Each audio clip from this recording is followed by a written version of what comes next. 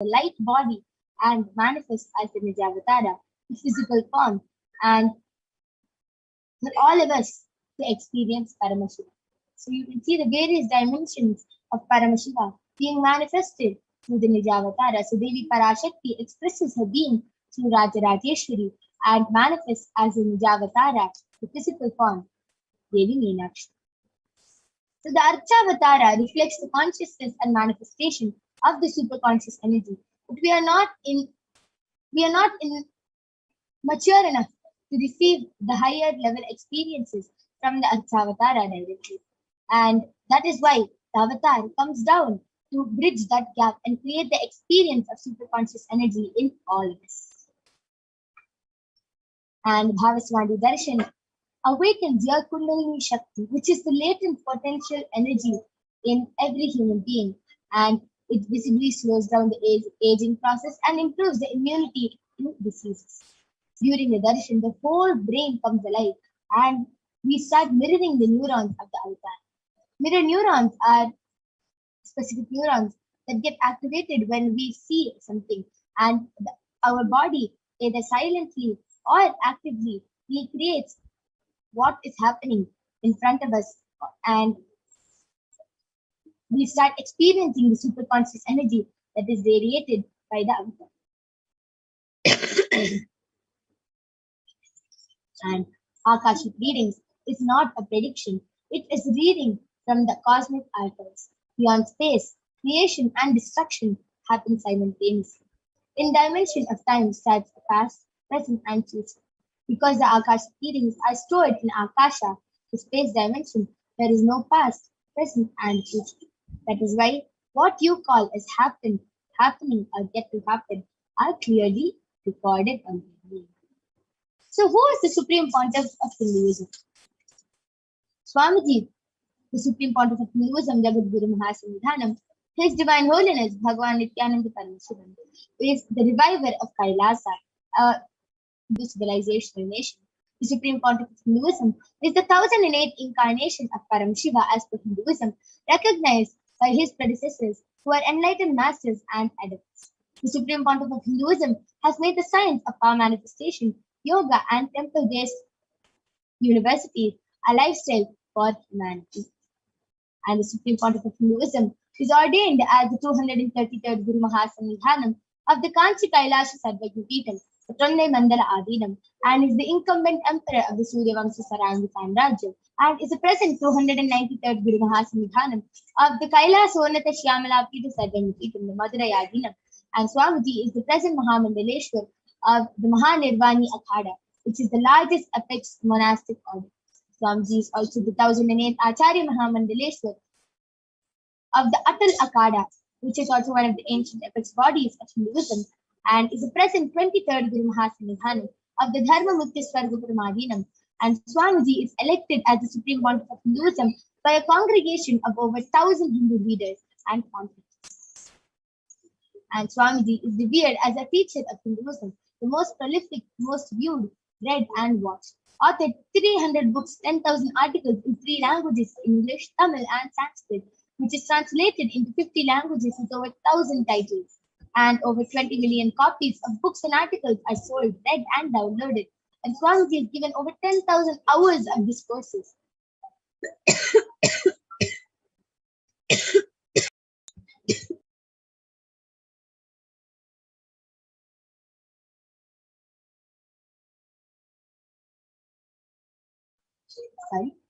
Swamiji has enriched 1 billion lives digitally and is respected as the commentator of all the sacred scriptures, such as the Upanishads, the Bhagavad Gita, the Shiva Sutras, the Brahma Sutras, the Yoga Sutras, the Ashtavakra Gita, the Jaina Sutras, and much, much more. So, Swamiji is also honored as the leader of Hinduism, the most awarded internationally recognized Hindu leader, and Swamiji has revived the 108 ancient Hindu Sampradayas, including the Rudras, the Rudrakanyas, the Rishikas, and the Rishis, the Bhairavas, the Bhairavis, and the Sannyasa Sampradaya. Swamiji is the establisher of the largest Hindu university, the Kailasa Nithyananda Hindu University, in the world with satellite campuses in 160 countries. and the establisher of 1,000+ Kailasa enlightenment ecosystems. Swamiji is founder and reviver of over 100 Sarvanipetas and the collector of the largest Hindu library with over 1 million books, 1 million palm leaf scriptures, and over 20 million digital books.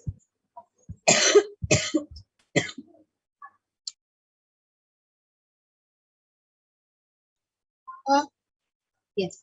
And let us understand how we start manifesting these extraordinary Shaktis and how we get initiated by that through Diksha.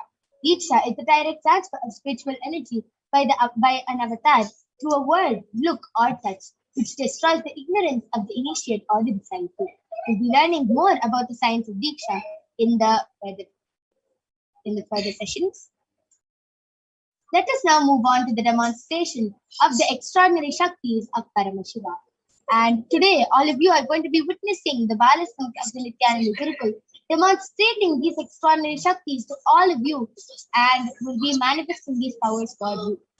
So, let us now move on to the demonstration. Before we start, let us understand what are Shaktis. Shaktis in the Vedagamas, source scriptures of Hinduism, Paramashiva reveals in elaborate detail that every human being is hardwired to be able to manifest these 463 plus extraordinary Shaktis. Paramashiva beautifully reveals that just with the cognition that you are the divine and that you need to manifest the divine, you can just with the cognition that you are the divine and you need to manifest the divine, you can manifest these extraordinary Shaktis, and not that you are a man and you need to reach the divine. So, let us see the fundamental difference between Shaktis and Siddhis.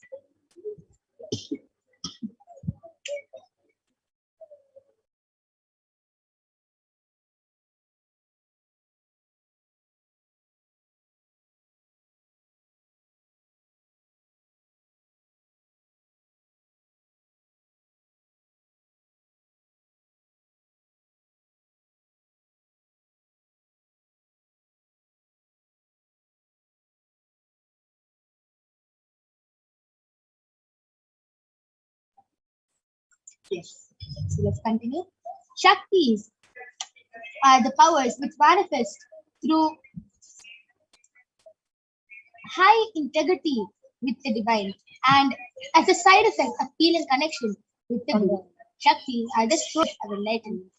Siddhis are the powers that manifest from tapas or penance for enlightenment. Siddhis are on the path of enlightenment. Shaktis are the powers which express to ordinary human beings in extraordinary ways, just with initiation from the avatar, and Shaktis are permanent. Siddhis, whereas, are not permanent and they may divert you from enlightenment. So let us learn who is the source of all the Shaktis. Who initiates us into all these Shaktis? Paramashiva is the primordial divinity in Hinduism, the ultimate reality and cause, which is self-effulgent, Swayam Prakasha, all-pervading, unchanging beyond time, space, form, and causality. As the fundamental base of Avyakta, the unmanifest, and Vyakta, the manifest existence, he performs the Panchakritya, the 5 cosmic acts of Srishti, creation, Sthiti, sovereign rulership and maintenance, Samhara, rejuvenation, Trobhava, pulling out of delusion, and Anugraha, liberating grace for all living entities. And let us see how this science of power manifestation is authenticated through the 4 aspects of evidences or pramanas. So there are 4 ways that we authenticate this science of power manifestation. The prana, which is the scriptural reference from the source scriptures of Hinduism, like the Vedas and the Agamas. And next is the Apta Pramana, which is the experiences of Aptas or the authorities of Hinduism, Vedic rishis and scientists who have time tested and verified this explanation. And third is the Atma Pramana, or the account of the Supreme Pontiff of Hinduism, Jagat Guru Mahasanidhanam, His Divine Holiness Bhagavan Nithyananda Paramashivam. This millennium's avatar's personal experience of power manifestation. And last is the Pratyaksha Pramana, the empirical evidence from observation and scientific experimentation. And let us now see the Shastra Pramana, which is the scriptural reference from the Vijnana Tantra for the power of spirit. कपालान्तर्मनोन्यसा तिष्ठन्मीलितलोचनः क्रमेण मनसोदार्यात् लक्ष्ये लक्ष्यमुत्तमम्. Translation goes, by fixing the mind on the inner space within the crown center and sitting stably without any movement, having the eyes closed in succession, by that stability of the mind and inner space, through the power of the third eye, one directly sees the ultimate goal, Lakshyam.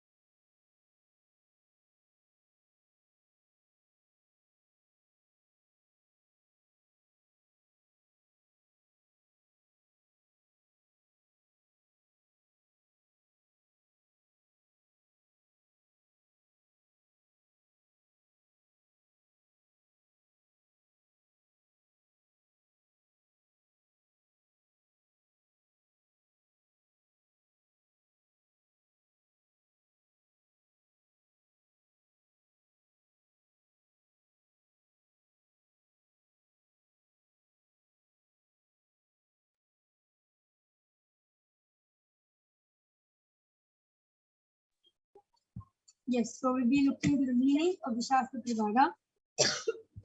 By fixing the mind on the inner space within the crown center and sitting stably without any movement, having the eyes closed in succession, by the stability of the mind and inner space, through the power of the third eye, one directly sees the ultimate goal, Laksham, by having the vision beyond the sight that reveals any object or place, attaining the space of oneness with the source, Paramashiva. The next is the After Pramana. So this After Pramana is taken from 5,000 years ago, from the very own life of Bhagavan Sri Krishna, where in the Hindu Purana Srimad Bhagavad Gita, Bhagavan Sri Krishna initiates Arjuna and the power of third eye to behold Sri Krishna's Vishwarupa Darshan, which is his own cosmic form. So the 11th chapter of the Bhagavad Gita, which is the Vishwarupa Darshana Yoga, which contains the description of Bhagavan Sri Krishna's cosmic form, is completely narrated by Arjuna as he sees Bhagavan Sri Krishna through the Veda. So this is the 11th chapter of the Bhagavad Gita, verse 2. Natu mam shakyase drashtum anenaiva sa chakshusha divyam dadami te chakshuhu pashyame yogameshwaram. The translation goes, but you cannot see my cosmic form with these physical eyes of yours. Therefore I grant you the divine third eye. Behold my cosmic opulence. The next is the Artha Pramana. So now we'll be hearing from directly from Swamiji his experience on the power of prayer.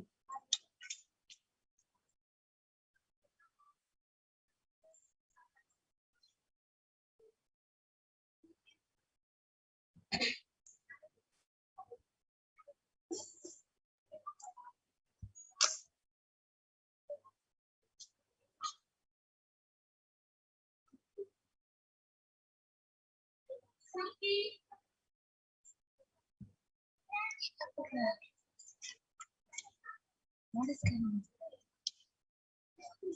Yes, sorry for the technical glitch.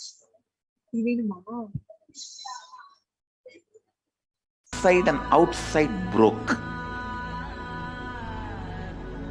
The first experience is that I was able to see everything around me, above me, the whole 360 degree, 10 direction, below me, everything. I realized not only I was able to see, I was able to feel, experience. I felt that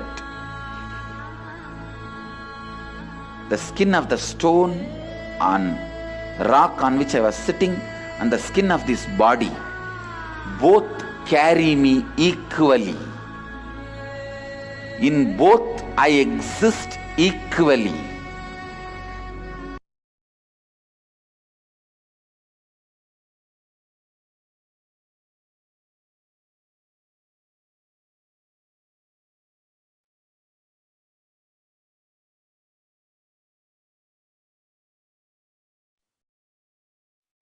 Yes, so the next is the protection pramana, which is the scientific experimentation done on the science of manifestation. So the study measures compares metabolic cell activity of the brain in conscious and meditative states of the thorax using the positron emission tomography, the PET.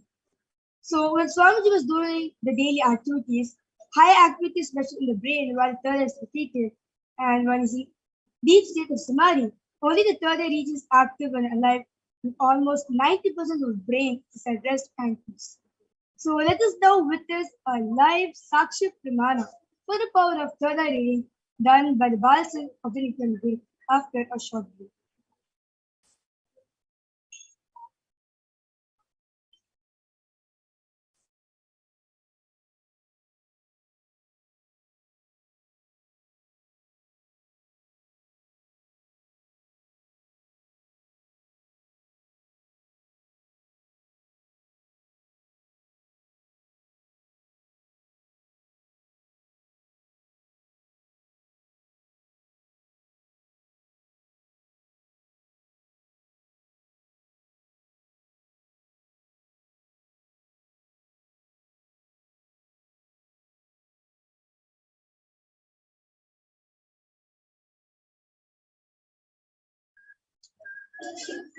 So along with me is Manik Nithyananda, who is 16 years old, and she is a Balasan of the Nithyananda Gurukul. She is going to be demonstrating this extraordinary Shakti to all of you now.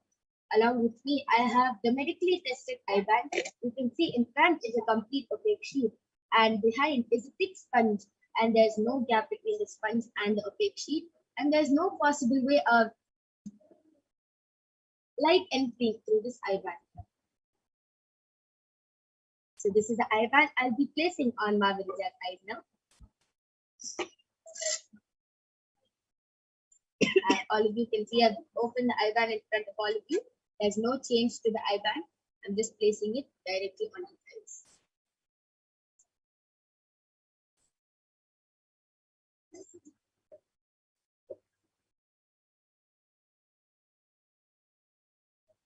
Yes. Mavirija, you're comfortable? Yes. Yes. Now I request the YouTube comments to be projected. So those are the viewers who was watching us live right now. If you want your comment to be read by the third eye, you can comment on our YouTube channel or on our Facebook channel. Our YouTube channel is Kailasa's HDH YouTube channel or Kailasa's JGM HDH JGM Bhagwan Nithyananda Paramashivam Facebook channel. And we'll be reading your comments live from there. Yes, I request the YouTube comments to be scrolled down now.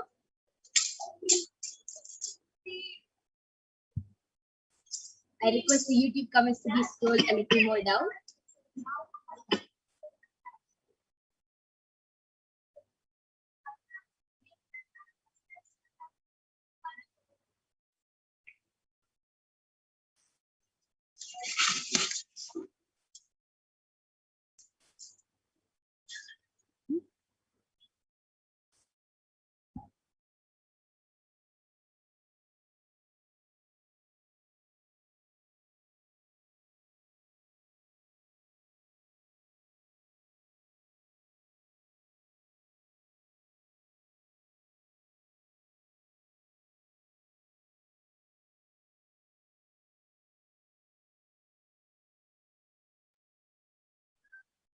Yes, so the first comment in Kailasa's HDH Nithyananda Paramashivam YouTube channel is none other than Mahajalandhar Sitananda's posted mind-blowing, heart-expanding, soul-fulfilling darshan this morning, and I'm extremely much. Yes, ma, it was a wonderful Sundareshwar Peruman darshan Yeah, all of us have enjoyed it. It was a Yes. nice morning even for us also. Yes. Amazing. Right after puja, we had the darshan, so it was such a nice experience too. Yes, how Chakkanatha, Sundareshwara Paramashiva has come down and graced us and has given us the initiation. How 2 hours continuously Yeah. Chakkanatha was sitting there gracing us and blessing us with his darshan. So amazing. As Mahajalendra Nithyananda has posted, it is definitely indeed a heart expanding darshan which we had today morning. Yeah. Actually, the soul expanding, not just now. Yes, so after my challenges posted Nithyananda, a lovely emoji of purple color heart and namaskar emoji. And after my Mahanjala Nanda has again posted Nityananda Yoga Pran, Nityananda Virja, two a sparkly heart, purple color heart, a sparkly heart, just pink in color. Yes, Nityananda Mahanjala Nanda, you are our, how to say, Everyday customer. Anyone else wants to witness this extraordinary demonstration of the power of third eye, go ahead, post your comments in the Kailasa's HDH Nithyananda YouTube channel, and you can witness how Ma Virija, with her eyeband, as if there is nothing unusual. She's so confidently, fluently being able to read, interact, and being able to comment with her third eye. Amazing. And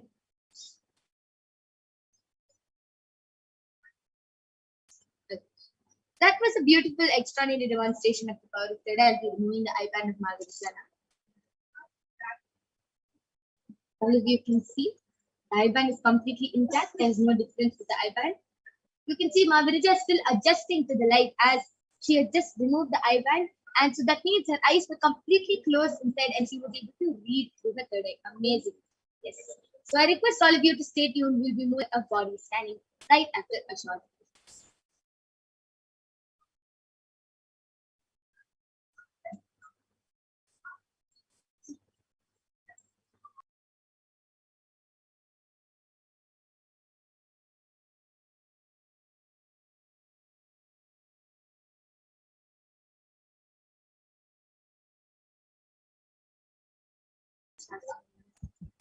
Yes, so the power of body scanning is where the initiated disciple of Swamiji will have the ability to scan the illnesses, diseases, medically diagnose issues, and provide the best, easiest, and quickest solution through that awakened theory.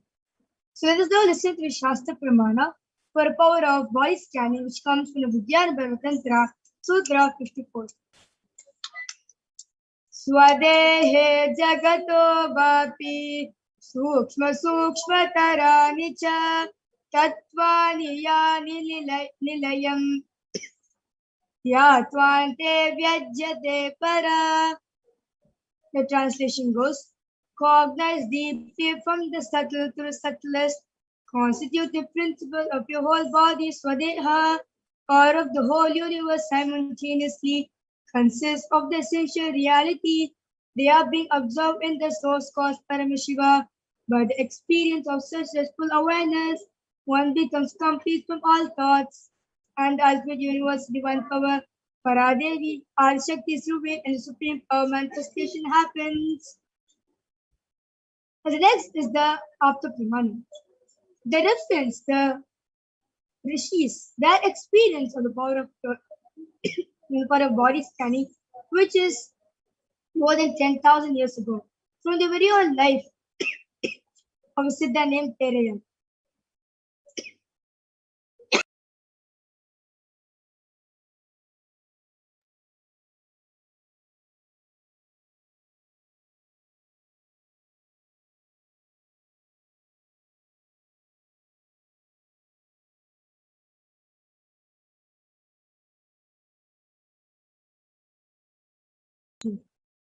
So the Akashic Pramana is from the life of a Siddha named Teraya. Teraya was a Siddha and one of the prominent disciples of Agastya. One day, a man suffering from a severe headache comes to Agastya for healing, and Agastya uses the power of body scanning. He will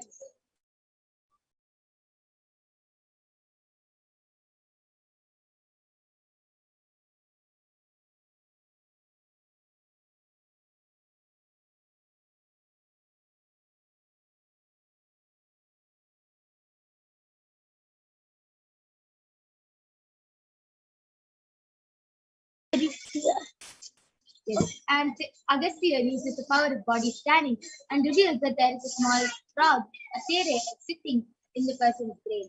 And he immediately instructs his disciple area to use the power of body scanning and do the open head surgery. And area uses this third eye and does the open head surgery successfully for the man, and the man gets completely healed. Thus, the disciple gained the name Theory. The next is the Atma Pramana from the life of Swamiji, where Swamiji beautifully reveals, only when I had a multiple compound fracture was I forced to go for surgery and therefore for medical checkups immediately. At that time, they detected heavy metal quantity in my different organs, and it was revealed that I had been poisoned without our knowledge. I made it to use diagnostic methods instead of medical facilities to study the body conditions due to the poisoning. Through body scanning, I found out what the problems and imbalances had happened and where the balance had to be done. I used allopathy as a second opinion to verify my case. And let us now witness the live Sakshi Pramana from being manifested by the Balasins of the Nithyananda Guru. We'll be right back after a short break.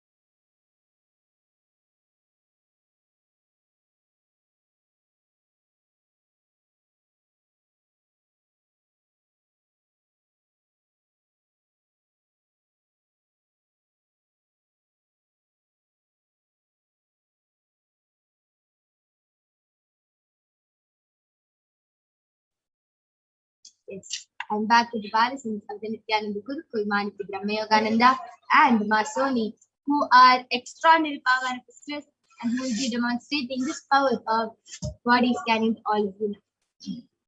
Anyone who wants a body scanning, please go ahead and request. Maniti Maheshwarayananda has posted, I would like to request a body scanning from fellow devotee Rohit Sankla for his ear infection and hearing loss problem. I have his permission and he is watching me. Yes, Maniti Maheshwarayananda surely will be doing a body scanning for Rohit Sankla. Ma Brahmayoga, please go ahead and do the body scanning.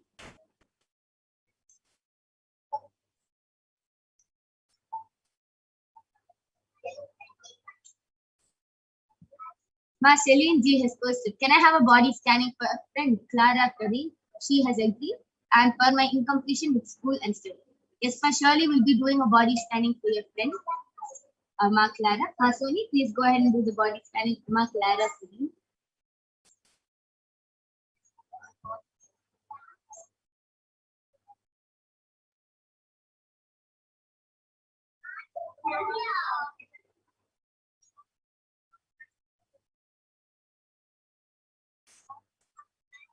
Okay.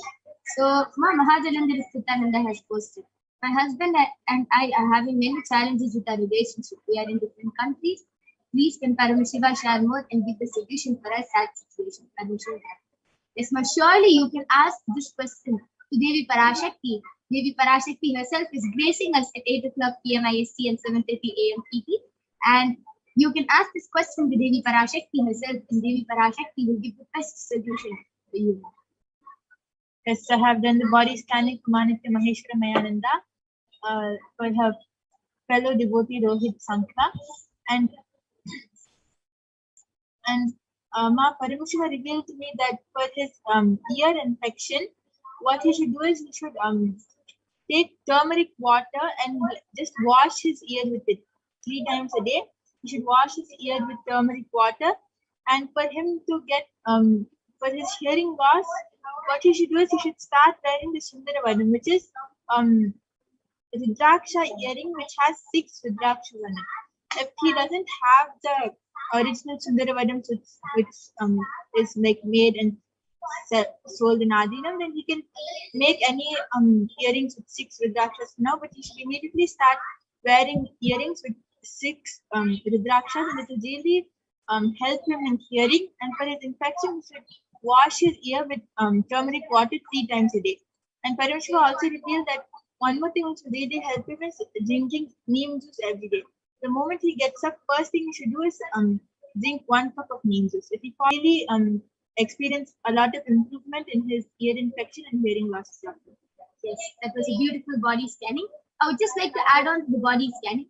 Paramashiva just revealed to me that Rohitaya also has a lot of heat in his body, due to which the ear infection is coming. So he has to really detox, reduce toxins in the body, as Paramashiva did through my Brahma Yoga say, like drink neem juice every morning. So do the detoxing and reduce the heat in his body. That will really help with his ear infection. Masoni, you are ready? You can go ahead. Nithyananda Sunilji, I did the body scan for your friend Kiara Freddy's, and Paramashiva revealed that her organs are literally failing out, like kidney and lungs are almost gone now. So Paramashiva then it's due to toxins in the body. So Paramashiva revealed the solution as to cleanse her body, just to align to spirituality and cleanse her body by clean her body by taking castor oil or neem juice in the morning, early in the morning, every evening with the time. Okay. So this is a body scanning from our Clara Kari. And just to clarify, the Brahma Muhurta time is between 3 to 6 o'clock. So you can take the castor oil and do the spiritual routine in that time, as Paramashiva revealed through Masoni said. That was a beautiful body scanning. And we have to conclude this manifestation session now. If any one of you have not been able to get the body scanning due to the interest of time, you can definitely join back every day at 2 a.m. IST and 4 p.m. IST to get the live body scanning done by the Balasins of the Nithyananda Guru. So we thank all of you for joining with us. And please stay tuned for the upcoming segments where you will be learning about the divine feminine consciousness. Who is Devi Parashakti? What are the Akashic feelings? What is the science of Disha? And much, much, much more. So please stay tuned for the upcoming segments. Thank you. We're going to be having Ma Madhura joining with us shortly.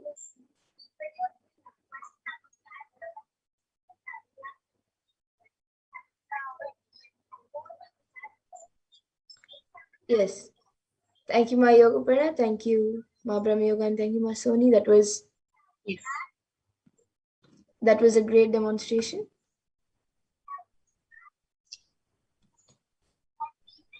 Yes. So with that, we will now be moving to the next segment of this program, where we will be learning about the divine feminine consciousness, who is none other than Devi Parashakti herself. Yes, I request the NTV volunteer to project this next set of slides.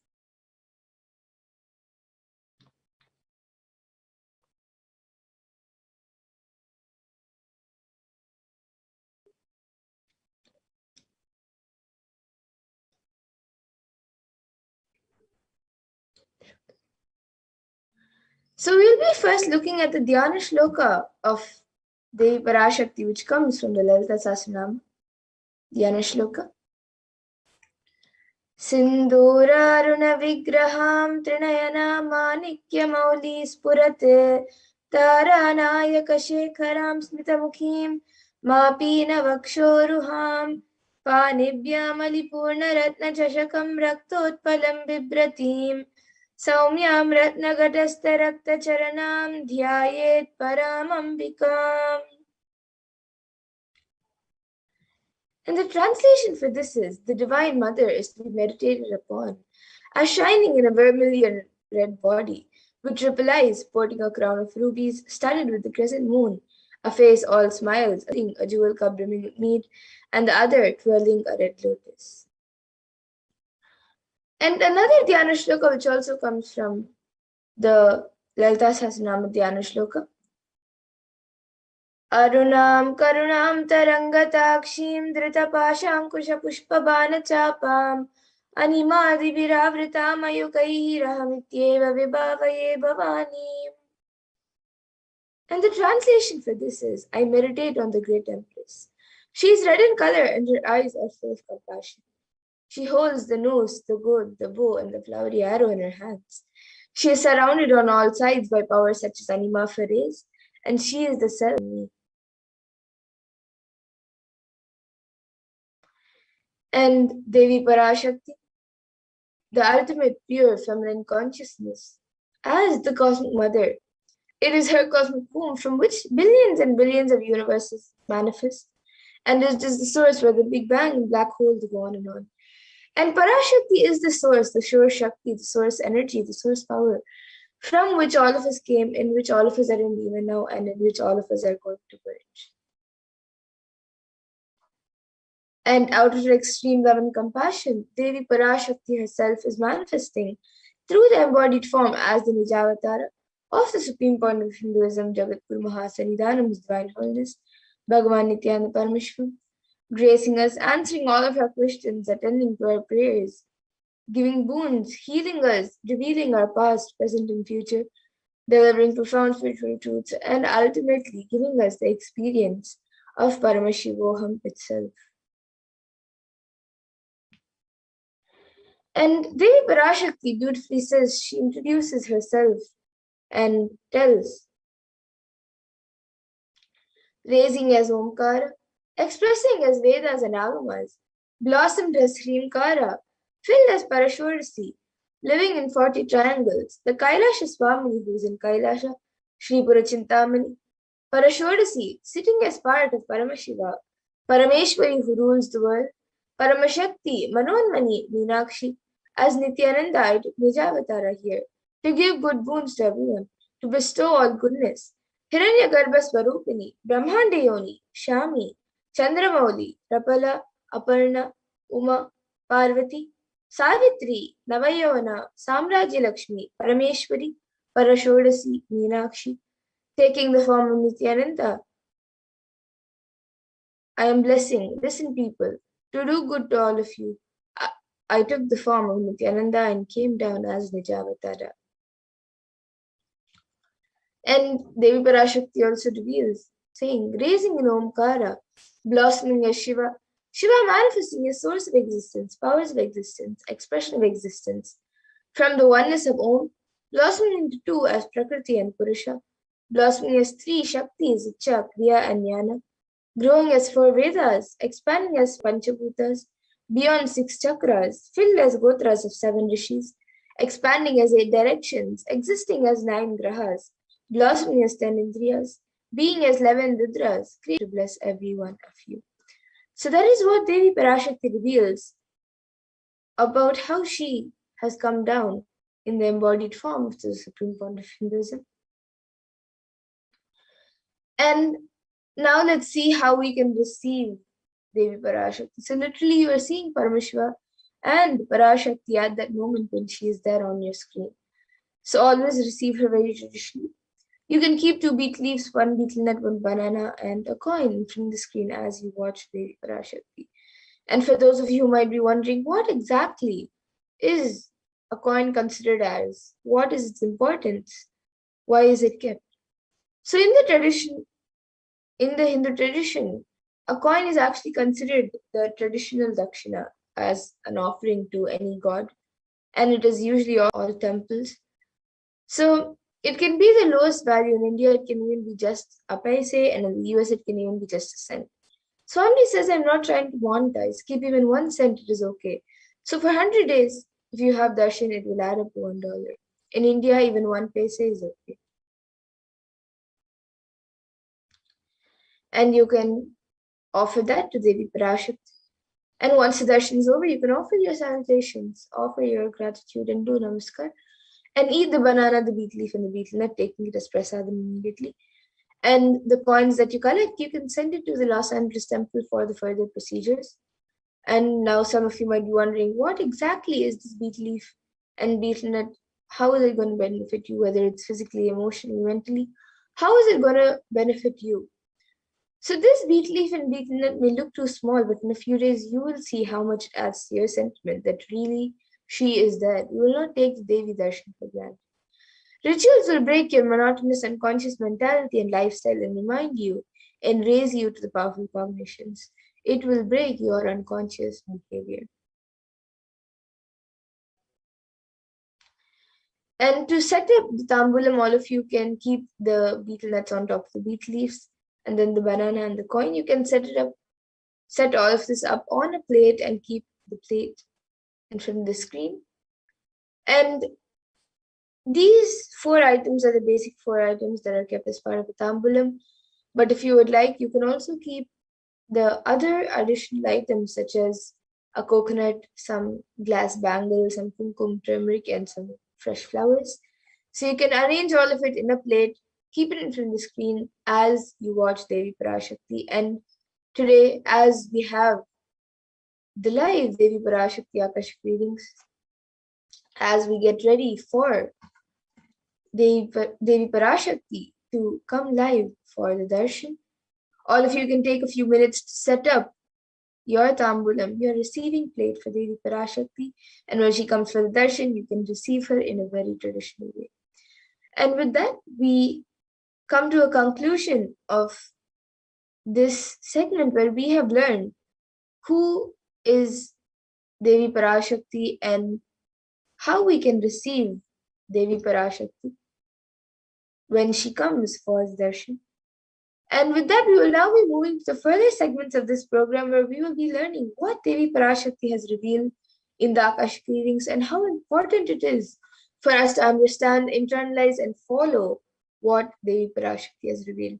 So please stay tuned, and we will be back after a really short break for the next segment of this program.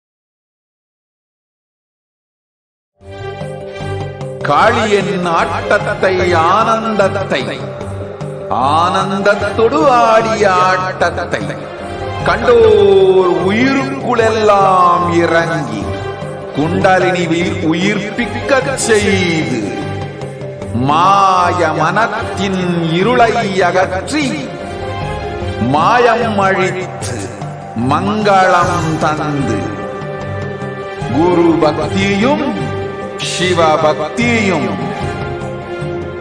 Paramasiva பக்தியும் பரமசிவ சக்தியும் அளிக்கின்றேன். மனமாயை விடுத்து குரு பதத்தை பற்றுங்கள்.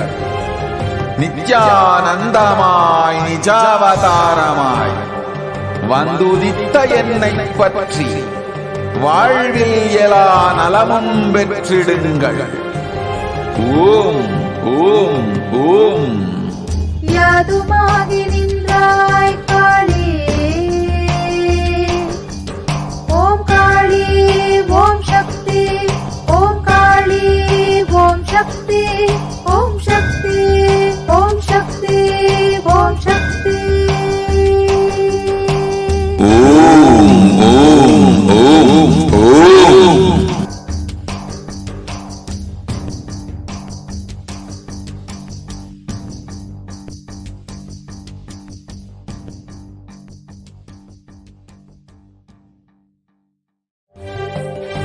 காளியின் ஆட்டத்தை ஆனந்தத்தை ஆனந்தத்தொடு ஆடிய ஆட்டத்தை கண்டோர் உயிருக்குளெல்லாம் இறங்கி குண்டலினிவில் உயிர்ப்பிக்கச் செய்து மாய மனத்தின் இருளை அகற்றி மாயம் அழித்து மங்களம் தந்து குரு பக்தியும் சிவ பக்தியும்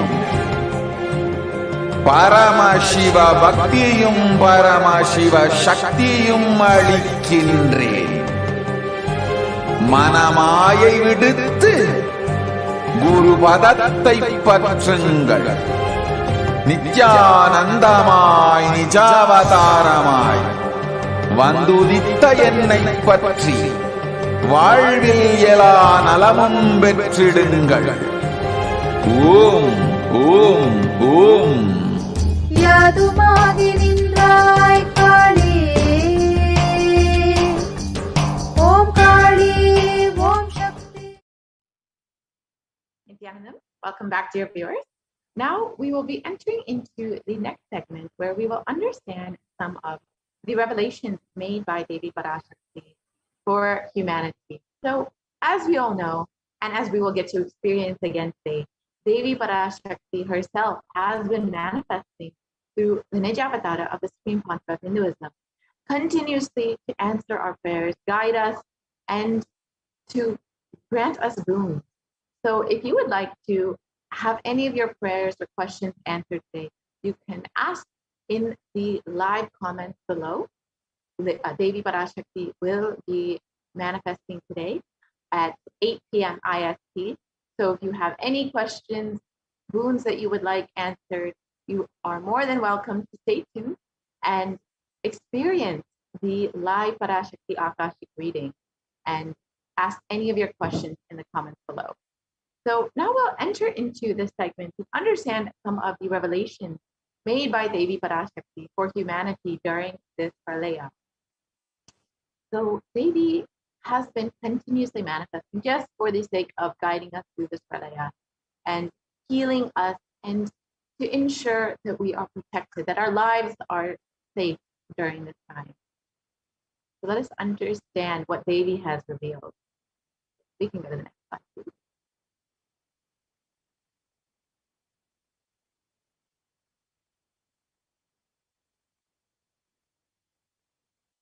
Let us understand the compassion of the avatar first. In the Guru Padaka Stotram, composed by Adi Shankaracharya, the very first verse describes how the Guru Padaka, the sacred feet of the Guru, is the boat that helps us cross the Ananta Samsara, seemingly endless ocean of samsara or suffering. And the translation of this verse, salutations to the sandals of my Guru, which is a boat which helps me cross the endless ocean of life, which endows me with the sense of devotion to my Guru, and by worship of which I attain the dominion of renunciation. And many of us are feeling stuck in this same storming and raging ocean, unable to navigate ourselves and lost in the overwhelming vastness of the suffering that surrounds us during this Pralaya, this great deluge. Our loved ones are dying due to the pandemic. Our homes are being destroyed due to the natural disasters, and social institutions are crumbling around us. The whole humanity is in a desperate and dire need of hope. It is at that time that the Supreme Pontiff of Hinduism, out of his love and compassion for humanity, having taken the spiritual responsibility for the super conscious breakthrough of humanity, is manifesting Devi Parashakti, the cosmic mother herself, and guiding and healing us through this whole pandemic. Literally, the boat that sails us through the Pralaya, the cosmic deluge. Devi Parashakti is herself manifesting through the Nijavatara and answering each and every one of our prayers, granting boons, healing us, manifesting miracles, removing all of our pain and suffering. And Devi has not just attended to us individually, but as a humanity as a whole. Devi has guided the whole of humanity in the form of various revelations of profound, sacred spiritual truths of Sanatana Hindu Dharma, and as well as showing us the future regarding global issues, the ongoing pandemic, natural disasters such as fires, floods, and much more, and even the twisted human conspiracies and underground wars, which have not yet surfaced to common knowledge. In this segment, we will be elaborating on the statistical, scientific, and scriptural references of each sacred revelation which has manifested precisely as the same guidance emerged from Devi Parashakti. For us, this is for us to imbibe deeply and start following as Devi Parashakti continues to protect us until this storm ends and we are safely harbored at the shores of our conscience. Let us first understand the revelations made by Devi Parashakti on the sea levels rising. This was made on the 19th of May, 2021. Let us first listen to Devi Parashakti's revelation.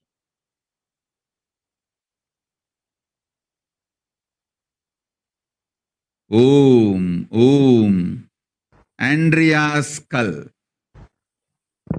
மூன்றாம் உலகப் போரிலிருந்து தப்பிக்க எந்நாடு பாதுகாப்பென்று கேட்கின்றாய், கேட்டுக்கொள் சொல்வதை எல்லாம்.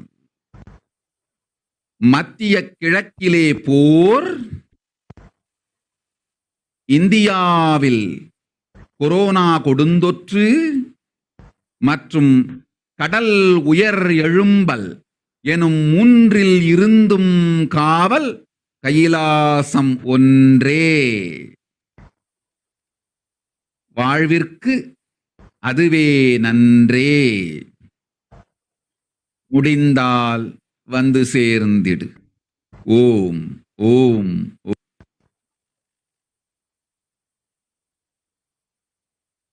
ஓம். So let us understand Devi Parashakti's revelations mapped into English. You are asking which country is safe to escape from Third World War. Listen to everything which is said. War in the Middle East, deadly corona in India, rising sea levels.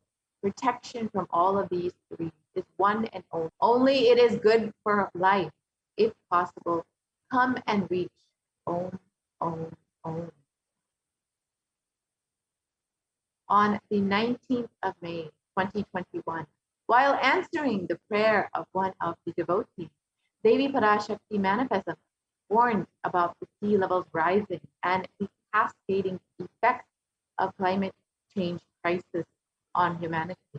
And exactly as Devi revealed, the very next day, on the 20th of May, 2021, the biggest iceberg broke, which is 70 times the size of Manhattan, posing a huge threat to humanity, causing the sea levels to rise drastically. Let us now see the research about the sea level rising as per Devi Parashakti's revelation.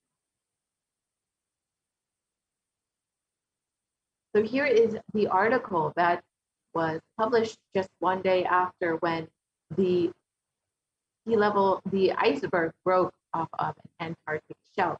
So on the 20th of May, 2021, just one day after Devi Parashakti revealed that sea levels would rise.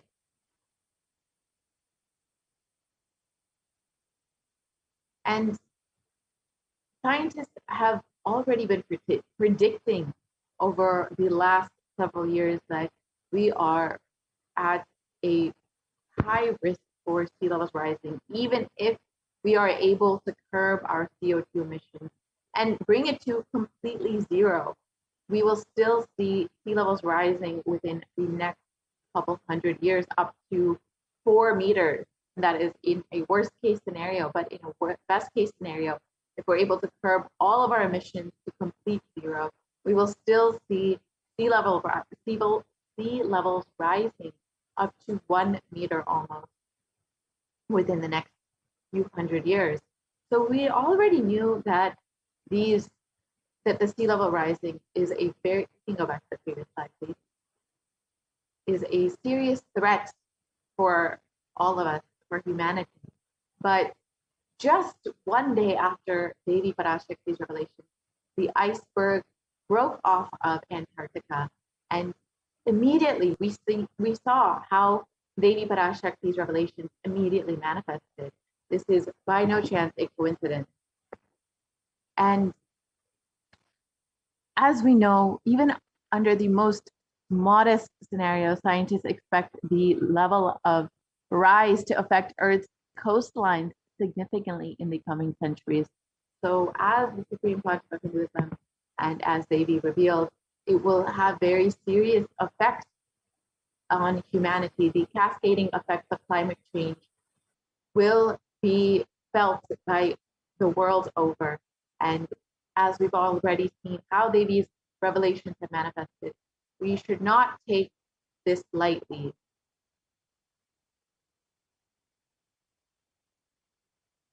And sea levels, since the 1880s, in some ocean basins, sea levels have risen as much as 6 to 8 inches, that's 15 to 20 centimeters, and since the start of the satellite record in 1993. And sea levels are predicted to continue to rise up to 1 to 8 feet by 2100. So we're seeing multiple research articles stating the same thing, that we will see a drastic rise in sea levels, and we've already experienced this with the breaking of the ice shelf in Antarctica.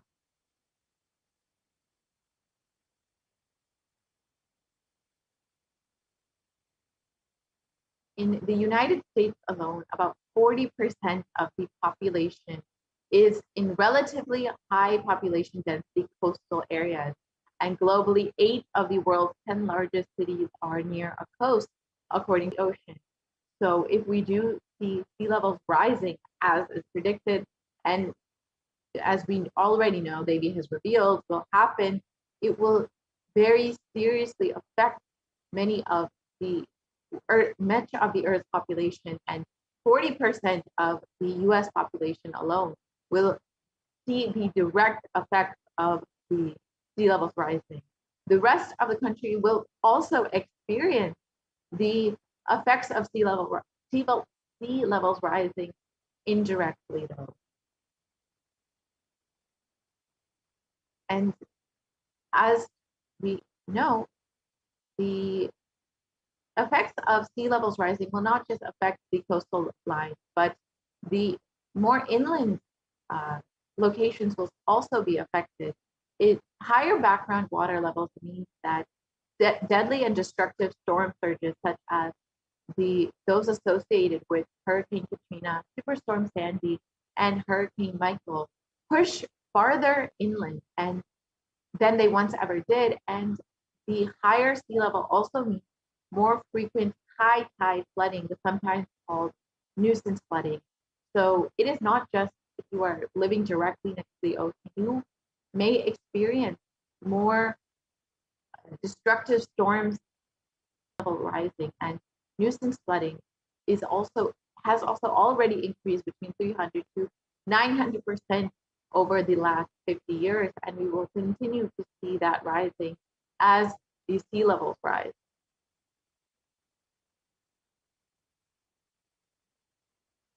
So, as we know, global warming is the primary cause for the global mean sea level rise. And this happens in 2 ways. The first is that glaciers and ice sheets worldwide are melting and adding water to the ocean. The second is the volume of the ocean is expanding as the water warms up. And a third, but much smaller contributor, is that the decline of the amount of liquid water on land, so aquifers, lakes, reservoirs, rivers, and soil moisture, which are land water, are shifting to the ocean. So the shift of the liquid water from land to ocean is largely due to groundwater pumping. And so we can see exactly what we mean when we say glaciers are melting. In 1917, we can see the Pedersen Glacier in the photo on the left, and on the photo on the right, you can see 2005. In less than 100 years, nearly the entire glacier is melted, and you can see literally grass is growing there. So the very drastic effects that we've seen of climate change are within one lifetime itself.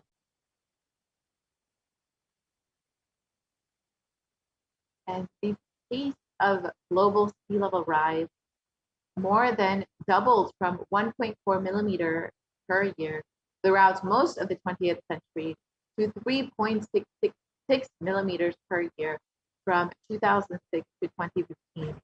So in the 20th century, the sea level rise was relatively stable, which is at 1.4 millimeters. But within a 9-year range, it doubled to 3.6 millimeters per year. And this we'll see very drastic effects on how we live as a humanity as a whole. And the Greenland ice loss has increased drastically over the last several decades. In between 1992 and 2001, it was around 34 billion tons per year. And between 2012 and 2016, it had increased to 247 billion tons per year. That's like more than eight times as much as it was in 1992, between 1992 and 2001. So we are drastically seeing the effects of the climate change crisis and of our human activity across the globe. And as Devi Parashakti revealed, we will continue to see the cascading effects of the global climate change crisis, and we will continue to see the cascading effects of the sea level rising. And on August 2021, the UN published a code red warning of worsening global warming and rising sea levels. So in May of 2021, Devi revealed that we will very seriously experience the effects of the global climate change crisis and sea levels rising. And in August of 2021, the UN published a code red warning the exact same warning 2 months after what Devi revealed. And fortunately for all of us, we were already informed by Devi Parashakti herself of what was to come. And in that article, it stated that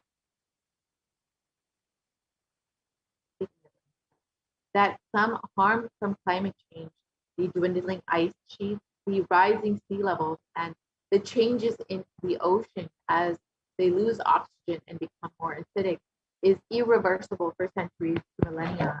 And the world is locked into about 15 to 30 centimeters, that's 6 to 12 inches of sea level rise by mid-century.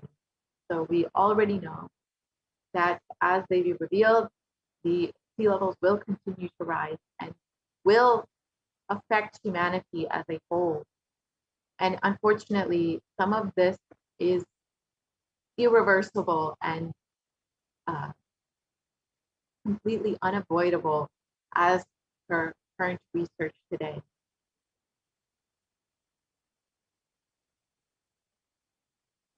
And even if we significantly curb emissions, as we saw in the earlier graph, in the coming decades, more than a third of the world's remaining glaciers will melt before the year 2100, which, as we know, is one of the primary reasons for sea level rising and one of the primary effects of global warming.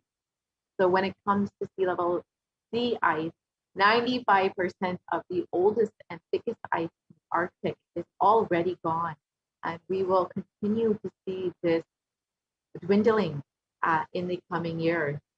Just as Devi revealed, it will drastically affect us and world effect on all of our lives. And unfortunately, no place in this world will be safe except Kailash. And as Devi revealed, we will see the cascading effect of the sea levels rising. And after Devi's revelations, we saw floods across the globe, and more than 150 people are still missing in the German floods, and unfortunately are unlikely to be found.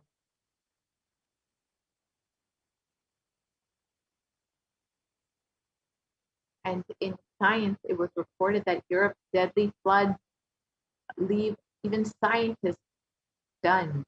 And the climate change crisis made deadly German floods up to 9 times more likely. And it is not just in Europe, but we've seen flooding across the globe. We know in Maharashtra there was flooding recently. Even in China, there was recent flooding. And this is, as we know, the cascading effect of the sea levels rising. Just as Devi revealed, we will continue to see all of these natural disasters, unfortunately, affecting humanity.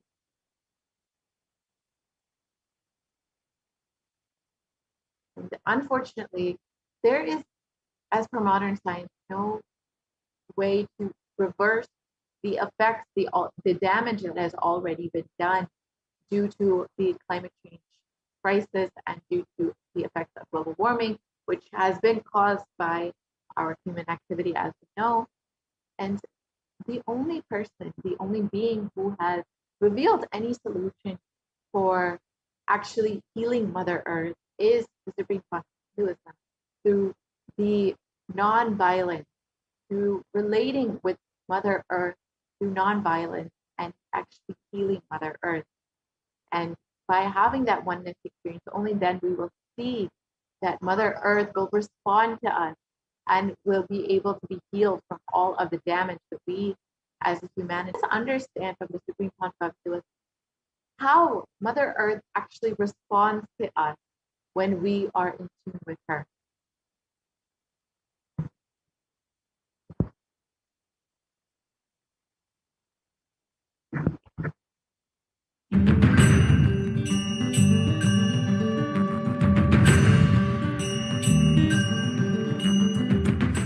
The human beings have become so distanced from the real life, are ready to explore things. We become so far away from, at least I can tell you from my experience, village boy. When I was 5 or 6, I opened all the alarm clocks in my house and I'll set it back, put it back. I don't see all that in the modern day kids. It's all about that stupid one. Involvement with the reality has drastically reduced.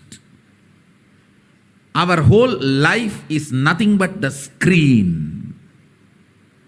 Whether your love, your relationships, even your sex, everything is limited to that screen.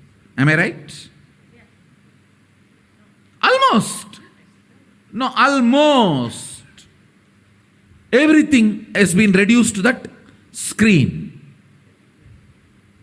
Involvement with the reality has drastically come down. It is so unfortunate, especially the food, the plastic food dumped into your system. See, all the things which you eat, none of them have life. They are all not grown from life. My guru used to tell, please walk without chappal or covering your feet. Whatever grows in that land, eat, because Mother Earth records when you walk without shoes what all the ingredients are missing in your body. She records what you need for your body, nutrients or vitamins, whatever. whatever is missing in your body, she produces in that food which grows in that land. And eat that and live. It is too mind-boggling concept. I tell you, only after I started doing it, I realized you don't need any external medicine if you know to live with the nature.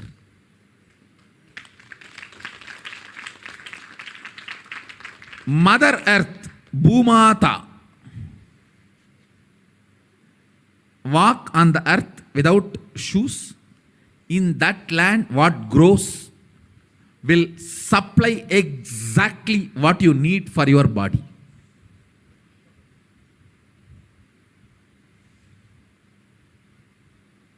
Looks too difficult to believe. But after I started doing that, I realized it. Your body does not need any other medicine, anything else. Actually,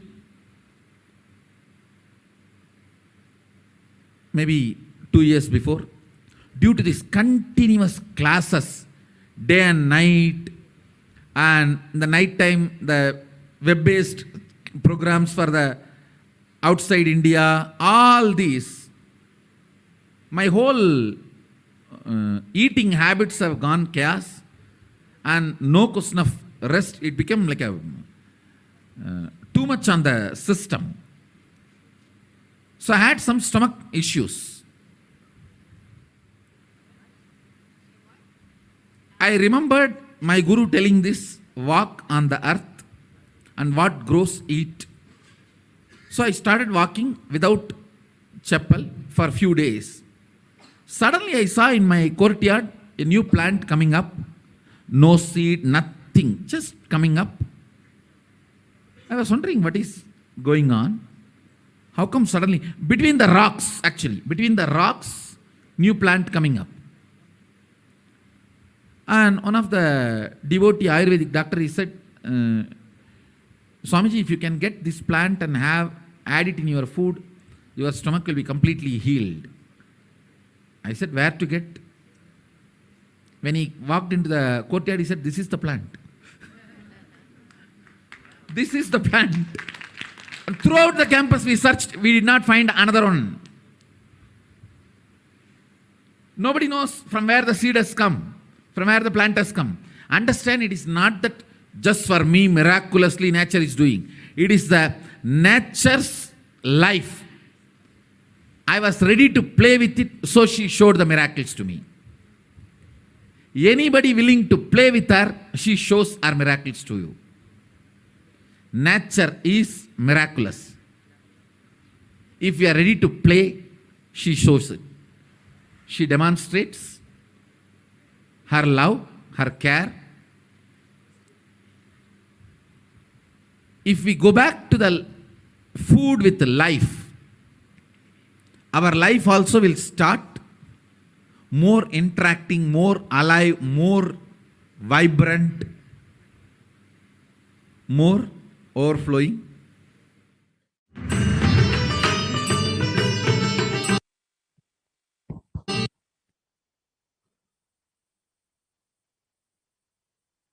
And as the Supreme Concept of Hinduism reveals, when you are in tune with nature, nature will respond to you. Unfortunately, we have lost that connection with Mother Nature and lost that non-violent attitude towards nature. So, as we know, non-violence is the grand narrative of Hinduism. So let us understand what that exactly means and what the Supreme Concept of Hinduism has revealed about non-violence.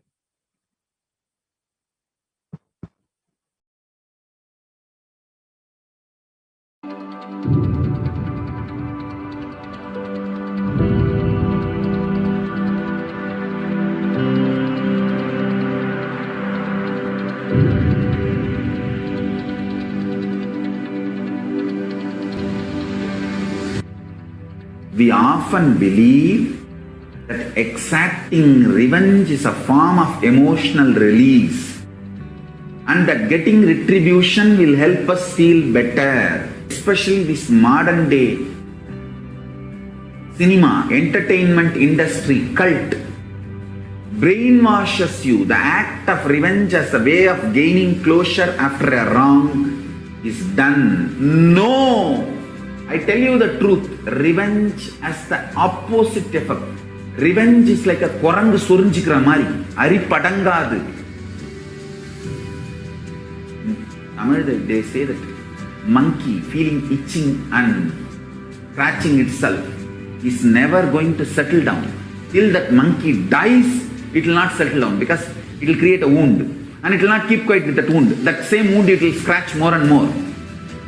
And it will be more infection. Finally the monkey will die. Orangu sorinjikitadum, nama violence la vidaradum onnu. Understand? Mass media, cult, entertainment industry, TV and cinema, cult is brainwashing you, telling that revenge is heroism, violence is heroism. No, it is not. Non-violence is heroism. I tell you, in every level, non-violence as a strategy. Because you see, non-violence makes you realize more and more oneness. It strengthens the oneness. Oneness strengthens the non-violence and non-violence strengthens the oneness. You need to understand the context. Only then you will understand how this non-violence can be a successful strategy. If you miss one or two components and do it out of wrong context, it will become a mess. It will become a laziness and non-involvement. Laziness and non-involvement is not non-violence. Don't use non-violence brand and tag to justify your non-involvement and laziness. No. That's what Arjuna was trying to do in the Arjuna Vishada Yoga. He was telling Krishna, oh, why should I kill people? Why should I become a sannyasi? This fellow, when he went to do tapas in the forest also, he got married to a girl. Every time this fellow goes for tapas, whether he brings boons or not, he brings girls. Alright, no disrespect to Arjuna, is incarnation of Nara, Narayana. So no disrespect to Arjuna. Non-violence should not be misconstrued or should not be used to portray your non-involvement and laziness, tiredness and boredom. Hinduism is actively enriched. World will become great place. Not only we are a non-violent tradition, we believe in consciousness. We have the science of consciousness, raising the quality of the humanity. We believe in it, we spread it, we live it. We be, live, believe. Let us all understand, non-violence need to be actively lived, be lived, believed and actively enriched. Actively enriched. All I wanted all of you to know, what Hindus miss, Sri Kailasa should do. Do Tyaga, to tell the world actively, enrich the world actively about Hinduism. Ahimsa paramo dharmaha. Ahimsa is the highest value as per Hinduism. Ahimsa paramo dharmaha.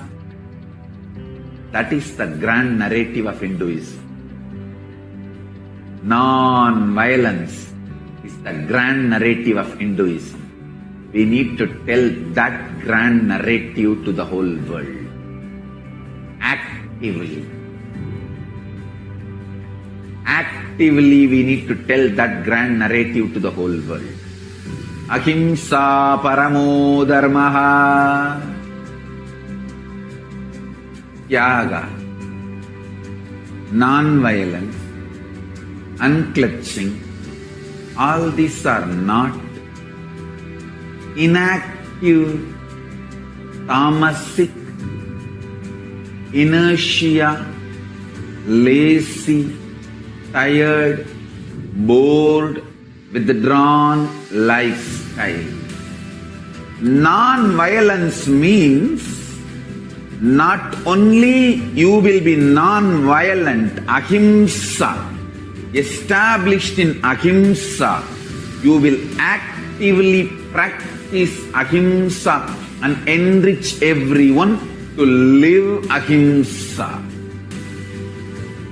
You will create an ecosystem where ahimsa can be practiced with integrity. Understand? All the infrastructures needed to keep the non-violence ahimsa alive. Media is the non-violent way of reaching out to people and telling the real truths and facts. Like media, education mechanisms, everything should be actively filled with the truths, ideas about non-violence, yaga, spiritual strength, powerful cognitions, all these great truths. Listen. Again and again and again, many are trying to harass me through the social media and all other way, saying that, oh, you are teaching constantly non-violence, ahimsa, peace. Don't you see you are making Hindus weaker and weaker? Understand? If Hindus listen to what I am saying sincerely, they will understand I am trying to make them really stronger. Understand? Strength is intelligent way of existing.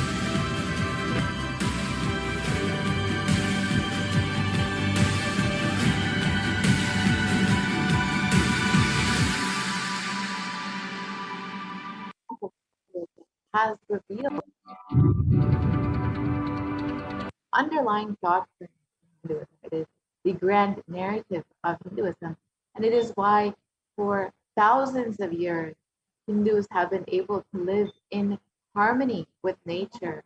It is because of this non-violent doctrine, and the Supreme Pontiff of Hinduism is reviving that through Kailasa and the Kailasa Uniting Nations. So you can learn more about the various activities that the Supreme Pontiff of Hinduism has been doing in order to give people the right cognition about relating to Mother Nature and to ultimately give that conscious breakthrough to humanity and to heal Bhumaka. So you can visit kailasa.org and learn more about what the activities of the Supreme Pontiff of Hinduism and Kailasa Uniting Nations. And you can also sign up to become an e-citizen of Kailasa and avail all of the benefits of becoming e-Kailashian and ensure that you are constantly staying connected with us on the various social media platforms, like Twitter, Facebook, Instagram, and much more, to learn more about the various activities that Kailasa and Supreme Pontiff of Hinduism have been doing in order to heal Mother Nature and to diminish the effects of global warming. So with this, we will be concluding this portion of the program, and we'll be entering into the next segment, which is the offering segment, where we will learn some of the ways that we can connect with Devi Parashakti much more deeply. Devi has been continuously manifesting in our lives over the last several months, just for the sake of healing us, guiding us, blessing us, and granting all of our boons. So whatever it is that you would like to happen in your life, you can stay tuned for this next segment and understand how you can connect with Devi Parashakti much more deeply. Today, the Supreme Pontiff of Hinduism is again manifesting Devi Parashakti at 8 p.m. IST after a beautiful Diksha from Sundareshwara. Now we will be having Devi, the Cosmic Mother herself, gracing us and blessing us. So you can stay tuned for this segment and understand how you can receive much more deeply the blessings and guidance of Devi Parashakti. We'll be right back after a very quick break and enter into this segment.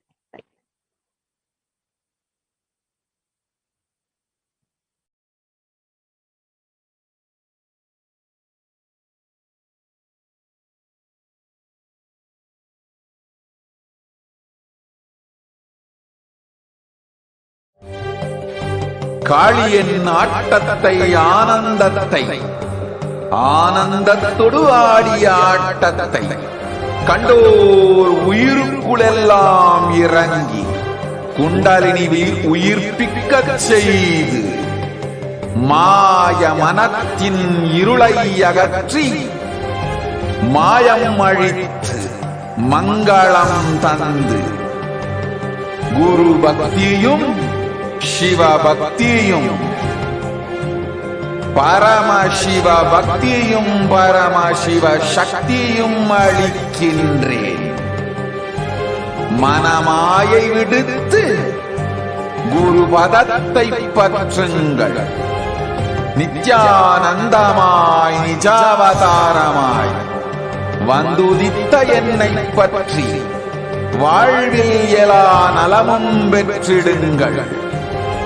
ஓம் ஓம் ஓம். யாதுமாகி நின்றாய் காளி, ஓம் காளி ஓம் சக்தி, ஓம் காளி ஓம் சக்தி, ஓம் சக்தி ஓம் சக்தி ஓம் சக்தி.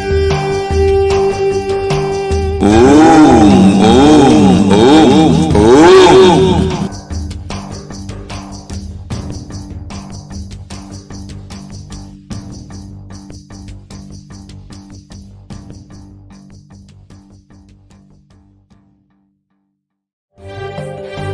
காளியின் ஆட்டத்தை ஆனந்தத்தை ஆனந்தொடு ஆடிய ஆட்டத்தை கண்டோர் உயிருக்குளெல்லாம் இறங்கி குண்டலினிவில் உயிர்ப்பிக்கச் செய்து மாய மனத்தின் இருளை அகற்றி மாயம் அழித்து மங்களம் தந்து குரு பக்தியும் சிவ பக்தியும்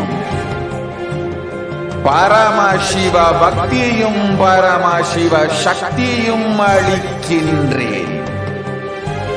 மனமாயை விடுத்து குரு பதத்தை பற்றுங்கள். நித்யானந்தமாய் நிஜாவதாரமாய் வந்துதித்த என்னை பற்றி வாழ்வில் எல்லா நலமும் பெற்றிடுங்கள்.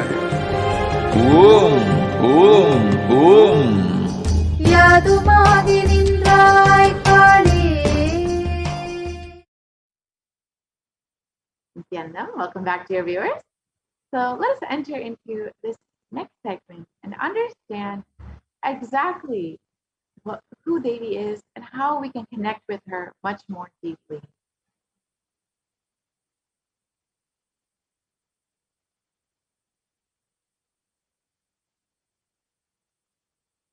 So Devi Parashakti is the completion of both the masculine and feminine consciousness. And both consciousness have to be expressed equally by every human being in order to experience enlightenment. And until enlightenment, only the one dimension expresses to every being.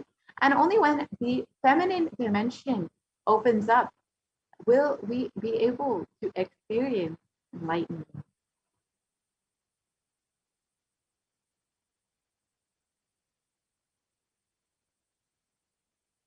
So for every being, we have to first complete with 5 dimensions in order to achieve enlightenment. First, with the Pitrus, the ancestors. And the second, with the Kula Devatas, the family deities. And third, with our parents, who we have their physical DNA from. And fourth, with Mother Nature. And ultimately, with Guru, who will be giving us the experience of enlightenment itself.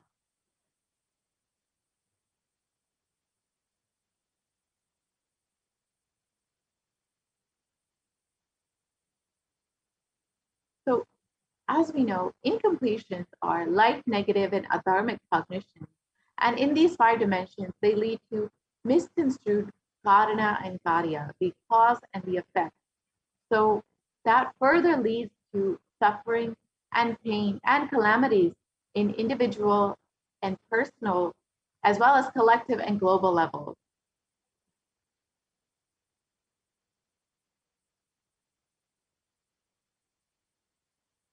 So being sensitive is being aware in gratitude to life for everything that we have from life, whether it's the air that we breathe, the place that we're sitting, the energy that we feel that we exist, and the energy to celebrate our existence. It is only when we become sensitive to life do we experience the gratitude for every dimension in our lives.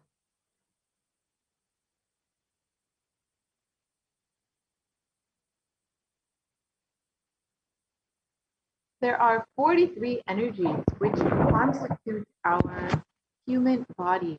When all 43 are integrated to Dharma, one becomes enlightened. And Dharma is the cosmic motherly completion and sensitivity from the level of the Panchabhuta. It is this that is the core principle of the cosmos.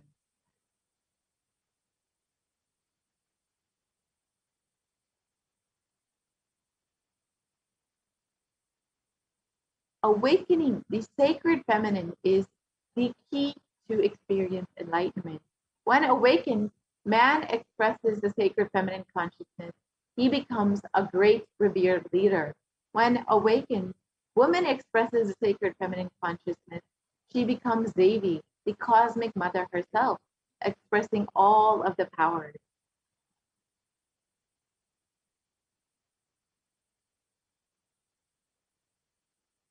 Let us understand that conscious sovereignty, what the Supreme Pontiff of Hinduism has been continuously revealing about, is the key to awaken the sacred feminine consciousness.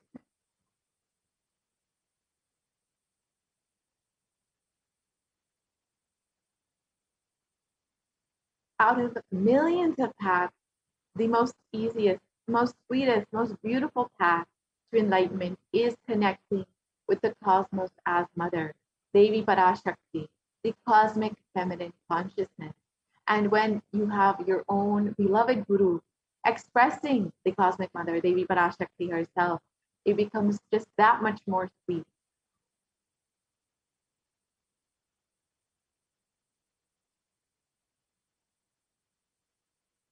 Devi Parashakti is the one who expresses as Guru all the gods and all the manifestations of the universe. She can straight away deliver enlightenment by connecting to the cosmic umbilical cord.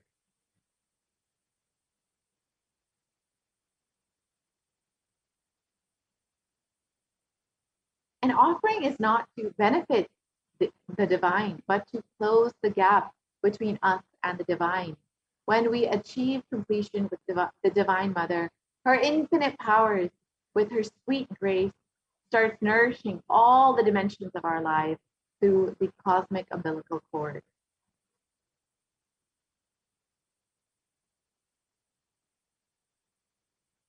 And there is nothing too small or too big that we can offer to connect with the Divine Mother.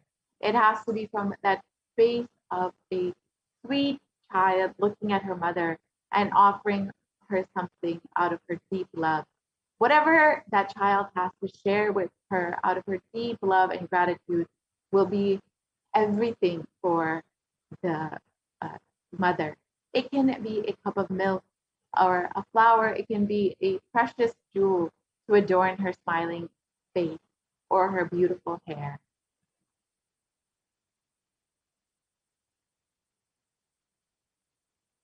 And the Vedic rishis have clearly stated that the technique to connect with the sacred feminine consciousness, to awaken the same qualities in us. So one can connect with Paramashiva through oneness, but with the divine cosmic mother, Devi Parashakti, it is only by worshipping her feet with true devotion.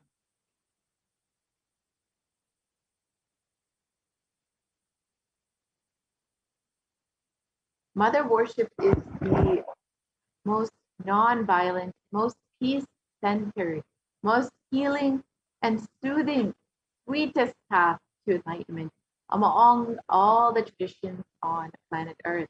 Worshipping includes contemplating, meditating, and offering the mantras and oblations at her feet.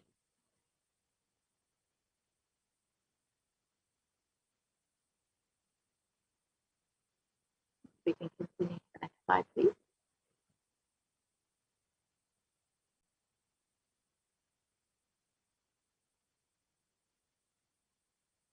So why should we connect with Devi Parashakti, the cosmic mother herself? Why the divine feminine? Because she is the ultimate. She has the ability to make us experience the ultimate. And when you have your own guru, the Supreme Pontiff Hinduism, expressing the divine feminine consciousness, Devi Parashakti, you will have the ultimate experience, the most sweetest connection with the cosmic mother herself.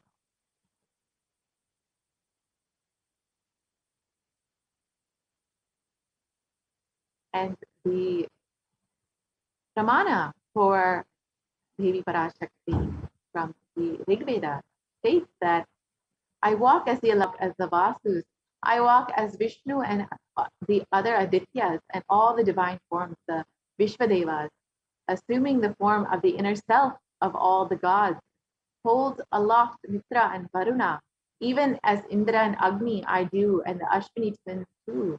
This is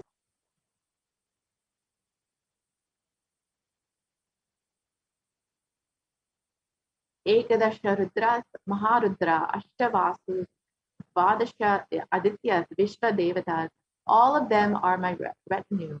I move around in my various forms with them as my retinue. I protect all of them, including Mitra, Varuna, Indra, Agni, and the Ashwini Devatas.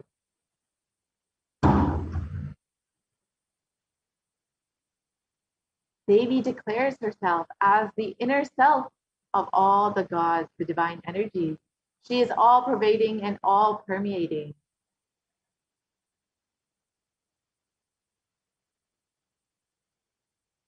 So when we are able to connect with Devi Parashakti and have that sweet, loving connection as a child relating to her mother, we will be able to experience all of the benefits, the blessing of Devi Parashakti in all dimensions of our lives. So by offering this, when any of these various offerings to Devi Parashakti, your cosmic mother, you will be able to experience her much more deeply in every aspect of your life.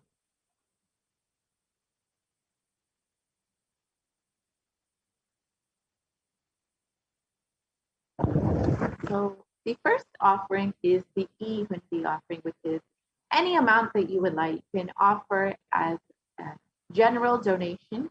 And this is something that we're all very familiar with. Whenever we go to any temple, we will always offer a few dollars in the hundi, just to, out of our gratitude, out of our love, just to say thank you to the divine for happening in our lives.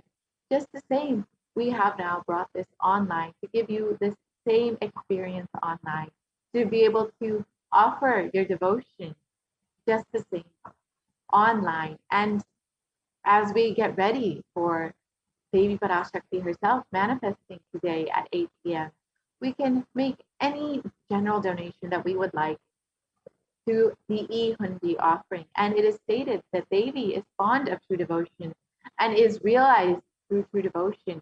she can be won over through true devotion. She removes all fears.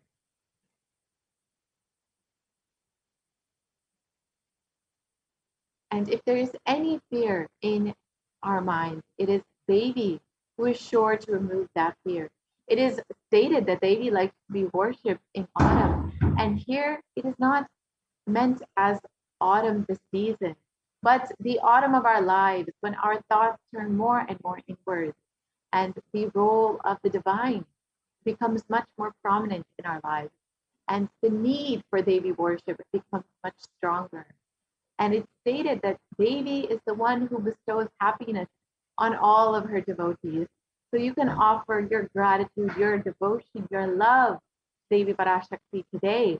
And when she manifests through the Nijavatara of the Supreme Pontiff of Hinduism at 8 p.m. IST.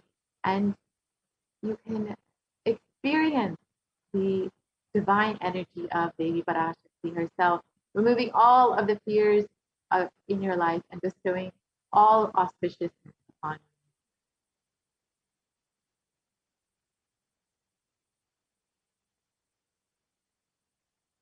you. The next offering is the Sankalpa chanting. And as we know in Hinduism, we always offer a Sankalpa, a conscious resolution whenever we are deciding to manifest something in our lives, when we're starting a new endeavor in our lives.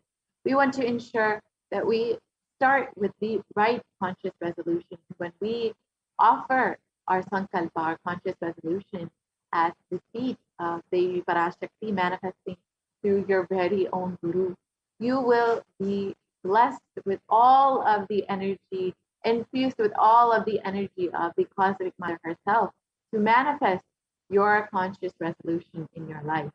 And it is stated in Saundarya Lahari that let the mantras I chant with the sacrifice in my soul become the chanting of your name. Let all my movements become auspicious mudras. Let my travel become perambulations around thee. Let the act of eating and drinking become fire offerings, oblations in homas and yajnas to thee. Let my act of sleeping become salutations to you. Let all actions of pleasure of mine become part of your worship. So when you offer this sankalpa at the feet of Devi Parashakti, you will receive all blessings, both asked and unasked, remembered and forgotten. All the wishes that you have in your life will manifest by the grace of Parashakti herself.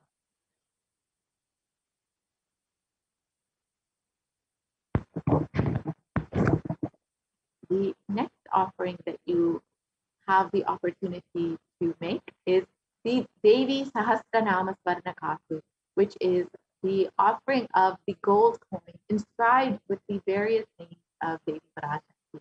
And when you offer this, each of these various names of Devi Parashakti are her various aspects, her various qualities, whether it is her overflowing compassion or her ability to give knowledge or her sweet, beautiful face. Whatever it is, all of these divine qualities are the various aspects of Devi Parashakti that you will be blessed with when you offer this Sahasranama Swarnakasu.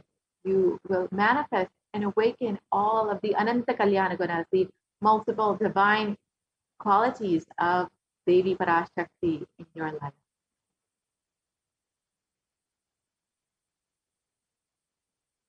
The next offering is the Mukta Anguti, which is the nose ring that you can offer to Devi Parashakti. And it's stated that let the goddess who brings good fortune, who is praised by the gods, who is served by Devendra, who is praised by the Devas, troubled by the Asuras, who is praised and remembered as devotion to her, solve all, who is the source of all good in the world. Let that goddess destroy all obstacles. So when you offer this Mukta Anguti out of your love, out of your devotion, just remembering Devi Parashakti and all the goodness that she has brought to your life, you will be blessed with protection from all dangers and all fears in your life. All of your obstacles will be destroyed just by the remembrance of Devi Parashakti and the offering of this Mukta Amruti.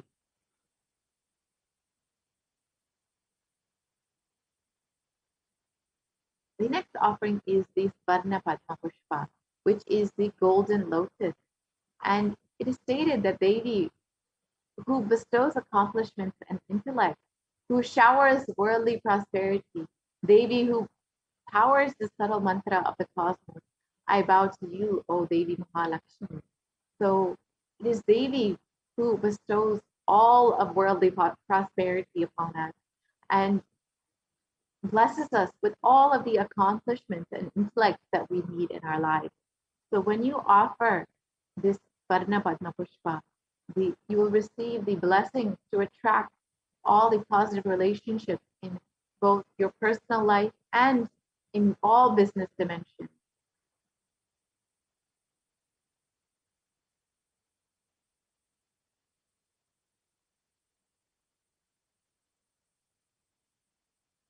The next offering is the Svarna Mekti, the gold toe ring. So it is stated about Devi Parashakti in the Saundarya Lahari. Lord Brahma, the creator of your, selects a dust from your divine feet and creates this entire world. The great Adi Shesha, with his thousands of heads, somehow carries the dust of your feet with great effort. And the great Lord Rudra takes it and powders it nice and uses it as the holy ash. So you can see just the dust from Devi Parashakti's feet is enough to create the entire universe. And when you offer this Svarnamati at the feet of Devi Parashakti, you will receive all of the blessings and auspiciousness upon your life.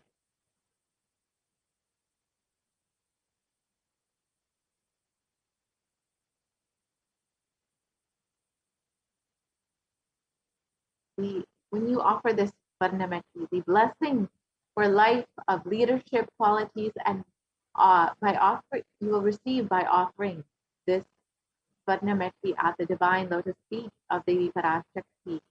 Even by worshipping a tiny grain of dust from her feet, you will achieve everything that you want in your life.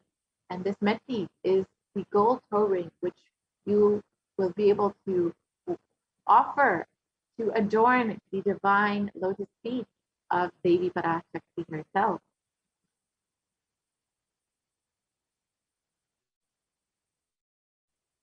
The next offering is the Mantika, the gold hairline jewelry.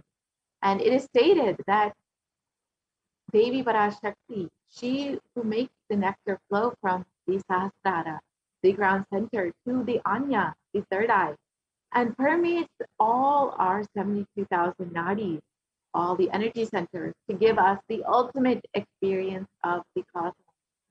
So when you offer this Mantika, the gold hairline jewelry, you will be blessed with the overflowing energy from your Sahasrara to all of your energy centers, your 72,000 energy centers, to experience that high state of bliss, to be blessed with the experience of an enlightened lifestyle.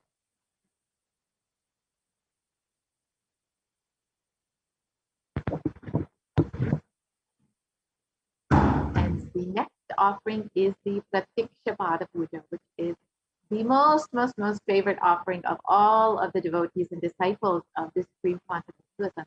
It is the most intimate and beautiful offering that you can make. And Adi Shankaracharya has stated, my repute has traveled in all directions through my philanthropy and prowess, and all things of this world are in my hands as the rewards for my virtues. Yet if one's mind is not centered upon the lotus feet of the Guru, then what then? What then? What then? And it is Adi Shankaracharya who has continuously revealed that only the lotus feet of the Guru can give us fulfillment in all the dimensions of our lives. We might have everything, we might have achieved everything in our lives, but only when we worship the divine lotus feet of the Guru will we experience the fulfillment in our lives. So when you offer this Pratiksha Pada Puja, you will be blessed with the auspiciousness of offering the Pada Puja to both Devi Parashakti and manifesting through your very own Guru, the Supreme Pontiff of Hinduism himself. And Devi is Guru of the entire cosmos, the divine feminine consciousness, the one who is beyond the idea of male and female. So you will receive all of the auspicious blessings in your life and experience the most sweetest path to enlightenment by offering the Pratyaksha Pada Puja.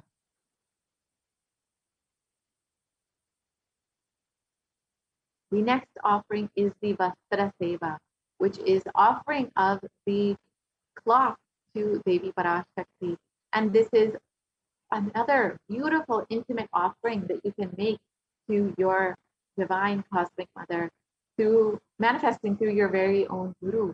And when you offer this, you will receive the complete protection of Devi Parashakti and of Hinduism, and experience the most sweetest path to enlightenment.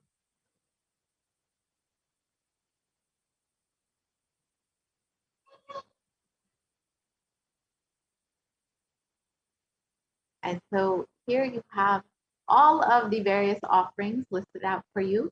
The Ihundi, or the Sankalpa chanting, which is a very simple offering.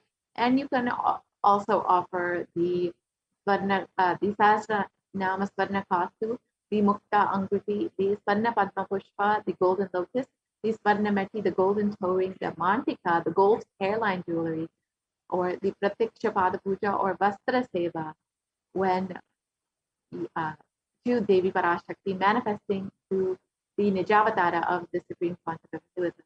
So let us go through and understand how to make any of these offerings. So you can visit this link here, the gateway.nithyanandeshwarahindutemples.org, and you can navigate to the offerings page, which we will see in the next page. So this is what you will see when you go to make your offering. So you can select any offering that you would like, and it is a simple drop-down menu available to you.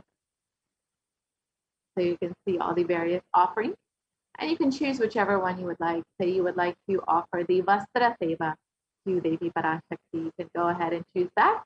And you can choose as many as you would like. If you would like to offer one for yourself and one for your daughter, you can choose 2 and enter that into your cart.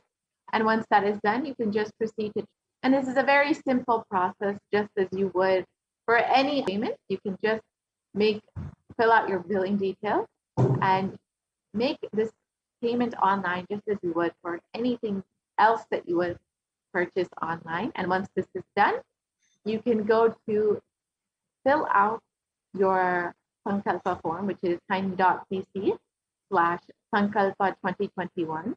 And you can fill out your names and the names of all your loved ones. And once this is done, you will complete your offering. And then you can also register to or become an e-Kailashin by joining us on the Facebook or on the YouTube channel. You can go to Kailasa's HDH Nithyananda page and click join. It is a very simple process. So you can just go ahead and click join.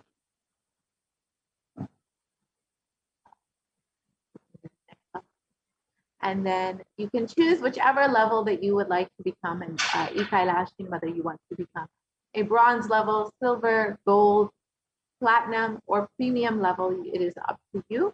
And each of these will have various benefits.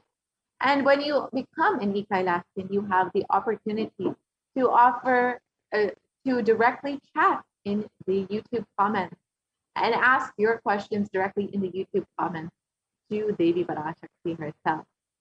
And today, Devi Parashakti will be manifesting again at 8 p.m. So you can go ahead and join the channel, become an e-Kailashin, and ask your questions directly to Devi Parashakti, and she herself will be seeing all of your questions in the YouTube comments.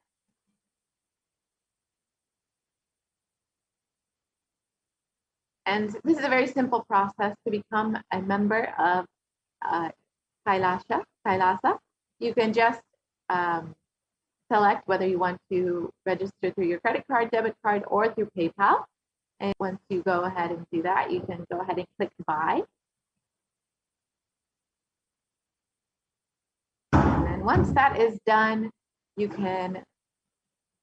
will become an e-Kailashian, and you will receive all of the benefits of being an e-Kailashian.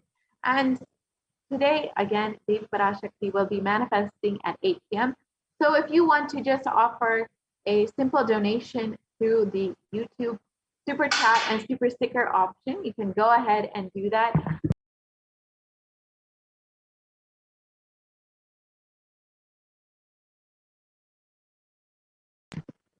Yes.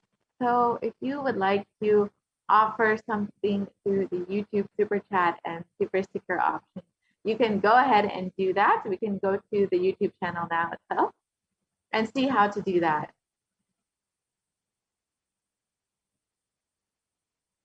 If I could request the volunteer to go to the YouTube channel.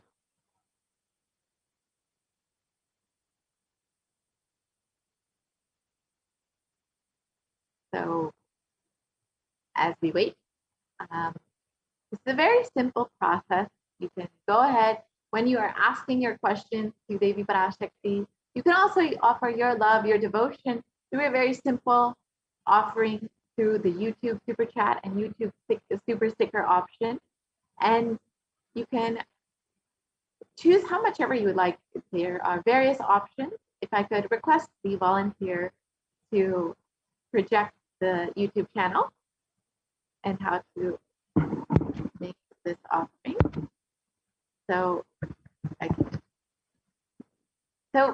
it's a very simple process. You can just go ahead and go to YouTube and go to when you go to the comment section, you can choose super chat or super sticker, and you can choose how much ever you would like to offer to your Divine Mother, as she will be manifesting today through the Supreme Pontiff of Hinduism himself. So with this, we will be concluding this portion of the segment, and we will continue to prepare to receive Devi Parashakti through the next segment. We will understand some of the various activities that are going on at Adi Kailasa Sagatya. And as we know, Devi Parashakti has been continuously warning us and telling us to stay alive, stay protected this year, and ensure that we are protecting our lives during this pandemic, during this pralaya. And the Supreme Pontiff of Hinduism has made this so easy for us by opening up all of the Kailasas in India for multi-layer quarantine. So the Kailasas in India are open and available for you to have the multi-layer quarantine. So you can sign up at kailasa.org/Kailasa Care for this. So, and stay tuned and understand all of the various activities that are going on in Adi Kailasa Satyapita. So we'll be right back after a very quick break.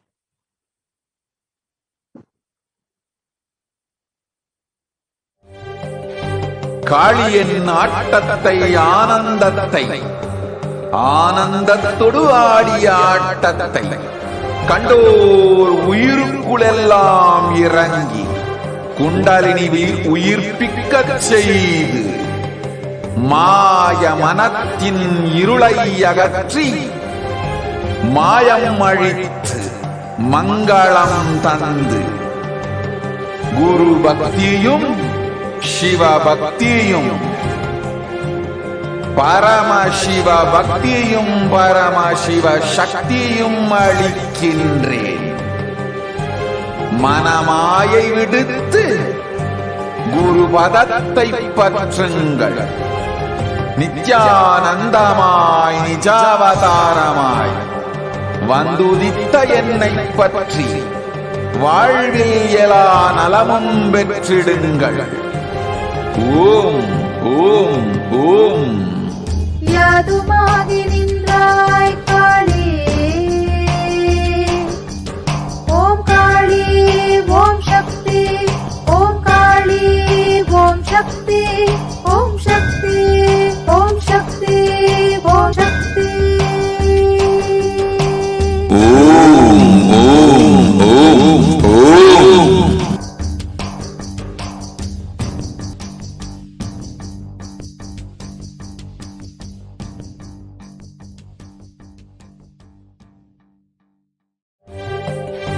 காளியின் ஆட்டத்தை ஆனந்தத்தை ஆனந்தத்தொடு ஆடிய ஆட்டத்தை கண்டோர் உயிருக்குளெல்லாம் இறங்கி குண்டலினிவில் உயிர்ப்பிக்கச் செய்து மாய மனத்தின் இருளை அகற்றி மாயம் அழித்து மங்களம் தந்து குரு பக்தியும் சிவ பக்தியும் பரமசிவ பக்தியும் பரமசிவ சக்தியும் அளிக்கின்றேன். மனமாயை விடுத்து குரு பதத்தை பற்றுங்கள். நித்யானந்தமாய் நிஜாவதாரமாய் வந்துதித்த என்னை பற்றி வாழ்வில் எல்லா நலமும் பெற்றிடுங்கள். ஓம் ஓம் ஓம். யாதுமாகி நின்றாய் காளி, ஓம் காளி ஓம் சக்தி, ஓம் காளி ஓம் சக்தி, ஓம் சக்தி ஓம் சக்தி ஓம் சக்தி. ஓம் ஓம் ஓம் ஓம்.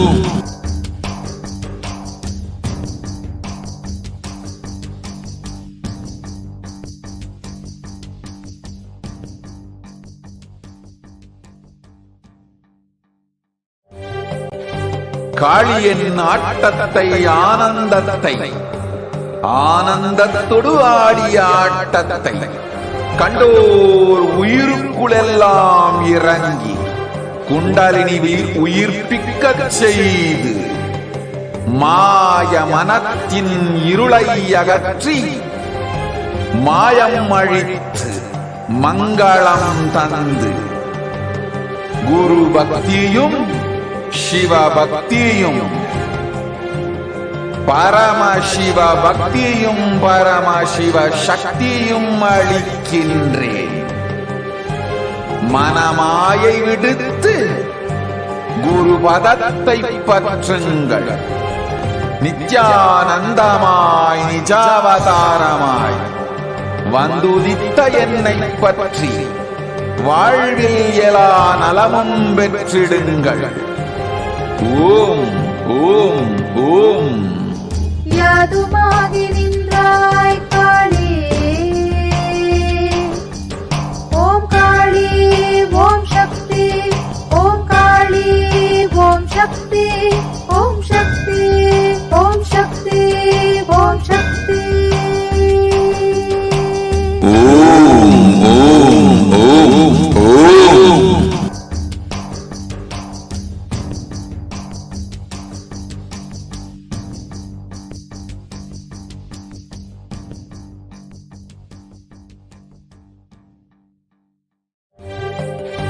காளியின் ஆட்டத்தை ஆனந்தத்தை ஆனந்தத்தொடு ஆடிய ஆட்டத்தை கண்டோர் உயிருக்குளெல்லாம் இறங்கி குண்டலினிவில் உயிர்ப்பிக்கச் செய்து மாய மனத்தின் இருளை அகற்றி மாயம் அழித்து மங்களம் தந்து குரு பக்தியும் சிவ பக்தியும் பரமசிவ பக்தியும் பரமசிவ சக்தியும் அளிக்கின்றேன். மனமாயை விடுத்து குரு பதத்தை பற்றுங்கள். நித்யானந்தமாய் நிஜாவதாரமாய் வந்துதித்த என்னை பற்றி வாழ்வில் எல்லா நலமும் பெற்றிடுங்கள். ஓம் ஓம் ஓம். யாதுமாகி நின்றாய் காளி, ஓம் காளி ஓம் சக்தி, ஓம் காளி ஓம் சக்தி, ஓம் சக்தி ஓம் சக்தி ஓம் சக்தி. ஓம் ஓம் ஓம் ஓம்.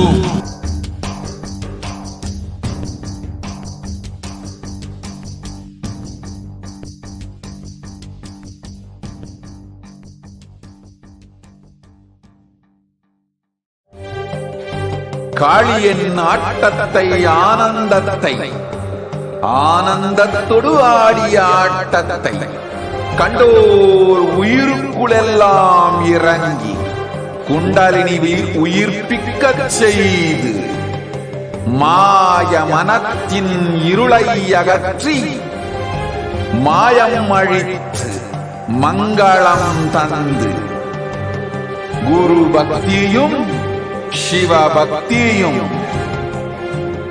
பரமசிவ பக்தியும் பரமசிவ சக்தியும் அளிக்கின்றேன். மனமாயை விடுத்து குரு பதத்தை பற்றுங்கள். நித்யானந்தமாய் நிஜாவதாரமாய் வந்துதித்த என்னை பற்றி வாழ்வில் எல்லா நலமும் பெற்றிடுங்கள். ஓம் ஓம் ஓம். யாதுமாகி நின்றாய் காளி.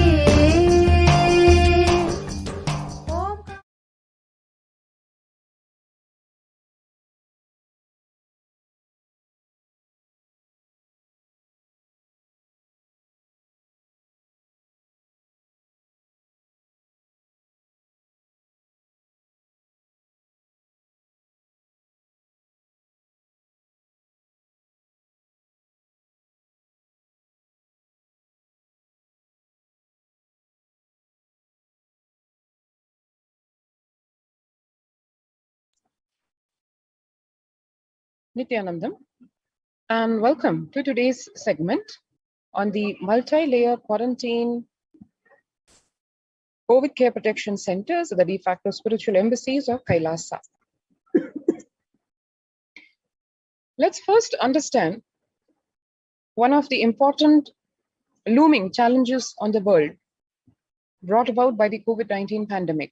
Amongst the various other physical ailments, mental ailments, stress, trauma, practically destruction of the whole functioning of any civil society, a very fundamental problem created by COVID-19 is the hunger catastrophe that it has created in many, many countries, including India.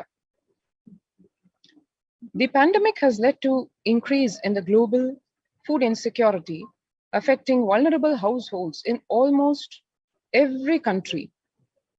It has exacerbated existing inequalities, pushing millions of people into the vicious cycles of economic stagnation, loss of livelihood, and worsening food insecurity. One can see here the statistics where the World Bank estimates that 71 million people will be pushed into extreme poverty across the globe as a result of the pandemic. One can see here the projected figures right from the low slope increase in expected poverty.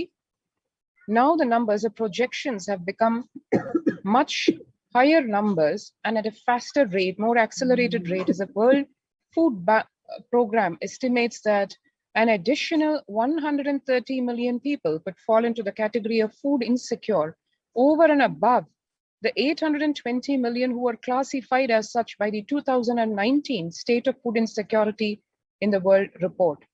So one can see here almost going to touch 1 billion, when actually one of the primary sustainable development goals as per the United Nations was zero hunger.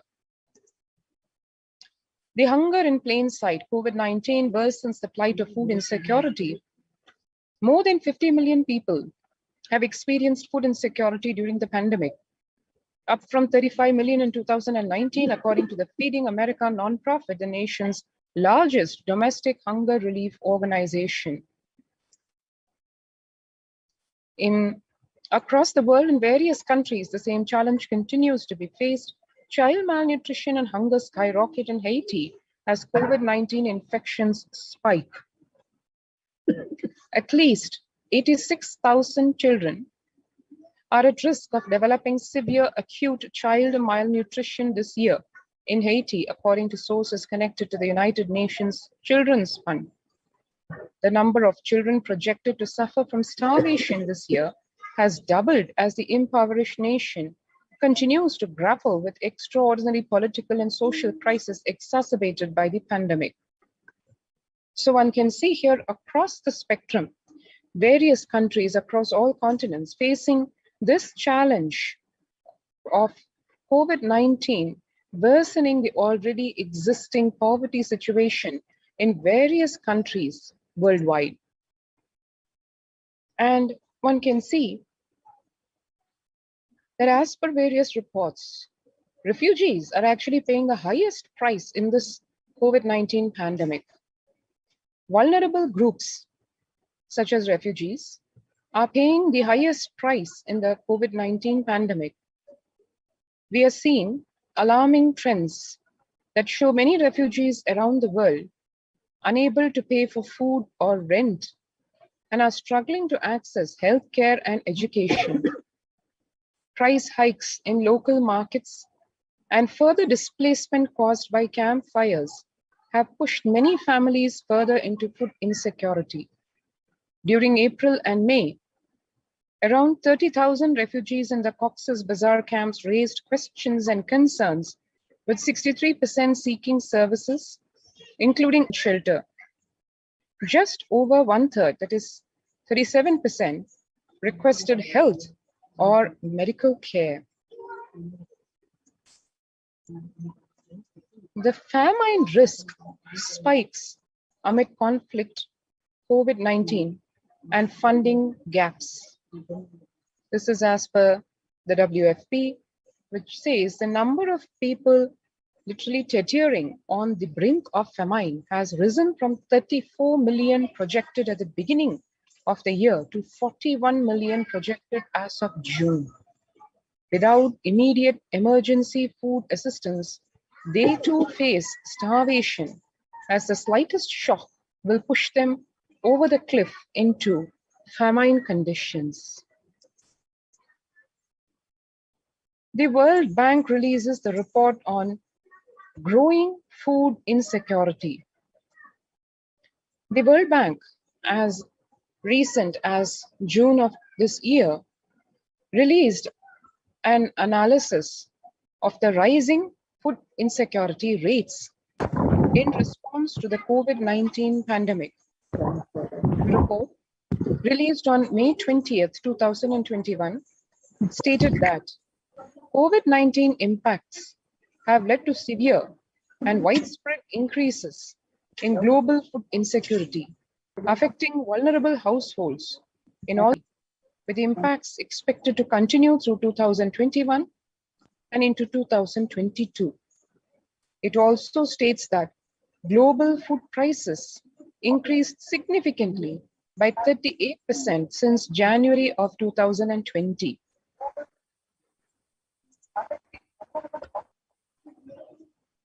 The World Economic Forum has some really alarming stark statistics of the situation of food security in the world today. 155 million people are caught up in crisis of varying severity. 1,33,000 people in just South Sudan and Yemen are most at risk. 10 countries account for 2/3 of those facing acute hunger.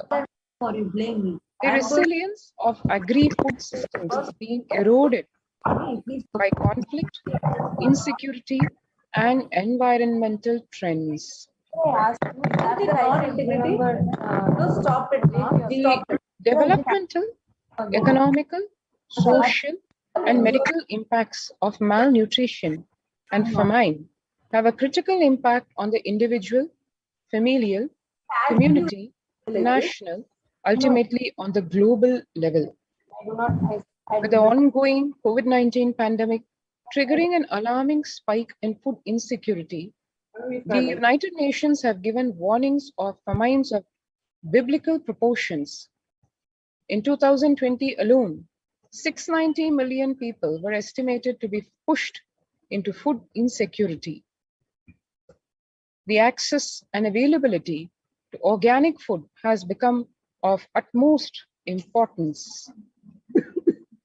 The importance of agriculture in the economy and the impacts of from COVID-19. One really needs to understand the COVID-19 induced lockdown in India was a huge economic shock. It stalled the economy with complete closure imposed on enterprises across all sectors. Even though agricultural activities were exempted, in the initial phases of the lockdown, the agriculture value chain also faced large-scale disruptions. This had a serious detrimental effect on the rural Indian economy. The coronavirus pandemic has also triggered a massive reverse migration from the urban to rural areas in large parts of the country. One can see as the farm sector is the worst hit, the farmers literally staring at their losses due to various reasons, including the lockdown, the supply chain breakdown, and the physical threat by the pandemic itself, the risk to their lives, to their families, to their immediate society, everything hitting at the same time, and that resulting in a very, very bleak picture as far as agriculture goes, which even today is the most predominant source of employment for Indians across the country. Having understood what implications the COVID-19 pandemic is having for various countries in terms of fundamentals like having basic food security, we will now be looking into Kailasa, the revival of the ancient Hindu enlightened civilizational nation, has to offer in terms of countering all these challenges.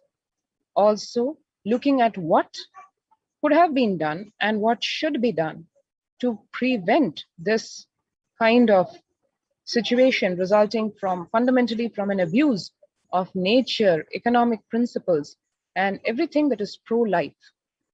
How that will ensure that this kind of a pandemic does not again strike humanity, we'll be looking to in the coming segment.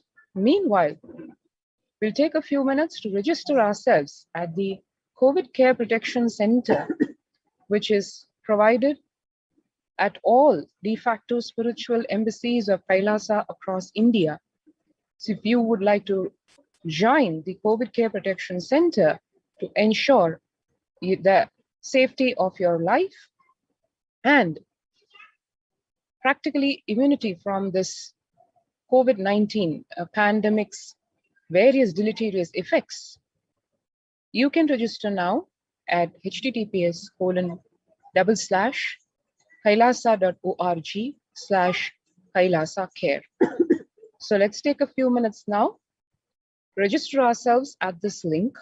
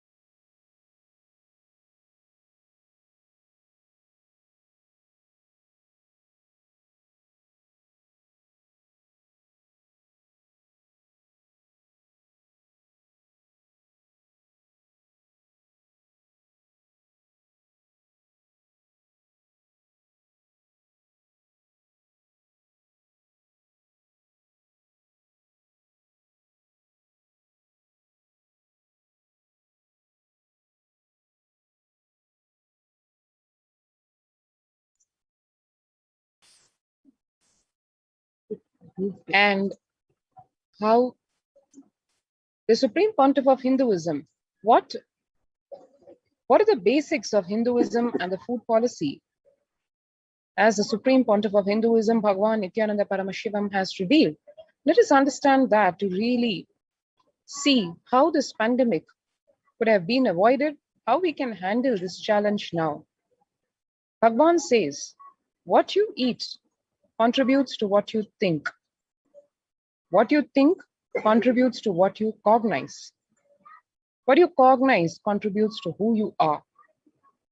So what you eat directly affects who you are, and that is why I'm making the statement, you become what you eat. What is in your plate matters because that is going to become you. Violence-based food derived from killing animals and life-negative, chemical-based toxic food both harm the system equally. Organic vegetarian food is not just for health. It gives you an inner space, physical system, and physiological flow to develop the highest psychology. To develop the highest psychology, not only your physical system, even your physiological flow needs to cooperate.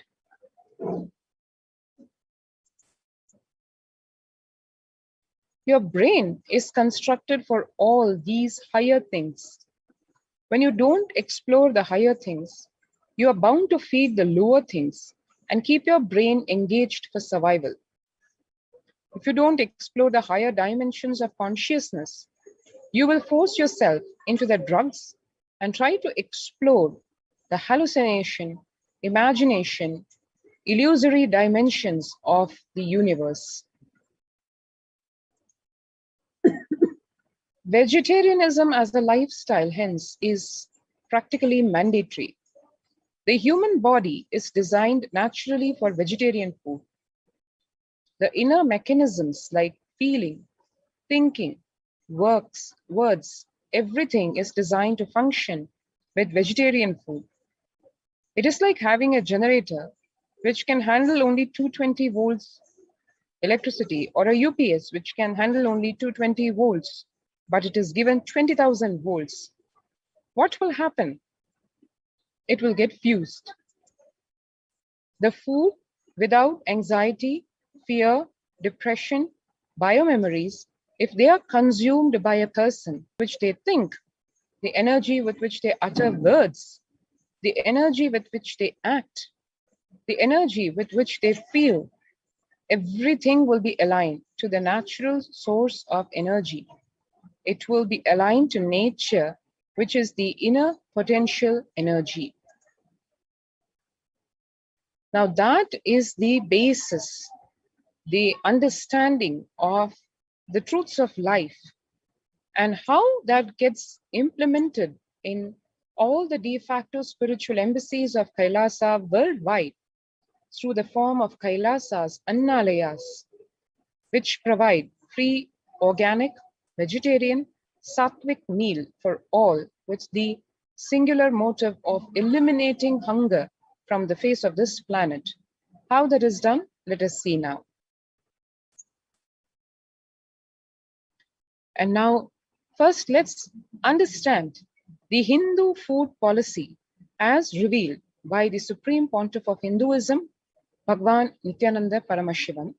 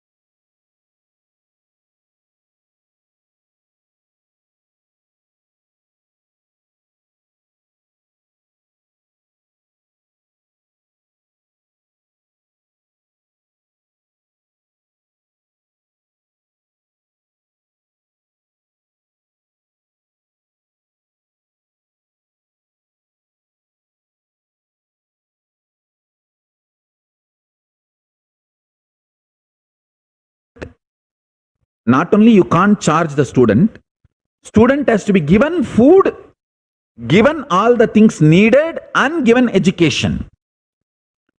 Intention to study is worship. So if a child has an intention to study, he becomes a brahmachari. So from that, the Hindu society is responsible for giving food, shelter, education, everything needed for that brahmachari. The guru is responsible for providing everything to a brahmachari who want to study. If guru does not have, if guru is not wealthy enough, he has to go for bhiksha. He is allowed to beg. And brahmacharis are also allowed to beg. You can beg, but guru is bound to provide everything to the brahmacharis and give education. We are going to be following the same policy. Not only knowledge is free, all your survival needs during your study period also is free.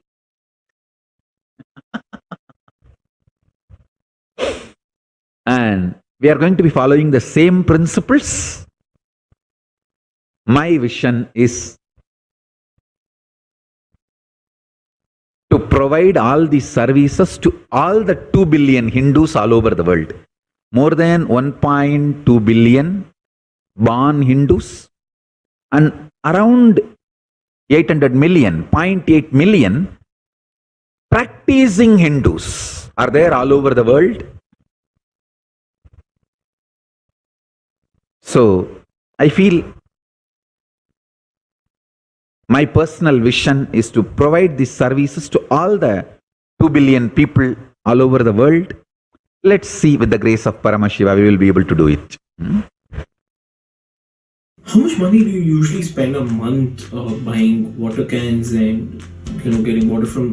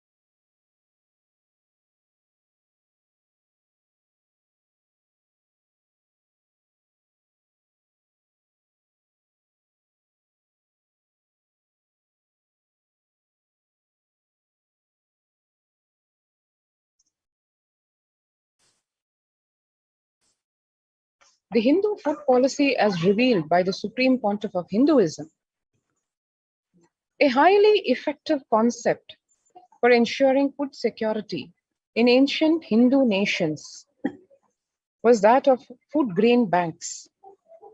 These were prevalent until the 18th century. The elderly in villages would start food grain banks with a seed capital of grains collected by fundraising. If any person met with a crisis such as crop failure, the food grain bank would lend him grains in exchange for an interest, and compound interest was prohibited in grain banks. The debtor was expected to return with the principal grain amount during the next harvest. reserves of food grains based on interests earned and donations. At the time of severe crisis like famine, the entire village would be able to withdraw these grains, and if required, all such grain loans would be written off on humanitarian grounds. One such food grain bank was voluntarily created in 2020 by farmers in Bihar, as one can see in the news article as late as April of 2020.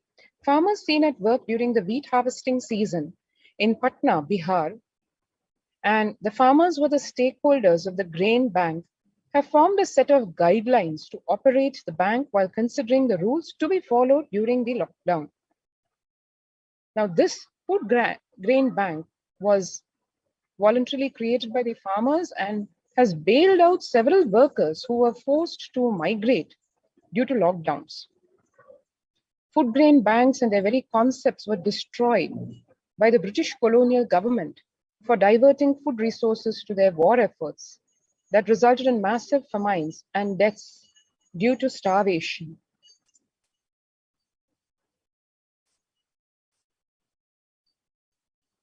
In Hindu temples, food is shared for free as a policy. This was the case in both ancient times and in modern times.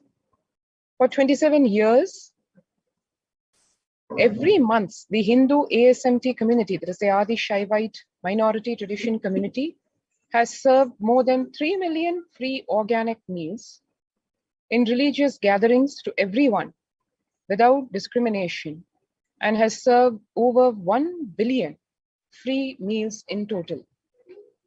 Such private and public efforts are crucial to ease the threats of starvation, which is estimated to hit 1 billion people worldwide.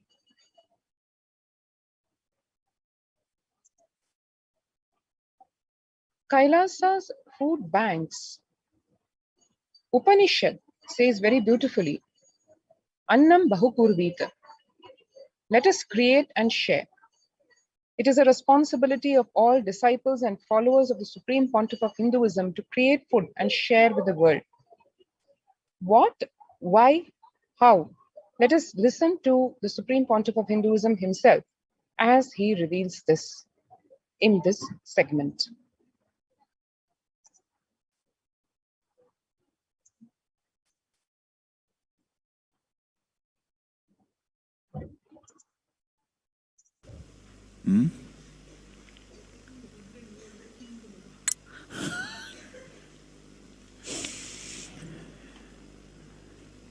Understand, I wanted to give my vision for Annalaya.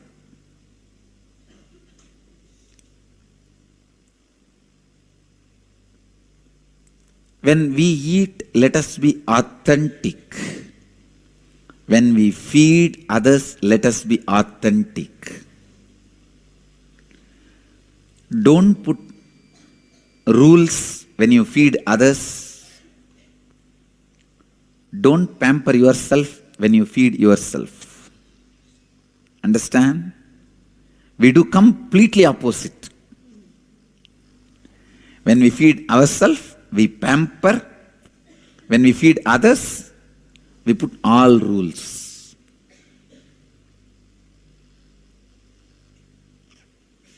I am giving a clear vision how I wanted Annalayas to be functioning all over the world.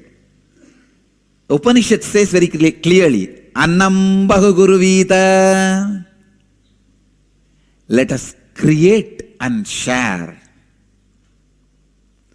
Annam Bahuguruvita. Let us create and share.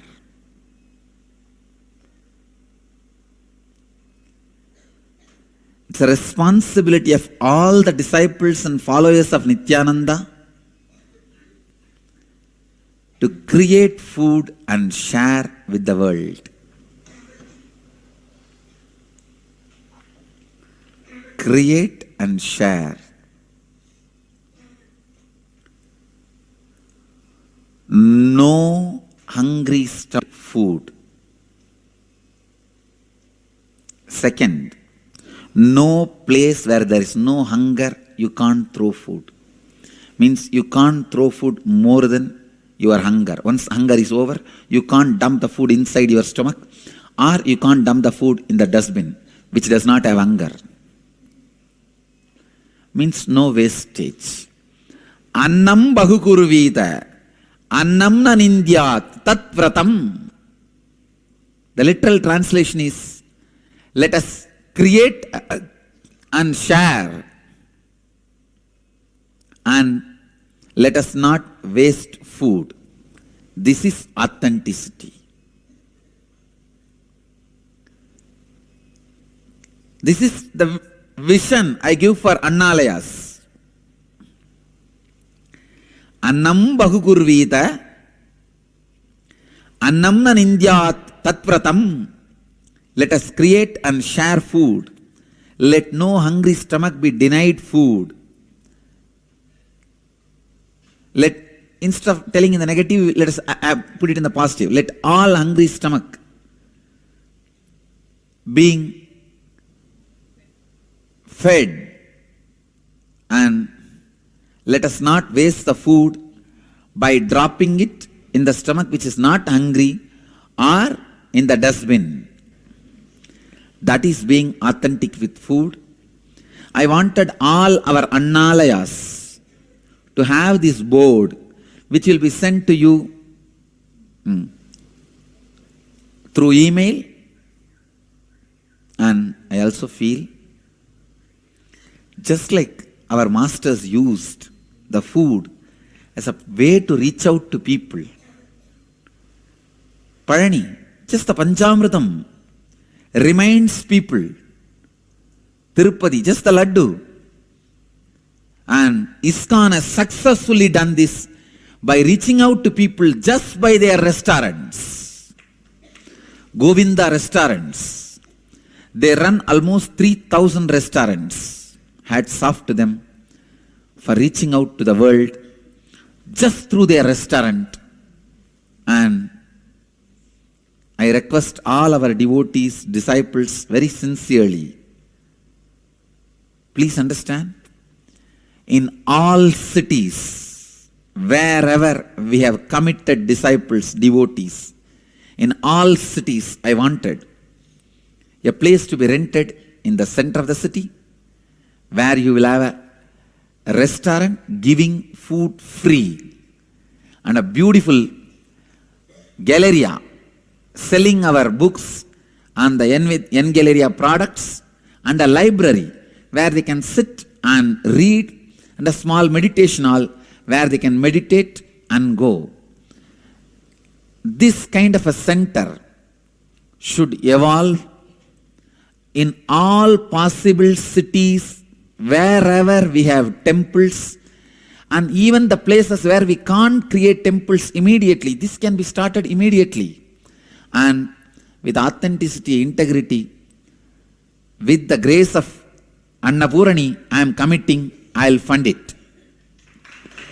Anybody who is ready to run, please create the project plan and commit authentically. I am ready to fund. I am inviting applications from all over the world, any country, any city. Any of our devotees, disciples can apply. We will start. If you are already running a temple, I request you to implement this project.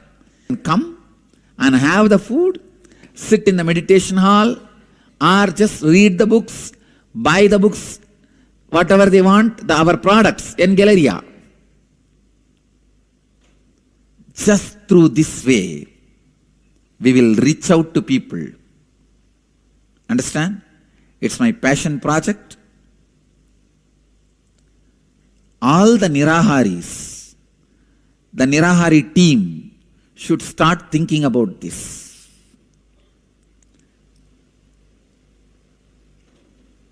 You should not be eating, but you should be sharing.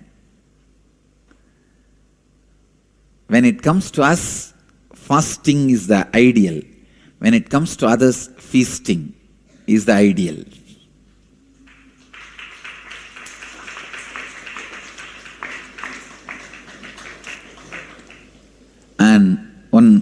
a great sadhu, Shantananda Saraswati, he was from Coimbatore. He made this system very successfully possible. And he was running, even now his disciples are running. Swamiji has already attained Mahasamadhi, but his disciples are running. In Singapore, they are running this, Annalakshmi. Singapore Center, do you guys know that? Come on. Anyhow, I am alive, we can give. Okay? I am alive, we can give. All I wanted from you all is just lend your hand to share. And I am ready to fund.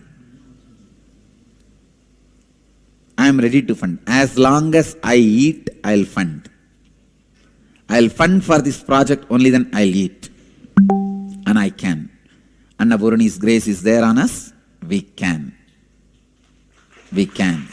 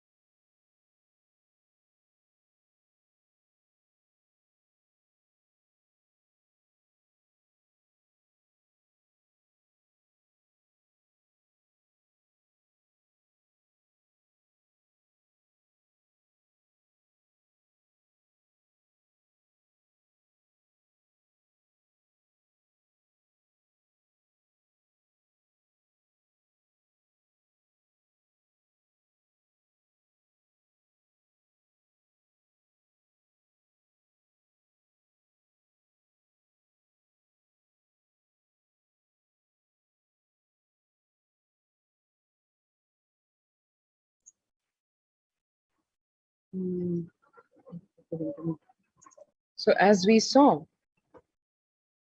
the Upanishads say very beautifully, Annam Bahukurvita.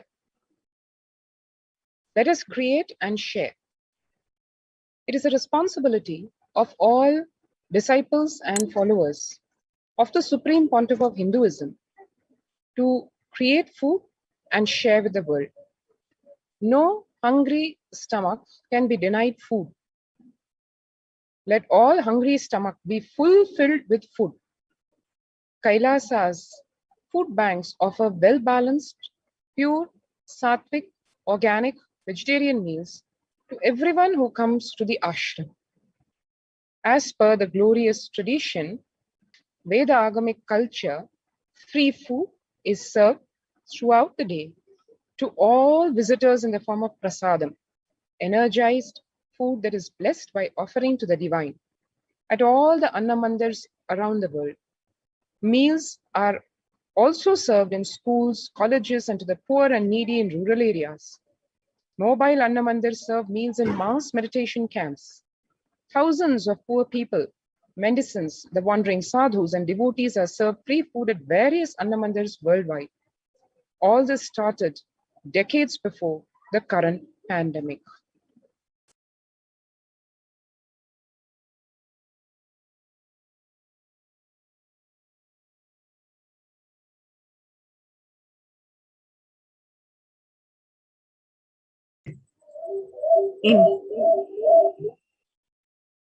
In Hindu temples, food is shared for free as the policy. This was the case in both ancient times and in modern times. For 27 years, every month, the Hindu ASMT community has served more than 3 million free organic meals in religious gatherings to everyone without discrimination and has served over 1 billion free meals in totality. Such private and public efforts are crucial to ease the threats of starvation, which is estimated to hit 1 billion people worldwide.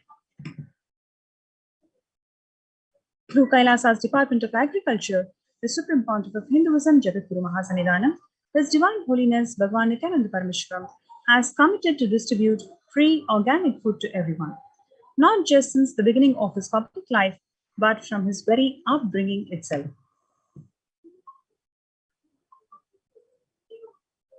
Kailasa's Annalaya, the food bank established all across the globe, distributes and serves free vegetarian organic food for people of all the caste, creed, religion, race, gender, and social standing. The Red Om providing relief work for natural and man-made calamities, working towards eliminating world hunger.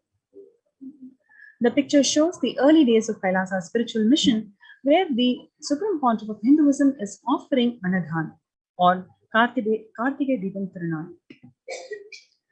This is a picture on 25th of November 2005 during Arogya Yoga Health Workshop, where the Supreme Pontiff of Hinduism himself distributing the prasad, promoting the vegetarian sattvic lifestyle.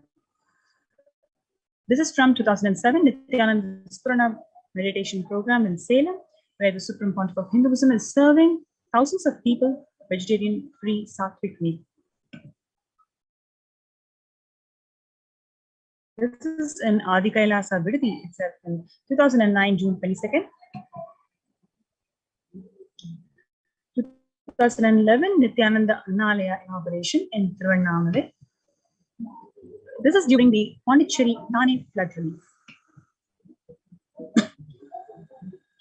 Even with the fractured hand, the Supreme Pontiff of Hinduism, Jagadguru Mahasannidhanam, His Divine Holiness Swamiji, was engaged in selfless work day and night, inspiring the peacekeepers of Sovereign Order of Kailasa to engage in selfless service, leading the nation of Kailasa by example.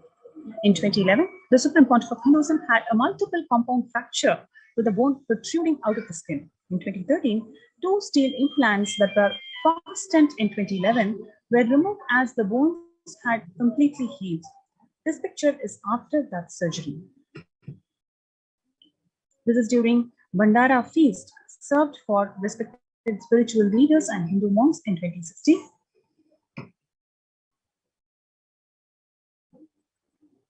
This is during 2017, 10th of May, Inner Awakening Meditation Workshop in Tiruvannamalai. This is during 10th of August 2019, Tiruchengodu Savanya region in India. 30th May 2020, Anadhan service continues in the midst of COVID-19 crisis. So you have this wonderful opportunity to be part of this COVID care protection centers established by the Supreme Pontiff of Hinduism, Jagadguru Mahasannidhanam, His Divine Holiness Bhagavan Nithyananda Paramashivam, on this beautiful occasion where we can see that millions of people are being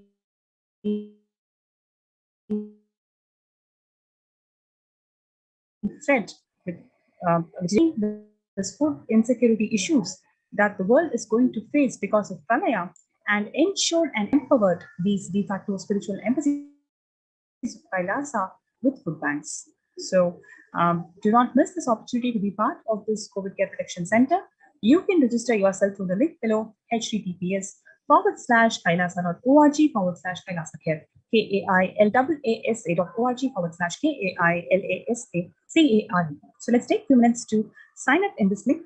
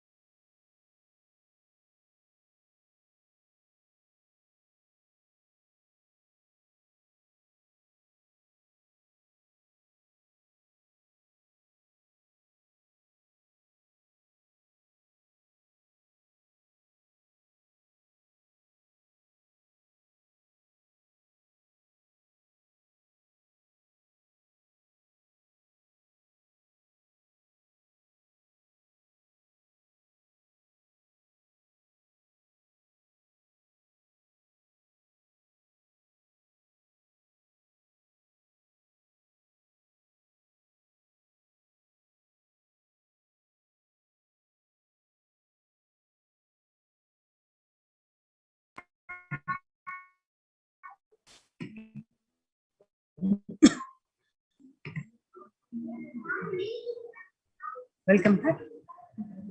Now let us enter into the revelations to the world by Devi Parashakti, manifesting as the Nijavatara, the supreme pontiff of Hinduism, Jagadguru Mahasannidhanam.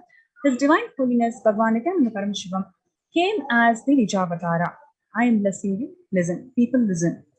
To do good to all of you, I have taken the form of Nithyananda and came down as the Nijavatara. People of India, listen, carefully listen. Time after time, Bharadam is a Jnana Bhumi. Where enlightened beings come, we cannot make the Jnana Bhumi as infertile. Enlightened beings have to come. They have to live, it has to flower. Few hypocrites, because they are stuck in delusion, we cannot sacrifice the world. Cosmos cannot be destroyed. The ship I did to save cosmos from being destroyed, that is called Adi. To protect beings from Pralaya is Adi Kailasa. Because of conspiracy of Drohis and enemies rule, the captain has to leave the ship. Before 12 years, knowing the great deluge that is going to happen, all the Aushadas by this Guru Purnima, that Jnana Rasavadam, Navabhashana, is going to flower. Allow people to come and take dip in Navabhashana flower. People who ever come and dip in Vaidya Sarovar, they will not have death. They will not have corona. Crores and crores of people will come in line. Every day they will come and dip in Ananda Lingam.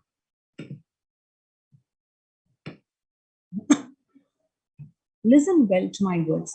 For India, I made the ship as protection. The Nithyananda Navabhashana Lingam in Vaidya Sarovar. Go to Adi Kailasa. O Indians, listen. All those regretting losing Nithyananda Nijavatara without confusion and without talking just as lip service, go to Adi Kailasa. Crores of people will come there looking for health, Navapashana water feast, and medicine. To get health and protection and enlightenment, to protect India from great destruction. I, Parashakti, made this huge ship. Even if the captain of the ship is not there, ship is there. When the first world countries closed their borders during this massive global emergency, it is the Supreme Pontiff of Hinduism, it is Swamiji who has opened his own homes, who has opened his own de facto spiritual embassies of Kailasa to one and all without exception.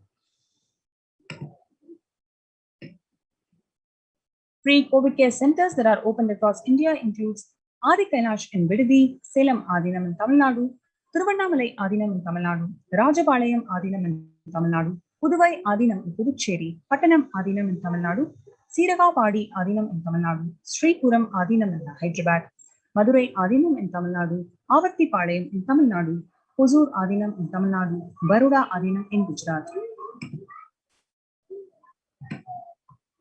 India rushes to aid, Kailasa rushes to aid India as India finds on the verge of COVID-19 third wave. Multiple free COVID care protection centers are opened across India.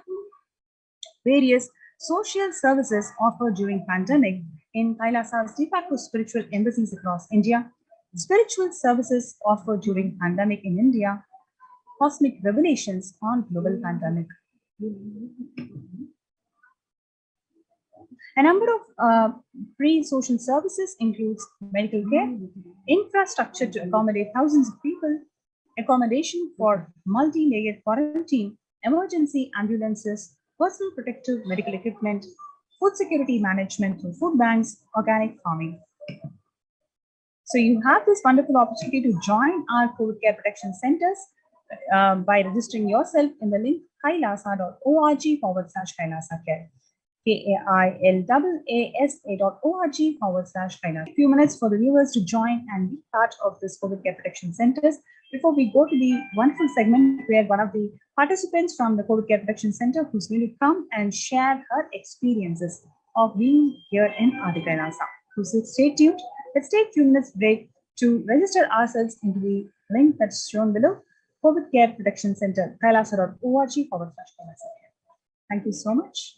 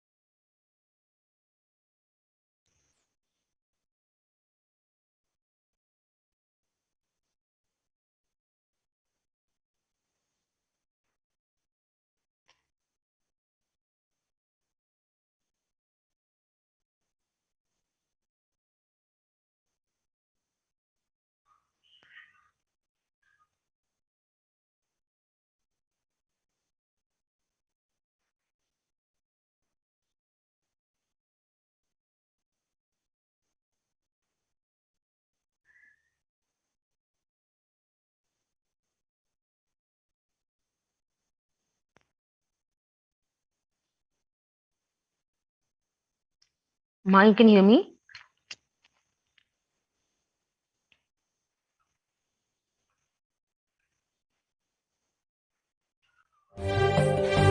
காளியின் ஆட்டத்தை ஆனந்தத்தை ஆனந்தத்தொடு ஆடிய ஆட்டத்தை கண்டோர் உயிருக்குளெல்லாம் இறங்கி குண்டலினிவில் உயிர்ப்பிக்கச் செய்து மாய மனத்தின் இருளை அகற்றி மாயம் அழித்து மங்களம் தந்து குரு பக்தியும் சிவ பக்தியும்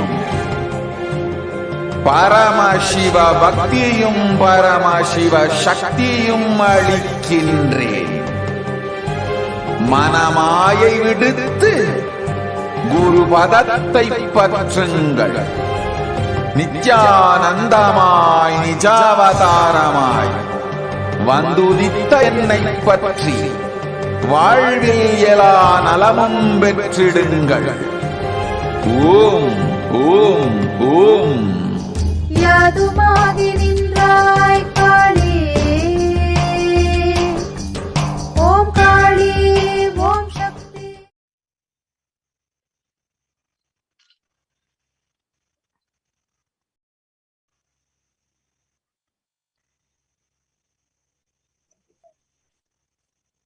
Nithyananda ma, Nithyananda ma, yes ma. I request you to unmute. Just Ma, you can you- hear me? Yes, now I can hear you. Yes ma. Yeah. So we have over here with us the COVID Care Protection Center, one of the participants, Ma Avimukta. And Ma is here to share her experience today of the COVID Care Protection Center at Adi Kailasa and all the various aspects of this enlightenment spiritual ecosystem that Ma has been a part of, in terms of Gurukul, in terms of digital ecosystems, and there's a whole slew of things that she has been involved with and contributing. So welcome Ma Avimukta. And Thank you ma. to start with, we wanted to ask you to share your experience in terms of getting your family here to Adi Kailasa to avail of the COVID Care Protection Center. How has your and their experience been? What is the thing which really strikes you as something which you can never forget and you would like to share with others so that they can also come and avail of the same and experience Bhagwan's grace and blessings? Yes, thank you ma. Thank you for giving an opportunity to share the experience. I'm basically from Mumbai.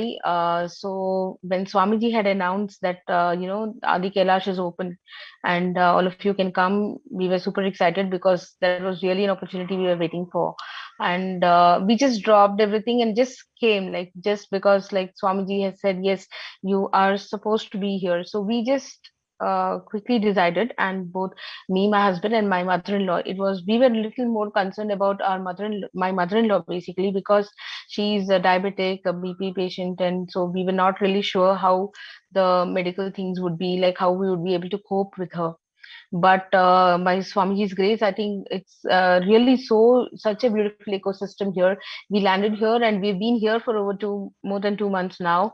And trust me, it's so safe here. I'm really feeling very safe with respect to her health also. She is also feeling very secured is what I can see. And, compared to what she was there out in Bombay when, she was just confined to the home and just the four walls, like here she's getting an opportunity to interact with people. And in this ecosystem, I mean the environment, like we have a very nice environment here. We are able to she's able to walk around at least without fear, without thinking about her health hazards or anything like that. So it's giving her especially she's really very happy because she's able to speak to people, see more people around her.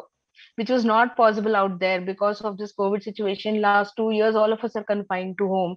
And since me and my husband, we keep working, we are in our own jobs, and we are not able to even spend time with her, or she is not able to go out. So all these problems were there. So that was really a thing which of concern, which actually got addressed here in a very beautiful way. Swamiji gave us such a beautiful ecosystem where we can just mingle with people without any fear. The COVID care center, basically, wherein so much of multi-level quarantine is there, and we are all quite fearless out here. Just roaming around in the campus, and just being the normal way how we can lead our lives in a beautiful ecosystem, in the spiritual ecosystem. So first thing is that it completely removed the fear of corona or any other ailment. I could see it's not only corona, it's more like, as I said, we were concerned about her BP, her sugar, and all those things, how we are going to manage. Everything is so smooth. The medical care here is so nice and prompt. Actually, the doctors, those who are here, they are so prompt. Whenever we call them, they are, there in the first priority. They are there, and they are just looking into the issues and sorting it out immediately. There are a lot of herbal medications which are given, herbal kashayams and other things which are there, which really help improve the immunity. All these things are given by default here, which was not available outside at all. So outside, going to a doctor itself was really scary, actually, and here we have people at the doorstep, even if there is a small cough or cold, which is really so good. So medically, we were really feeling very safe, and otherwise also, like, a very open environment and a nice ecosystem with spiritual routine happening. Our life is getting very aligned, and as a result, we are also feeling more healthy and happy and stress free. That's what I could observe in the last 2 months. Continuing the work, what we are doing, like work from home, yes, we are doing that also without any stress, which is really magical, I would say. Out there it was pretty much stressful, like what's happening, and here we are doing the same thing, and it's absolutely so nice. That's what I would like to share, Ma. That's very nice and insightful, Ma Avimukta. Like exactly like you shared. So many people out there who have shared with us, and also in various news articles, also we are hearing about the concern that people have in terms of especially the elderly. Already given the fact that their health is not usually that great at that age, and the immune systems being low, on one hand, they're battling whether they should be taking the vaccine because, the various side effects that it is said to be having. On the other hand, they do not know what to do to counter this threat of this corona pandemic. And needless to say, they need to have a little bit of an active lifestyle for them to be healthy. And I've seen so many of the elderly people, be it in our Sangha or outside, sharing about how it's so mandatory for them to go to the park, for example, for a walk, just to keep their sugars in control or their blood pressure in control. And that itself is not available today. How much can you walk within, the few feet inside the house? And really, it's such a pleasure to see the elderly in our COVID Care Protection Center facility being able to just freely walk. And like you said, the community living, enabling them to not feel isolated or left out, both in terms of normal living as well as especially in the wake of this corona pandemic. I am to be especially grateful to Swamiji for that. I've seen like across, so many, like you said, in-laws, parents, etc., sharing this particular experience, especially. That it's so nice to have people around just to talk. And of course, like you said, people to take care of you, be it in terms of healthcare or in food or, the spiritual routine that they would all like to be a part of. So in the same strain, I would like to ask you, how does your day go, Ma, over here? Like from the morning, what all are you involved in terms of your schedule? And if you could share that. Yes, Ma. So as I said, we have beautifully aligned to the spiritual routine here in Adi Kailash. That there, in Bombay, I always tried a lot to align to Brahma Muhurta yoga and all these things, but it never happened. But here, with the collective integrity and the collective energy which we have here in Adi Kailash, it's so beautiful. We align beautifully to the Brahma Muhurta yoga and doing the puja together at the welcome center here. So it is a beautiful experience, Ma, which I would really cherish, because I've been trying this for very long, but I could never align to yoga. I don't know. It was very much a difficult thing for me to align to yoga at 4 a.m. But this happened really beautifully here with this collective energy out here. So it's really a blessing. Thanks to Swamiji for that. So that one thing is, our day starts with yoga and of course the spiritual routine, yes. And then of course, since I'm working, I'm working from home, so I continue with my work, my regular work here. Also, I'm a Gurukulacharya, e-Gurukulacharya. I also do my classes, and we had a bunch of kids here who have come down for the community living. So we really enjoy here with the kids. We are sharing stories, and we are doing the e-Gurukul classes here too. Just sitting and spending some time.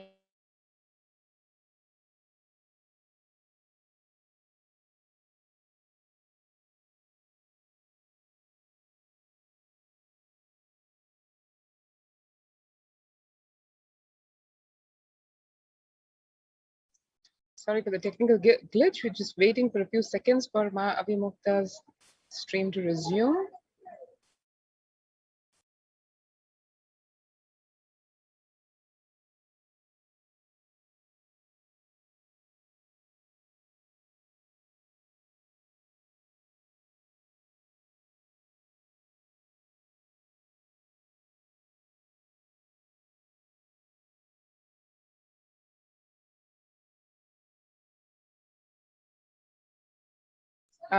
Nice to have you back, Ma Avimukta. We lost you in the last few seconds.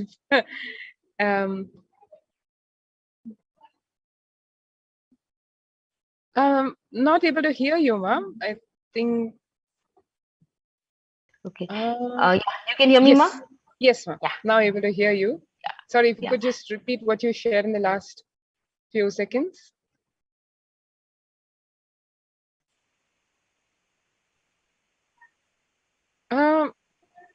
Sorry, not able to hear you again. You can't hear me? Yeah, now it's back. I think it is fading Back? in and out. Now better, ma. Yes. Better, Ma? Yeah. Yes, yes. Continue, ma.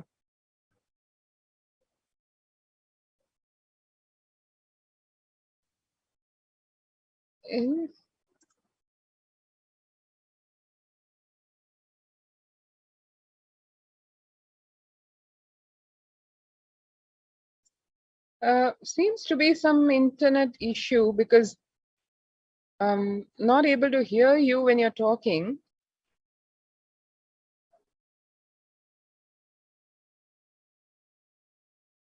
Could you try talking now?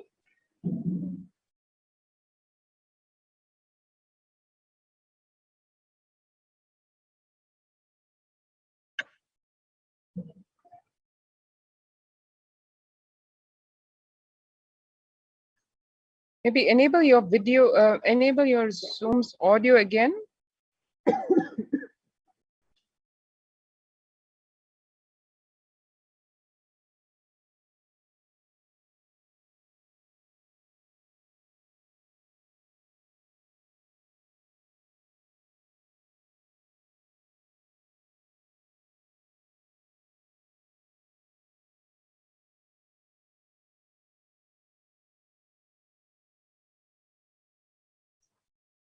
Seems to be some issue with the feed. We'll just wait for a few seconds while Ma Avimukta joins back, and wanted to just reiterate the one thing that Ma Avimukta was sharing with all of us. Ma, you're back. Can you try speaking now?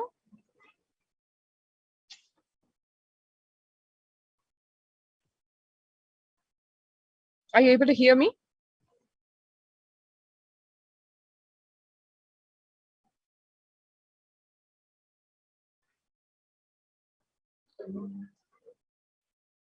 You're able to hear me, Ma? Can you try speaking?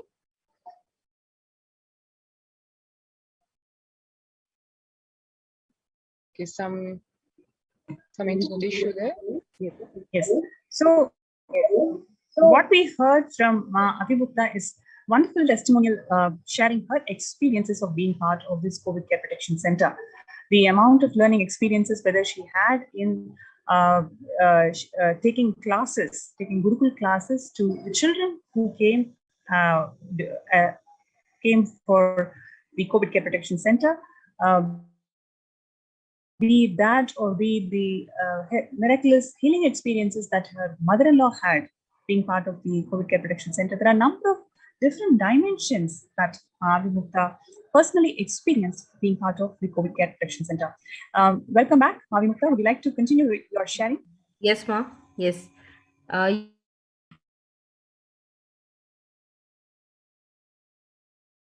Them? Yes, Ma, we can hear you now. Yeah, so quickly sharing the routine that we have here. So our day starts with a spiritual routine here at 4 a.m. with yoga and puja happening, and then we continue with our daily work, whatever. And since I'm working from home, I continue with my job, whatever my calls and other things. In the meantime, also I get a good time with the kids, the bunch of kids who are there here in the community living, and we really spend a real good time, and it's really fun having them and playing around with them and sharing stories, drawing, coloring, and talking about deities, about Swamiji's stories, and just like that, and beautifully playing around with them. And the kids, they are really enjoying here. That's what I can see. I mean, so fearlessly they move here. I've seen. The parents getting so scared, not allowing the children to move around during this last 2 years. It's been really bad. Since I stay in an apartment, I can see how difficult it is, like for the kids. Place, in Adikela, she's like, the kids are just on their own, and they can just move around anywhere, playing in the mud, living so closely with nature, and just enjoying so beautiful. Nice to watch them, and I also get some time to spend with them, and it's really so nice. And it's really a stress buster, I would say. And being so close to nature, it is really helping me to cope up with all the stress in work also, that I used to really feel bad about back home. So this place is really, it's so conducive to, it's a very high energy space. So obviously Swamiji's energy is here, so everything gets aligned beautifully here, boss. So that's how we spend our day. And then we have sangha activities, we have some of the other celebrations going on towards the evening. Some Bhagavad Gita chanting happens, Lalita Sahasranamam happens, something or the other. We keep aligning people to and participating. So like that, everybody gets aligned slowly to some or the other routine. We have people doing seva, whatever they can, so everybody's like kind of engaged in some of the other activities, and life moves beautifully. So that's what I've observed here. Nobody looks stressful, or everybody looks really happy and nice, and very relaxed. Actually, there is no pressure, no stress, nothing, and it's a beautiful ecosystem that Swamiji has given us. So that's how we carry on with our day here. And of course, with Swamiji's satsang and Arulvaka and things coming up, we gather at the Welcome Center. Together we watch it in beautiful high energy space. And it keeps reminding us about our IA days, where Swamiji used to take the classes, and all of us sitting together and watching and enjoying. It's really giving a beautiful feeling. So that's how we are aligned here to our routine. So it's beautiful and very nice, Ma. I really thank Swamiji for giving us this opportunity to be here.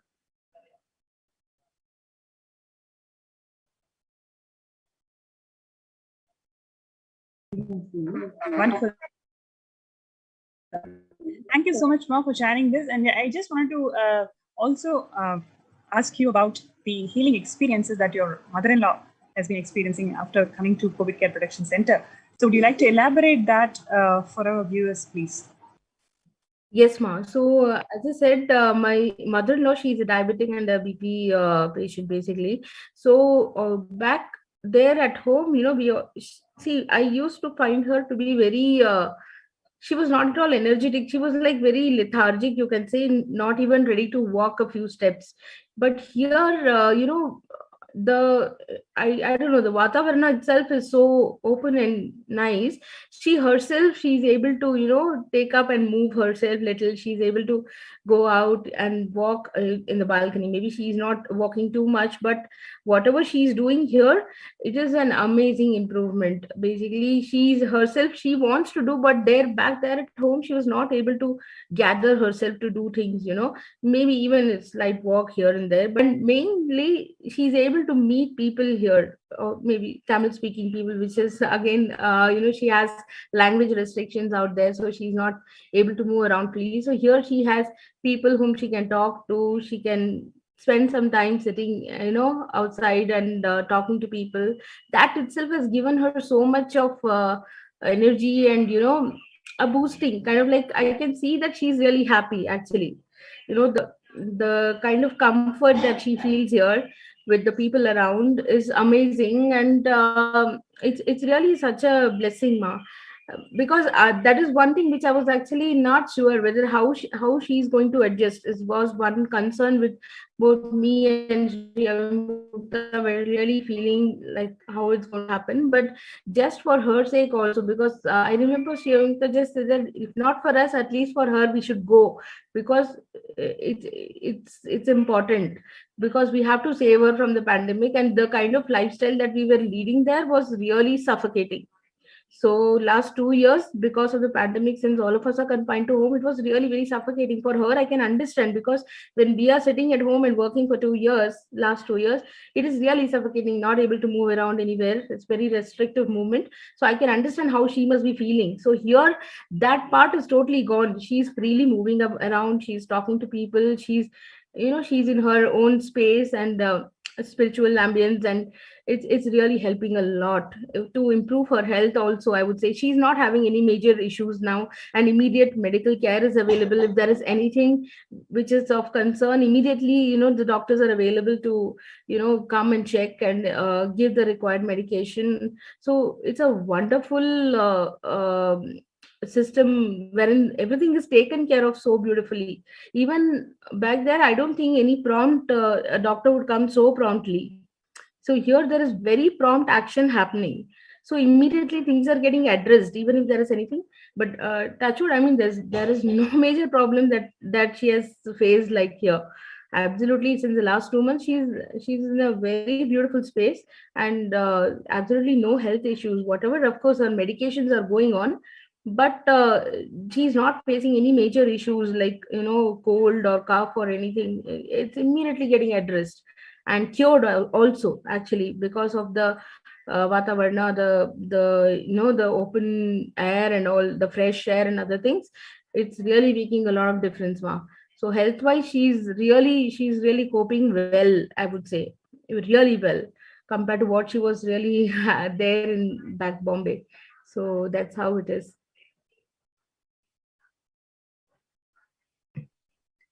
Wonderful, ma. Thank you so much. Thank you, Thank you ma. so much for joining our show today. It was a pleasure having you with us. And with no further delay, we'll go to the next segment of today's program, and would like to invite all the viewers who will feel very inspired, who will feel, yes, I want to experience the similar miracles and similar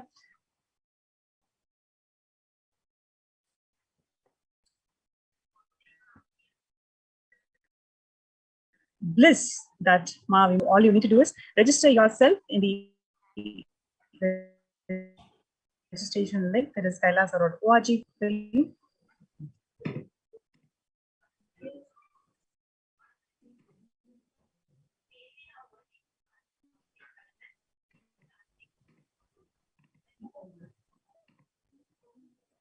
With this AK segment section,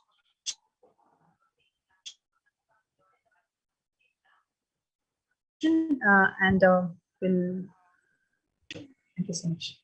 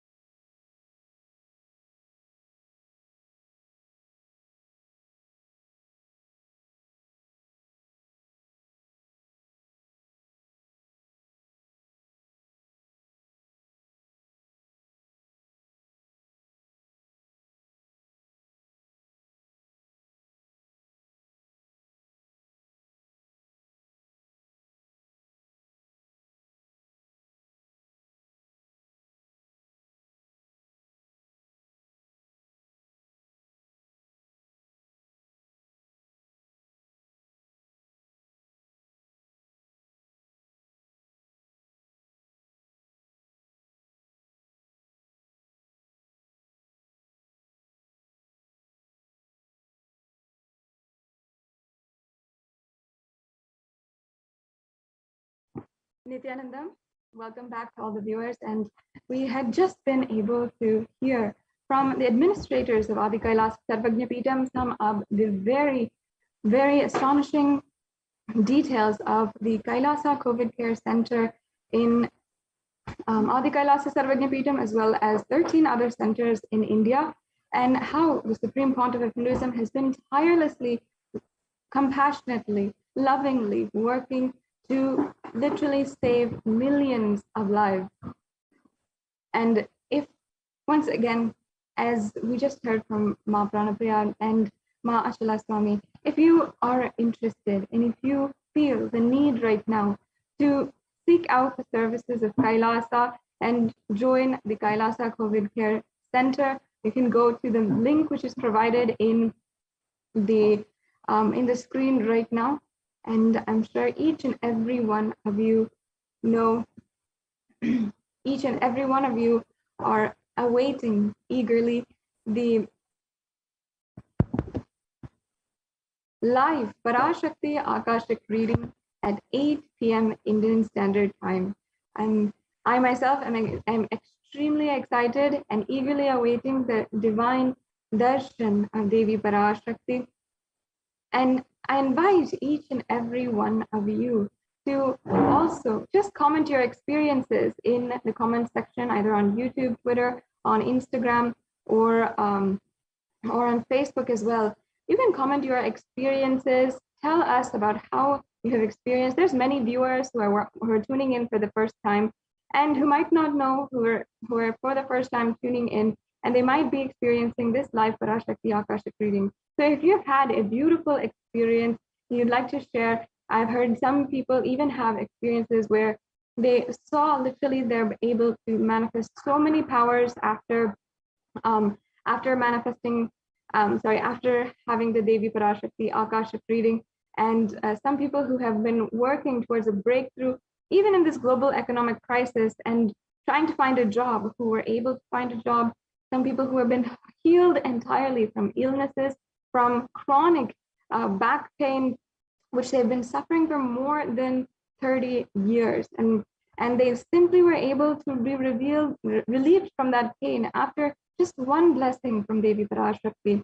Even people who have been able to simply forego their addiction, something that they have been a slave and using as a crutch for maybe 10 to 15 years, but in just one darshan of Devi Parashakti, they saw how they were just detoxified entirely, and they could now are living completely drug and toxin free.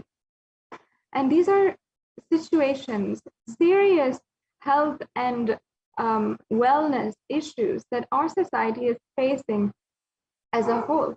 And each and every one of us in some way or form has come to confront kinds of issues in some way or form, whether it be in our intimate households or even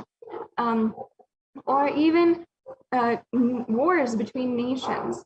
On either side, we have seen this in a very gruesome, brutal form. And we have to address the amount of violence which is happening in society extremely seriously. The Devi Parashakti Akashic reading program is literally a way that can heal entirely your experience and any traumatic experience that you might have, even spiritually heal all of the mental illnesses and anything that you might be going through. In our day and age, we are facing several crises, even pandemics within the current pandemic. And we are not even taking a moment and using this time that we are having to use this time and build consciously ourselves, so that when things go back to normal, we can live our life as we want to. We can live our life powerfully and with the power of super consciousness. Now, in this next segment, we will be hearing from the devotees who are joining with us and who have had several different extremely powerful experiences.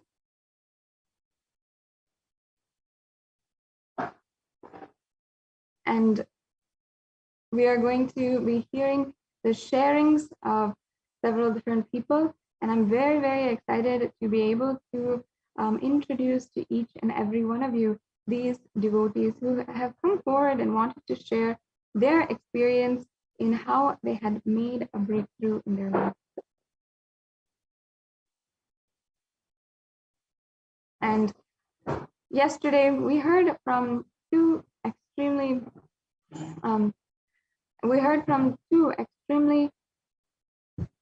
blessed devotees, one who had been able to manifest a job within this global economic crisis, and the second who had literally been able to heal from severe back pain that they've been suffering from for at least 15 years.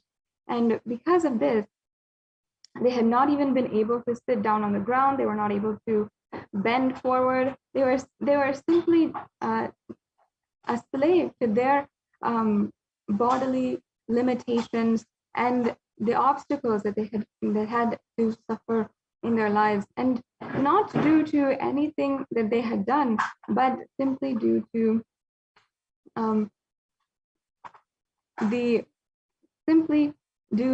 the negligence of doctors during a surgery.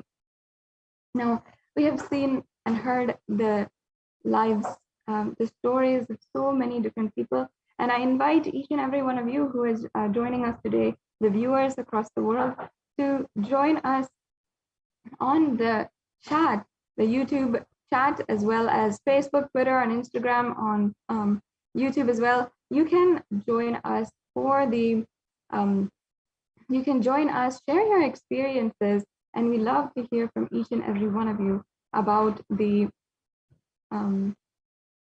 about your experiences in the Devi Parashakti Akashic reading program. Now I can request if, I'd just like to request if the slideshare can stop. I'd like to introduce to all of the viewers the first person who is sharing today, and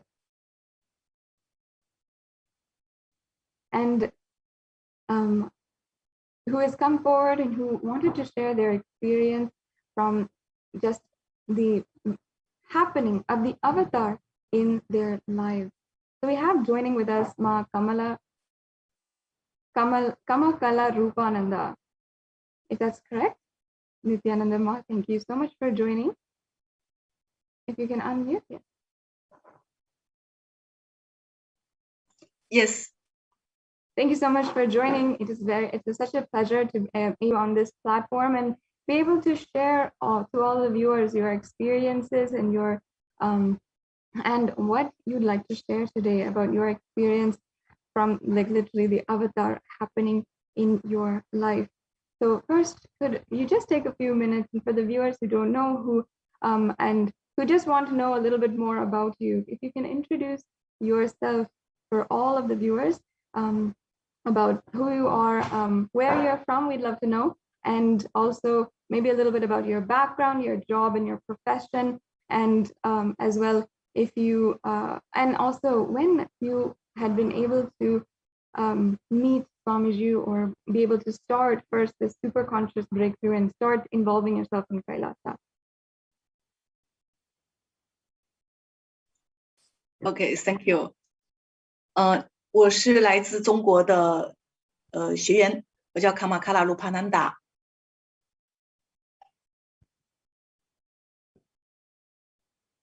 我是第1期的那个Paramashivoham Level 2的那个学员，去年3月份认识的大师。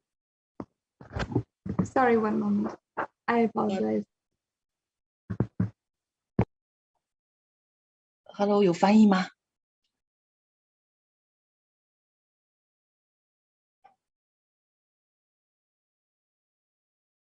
Nithyananda, do you need a translator for this? Yes, 是的，是的。That's okay, great. I didn't know that I thought that someone is there. And Nithyananda, I'm Mikri, I can do this translation. This is Ma Kamakala Rupa Ananda. She's from China. 我是第1期的 Paramashivoham Level 2的学员，然后也是去年。I'm the first batch of the Paramashivoham program participants. I've been participating this Paramashivoham program. 那认识大师之后，我的生活发生了翻天覆地的变化。Since I met Swamiji, my life got a really huge change, shifted a lot. 那我现在是我们那个华人区的一个专职的志愿者。I'm the full-time volunteer in Chinese Sangha. 那在这个1年多的时间呢，就是我发现自己不断的释放了我的恐惧、不安全感、焦虑，还有这些所有很多的不圆满。In the last 1 year, I found that I have already dropped many fear pattern, anxiety pattern. 那在那个上完第1期大课之后呢，事实上当时以为我的生活就开始了一帆风顺的人生，但是我发现我的业力就是发现就是有更多的这些深层的东西冒出来，就是我面临的一些更痛苦的这些。Actually, after the first batch of the Paramashivoham program, my life got a huge shift, especially in the career and this area. And at the same time, I noticed that lots of karma-based pattern that I found that it started revealing, and I started facing to them. 我遇见大师的那个阶段，正好是我人生的最低谷，就是创业失败。然后就是也面临着在财务方面呢，还有人际关系上面的一些最痛苦的一个经历。Before I met Swamiji, at that time I was in a low time of my life. I had almost a bankrupt, this similar situation in the back, like the job was really smooth. It was not a good shape. Yeah, I was not in a good shape in the past before I met Swamiji. 然后我就祈祷说，神啊，可不可以帮我把这个让我从这个痛苦的事件当中解脱出来？结果 At that time, I constantly praying to the God. I said, please help me, just to get rid of all the things. Help me, save me from the suffering situation. I prayed constantly. 然后第1期课程当中，其实也非常积极的就参与到各种的这些祭祀的环节。然后 in the first batch of the Paramashivoham, I did lots of actively participating this offering, this contribution. Yes, I did. I was performing, actively. 结果上完大课之后呢，我就显化了一场官司，就我被人告上了法院。And immediately, actually, there was something happened after that I faced to a court case. Someone took me to the court. Yes. 开始经历到这个人生中最恐怖的、看上去最恐怖的、最糟糕的这些事件。那我觉得这个过程，就是连这场官司，我都觉得是大师在帮我显化。Yes, and it was the time that I felt the deepest ever, the lifetime in the deepest ever. But I believe it was everything in the Paramashiva's supporting space. 就我一直想要跟对方私了，结果对方不同意，然后我就正大光明的就参加了这样的一个应诉。那结果呢，其实是。整个过程我觉得是让我拿起内在的力量，因为最后的结果是对我是有利的。That case, it's ended up with good things to support me to face to my fear, to take my right back. And I didn't run away. At first I was trying to have some offline to deal with offline, but at the end I decided I'm going to face it. And then I faced it and I got my right back. Actually, it's a case that's supporting me to get my right back. 就那段时间，其实我都在做志愿者，然后我其实没有太多时间去准备我的那个诉讼的材料。是 At 到 that 开 time, 庭 I 这 didn't 个 have 最后一 enough 天。 time to prepare for the court case. I was busy with this volunteering work. 就很神奇的是，就是开庭的前的最后一天，我才自己写好了诉讼材料，而且最关键的证人在那天傍晚也才就出现了。That's funny enough that I only got a time 1 day before the court case. I prepared my document, and the person that I needed to be on spot is just appeared just 1 day before the court. That's really interesting. Wonderful. Wow, that's amazing, Ma. Just hearing experiences. It's also one thing that I'd like to point out is that so many people have been able for their lives transformed, even not understanding the language or directly what is being spoken. Of course, there's translators and everything like that, but having the deep connection with Swamiji and the deep connection with Devi Parashakti also, transcending any kind of limitation of even language or background or whatever it is. I just wanted to hear from Ma about if she can share with the viewers her experience in just connecting with Swamiji, and even if she didn't understand the language, what actually made her deeply connect.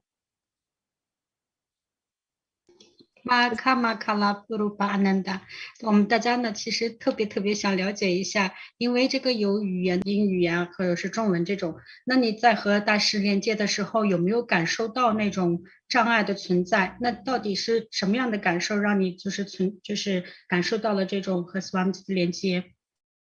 就是语言会不会是你觉得是一个问题等等？语言它不是一个问题。那 language is not the problem at all。就是其实我特别紧密的，就是在那个每次的达贤跟点化的过程当中。When I get really connected, the most connected feeling happens during the darshan. 然后就是当在这个女神达显的过程当中，就是我第一次被女神这个祝福的时候，就是当 Swamiji 第一次念我的名字的时候。哇，那一刻突然眼泪就唰的就下来了。The first time when I got the Devi Parashakti's blessing, when my name was called, immediately I felt that so blessed that the blissful tears just dropped. Beautiful. 就是它是一种无声的那种爱和慈悲的传递。It's the love transmission radiating. Without sound. It's like a soundless love radiating process. 就是在那一刻，其实我当时内在还有很多的，刚好在经历一个卡点跟伤痛嘛，我就觉得就是真的就是大师就只是叫我的那一刹那，就是那个能量就直接就是让我瞬间疗愈，所以真的就是他超越了一个国。Yeah, at that time I actually was experiencing really deep karma revealing and pattern, really deep completion process. And by the time I heard that my name was called by Devi Parashakti, I felt a huge healing happened. Beautiful. I just wanted to point out that for the viewers, especially because we have so many thousands of people who've been joining us from across different nations, from different places, and there's so many people who connect deeply with the Supreme Pontiff of Hinduism and of course Devi Parashakti, and it's something which transcends everything that we ourselves know, beyond logic itself, beyond language, beyond any kind of barrier, and even beyond distance, even not even sitting in the physical presence, but sitting thousands of miles apart. There's so much power, energy, healing, compassion that the Supreme Pontiff of Hinduism is bestowing on each and every one of us. So thank you so much, Ma Kamala. Kamakala, I hope that's correct. I just was reading and had difficulty reading. Thank you so much for your sharing, Ma. I really appreciate you joining today and sharing with all of the viewers. It's very, sometimes it's a little bit of anxious to be able to share and come on a public platform and share in social media about your experience, but thank you for taking the step today in order to ensure, in order to make the in order to enrich more and more people, share your experience and share with all of the viewers about what you experienced during this program and during the Devi Parashakti Akashic reading. Thank you so much, Ma. We also have another devotee who has joined us as well, Ma Rudra Yoga. Thank you so much for joining us, Ma. If you can first please introduce yourself for all the viewers, we'd love to hear where you're from, when you connected with Swamiji and with the Devi Parashakti Akashic reading, or perhaps with Kailasa, and of course, maybe a little bit about your profession and your background as well.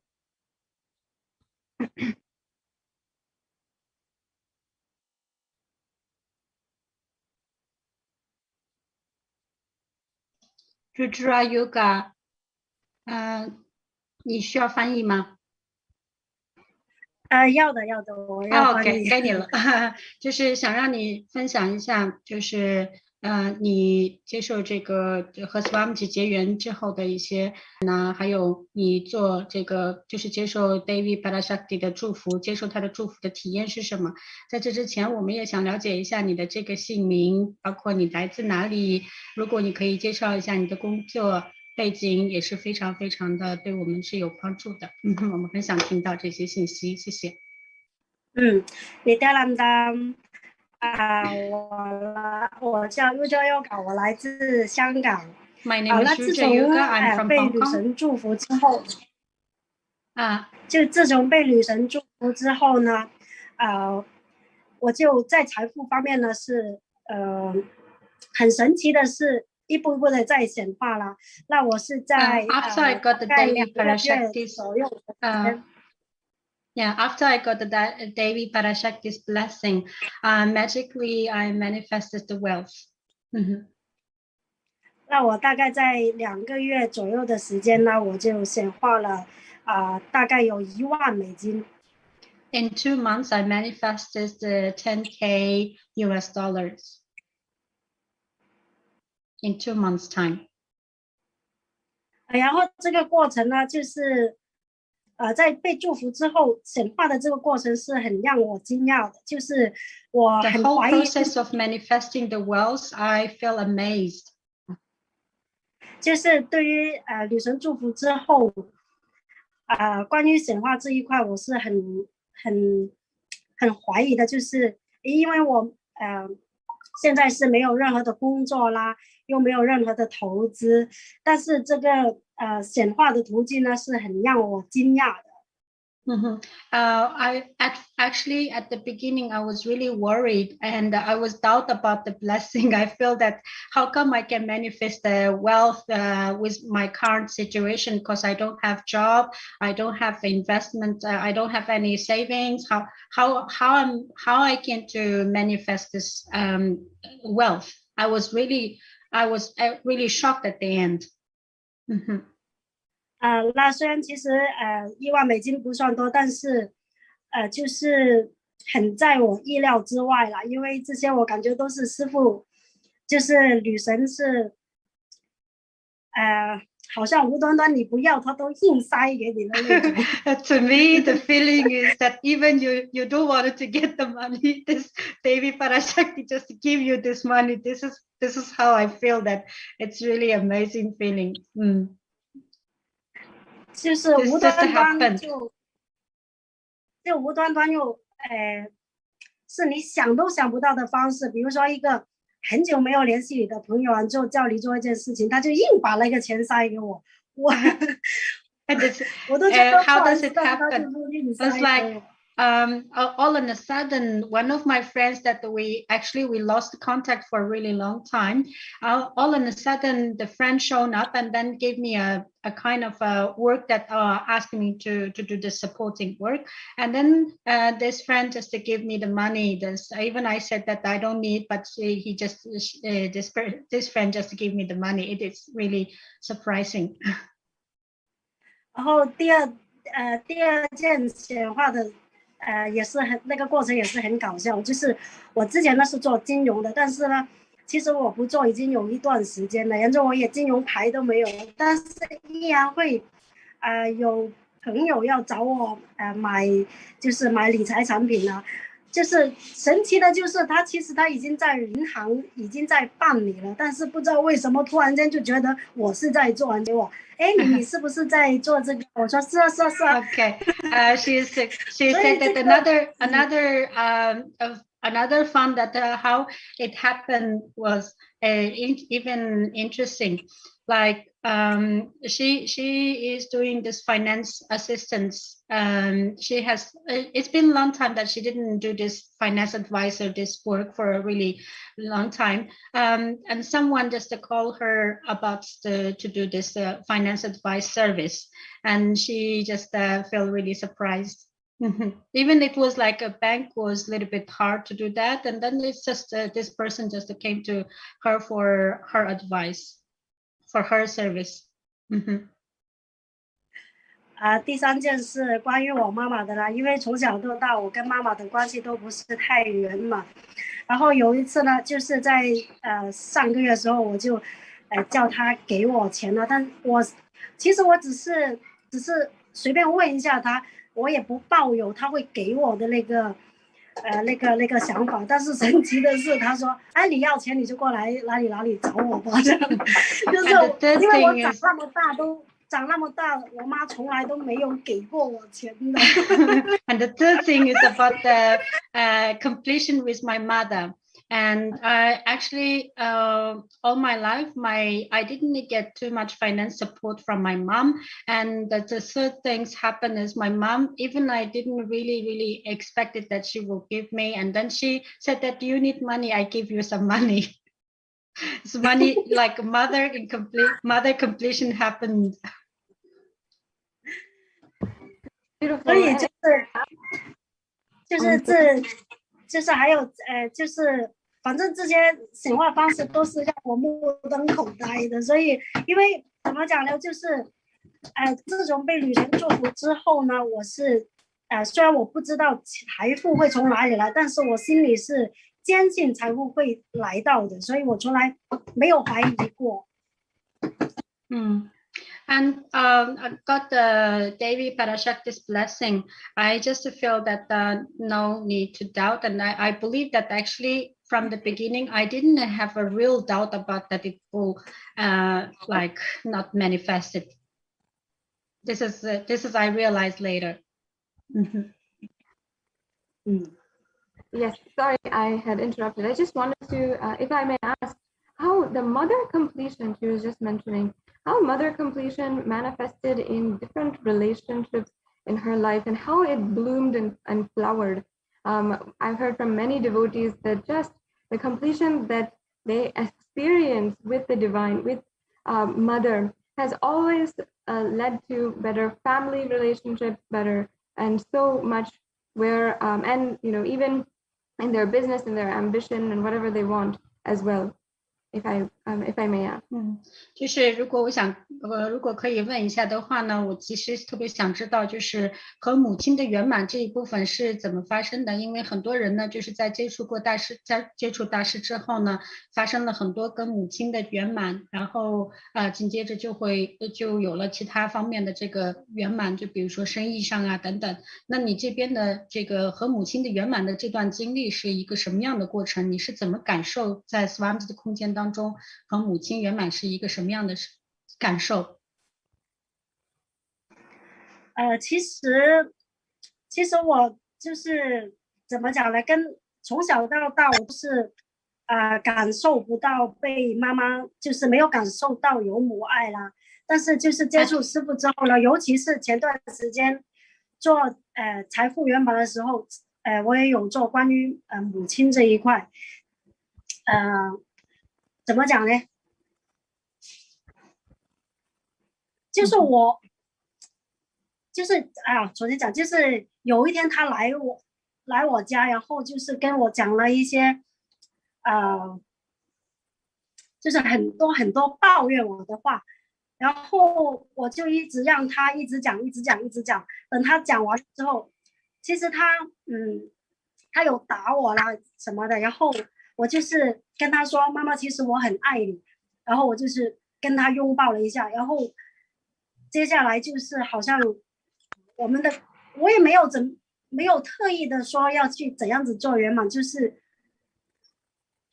好像这些动作啊，就是让我跟他之间好像就已经圆满了很多。现在我们之前我们是没有话说的，就是很僵啊，那关系。Before I met Swamiji, I always felt that the whole life when I was in my journey that grown up, I felt that I was not loved by my mom at all. And I always feel that way.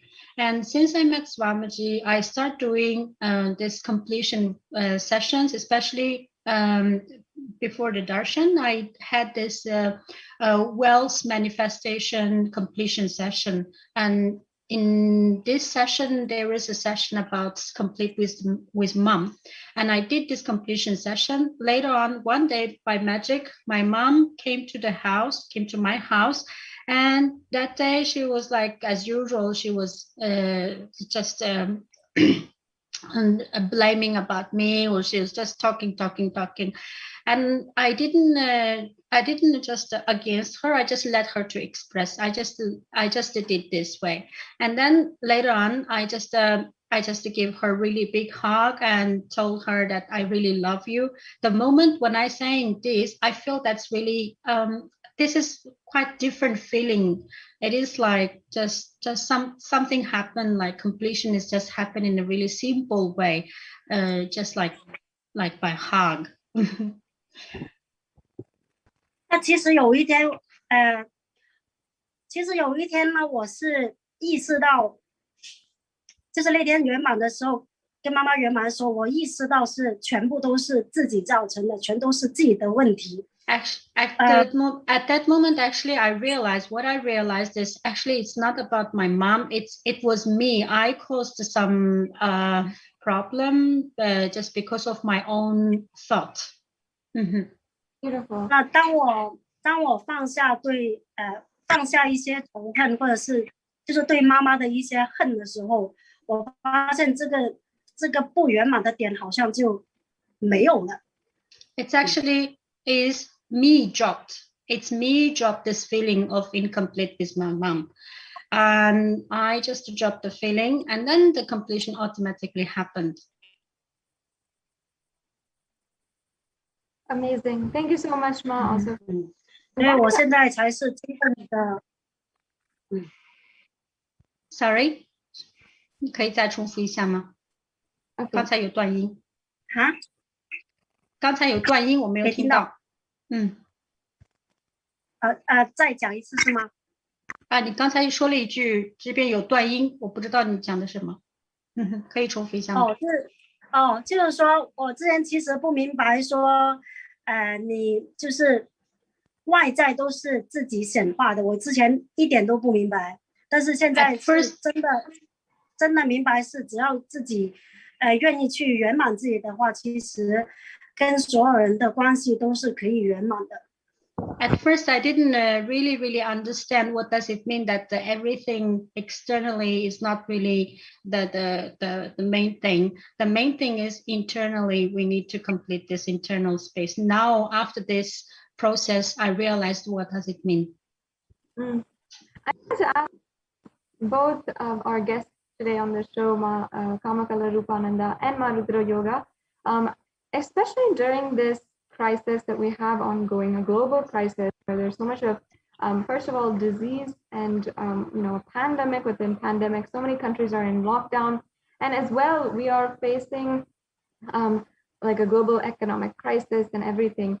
While the whole world is trying to handle this and trying to approach this and even trying to find ways to handle life and approach life and to really go through these times, and many people are really struggling to do so. How's their experience with Swamiji during this time? And of course, I understand it might be a very sensitive topic, but if they just could share about what Swamiji has done in this way, or the Devi Parashakti Akashic reading, and as well Swamiji in the way of like during this crisis, what kind of healing and what kind of reassurance and power the Supreme Pontiff of Hinduism is giving continuously.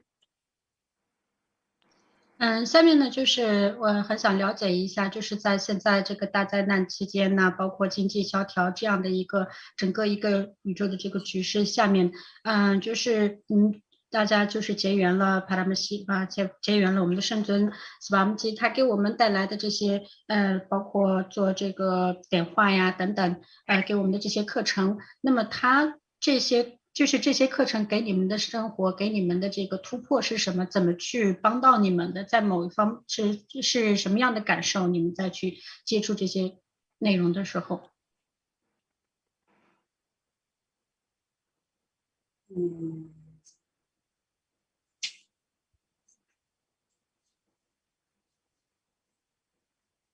不好意思，我想一想啊。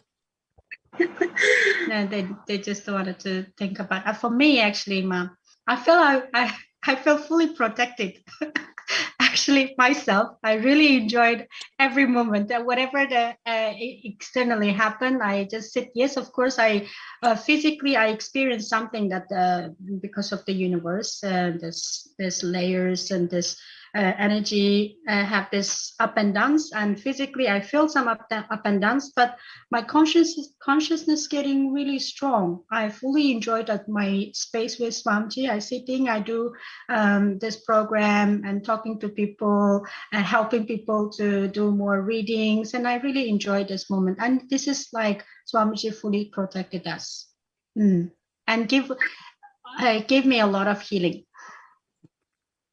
And I did a lot of breakthrough during this pranayama.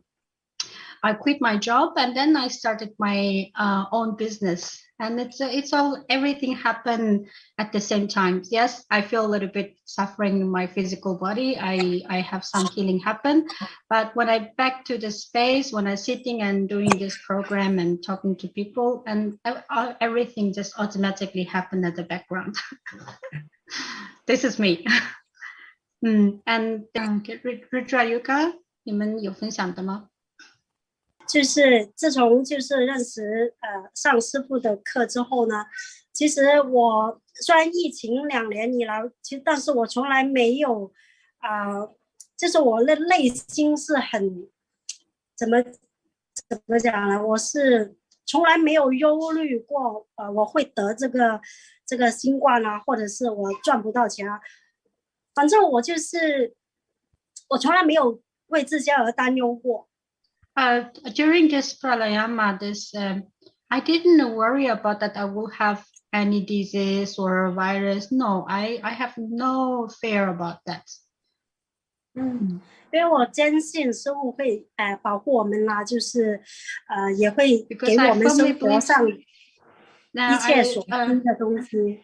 Yes, because I fully believe and firmly believe that Swamiji just there protecting us. Yes, beautiful. And Kamalara Ananda, 你有分享吗？我觉得就是最大的变化就是拿走了非常多的那个恐惧跟不安全感，然后让自己觉得现在特别的那个安定，然后有满满的师父的爱一直在陪伴。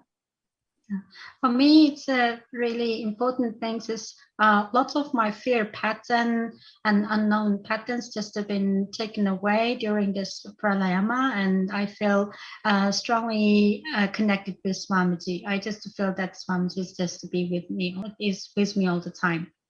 This is what I feel. 就是我的内在觉得自己不再是孤儿，然后就是觉得一直都是被这个眷恋的。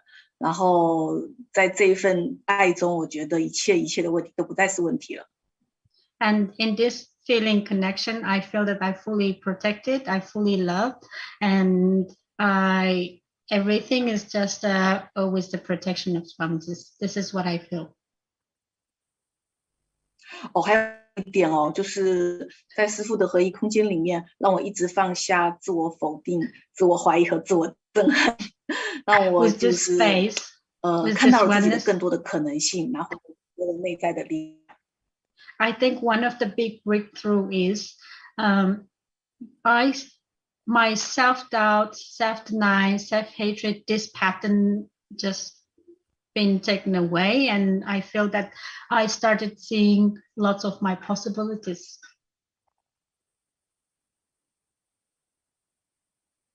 Yes, that's amazing to hear, and I know that many of the viewers can also relate to this, especially this, because so many people are going through so much right now. And the thing is that the Supreme Pontiff of Hinduism is there for everyone, for all human beings, for all living beings, as a hope, especially during these very strenuous times. So I thank Ma Kamakala Rupananda and Ma Rudra Yoga for joining us once again for this segment, and also our translator, Ma Mishri. I hope I pronounced that correctly. Yes, yes. 感谢Kamalara Rupananda 和 Rudra Yoga. 谢谢你们的分享. Yes, Ma. It's Mihri Tohti. It's correct. Perfect. Yes. And I really hope that each and every one of the viewers was able to see how our devotees are extremely, literally ecstatic and bliss-filled as they are sharing today, and how the so many experiences that they've had are continuing to happening, and they had so many breakthroughs in their life, whether it comes to wealth or in health or relationships in their life as well. So thank you so much once again for joining us. And we'll now Actually, I'm here. I'm sharing my story as well. But I just found that no translator. I just did the translation. I'm here. I just wanted to share my story with Swamiji, and especially the latest blessing. And the whole journey was really, really amazing. At first, I didn't know that my name was called. And second day, I found that people start telling me that my name was called. It's just a magic. And after that, I constantly start feeling lots of healing happen, and I manifested a lot of interesting things. And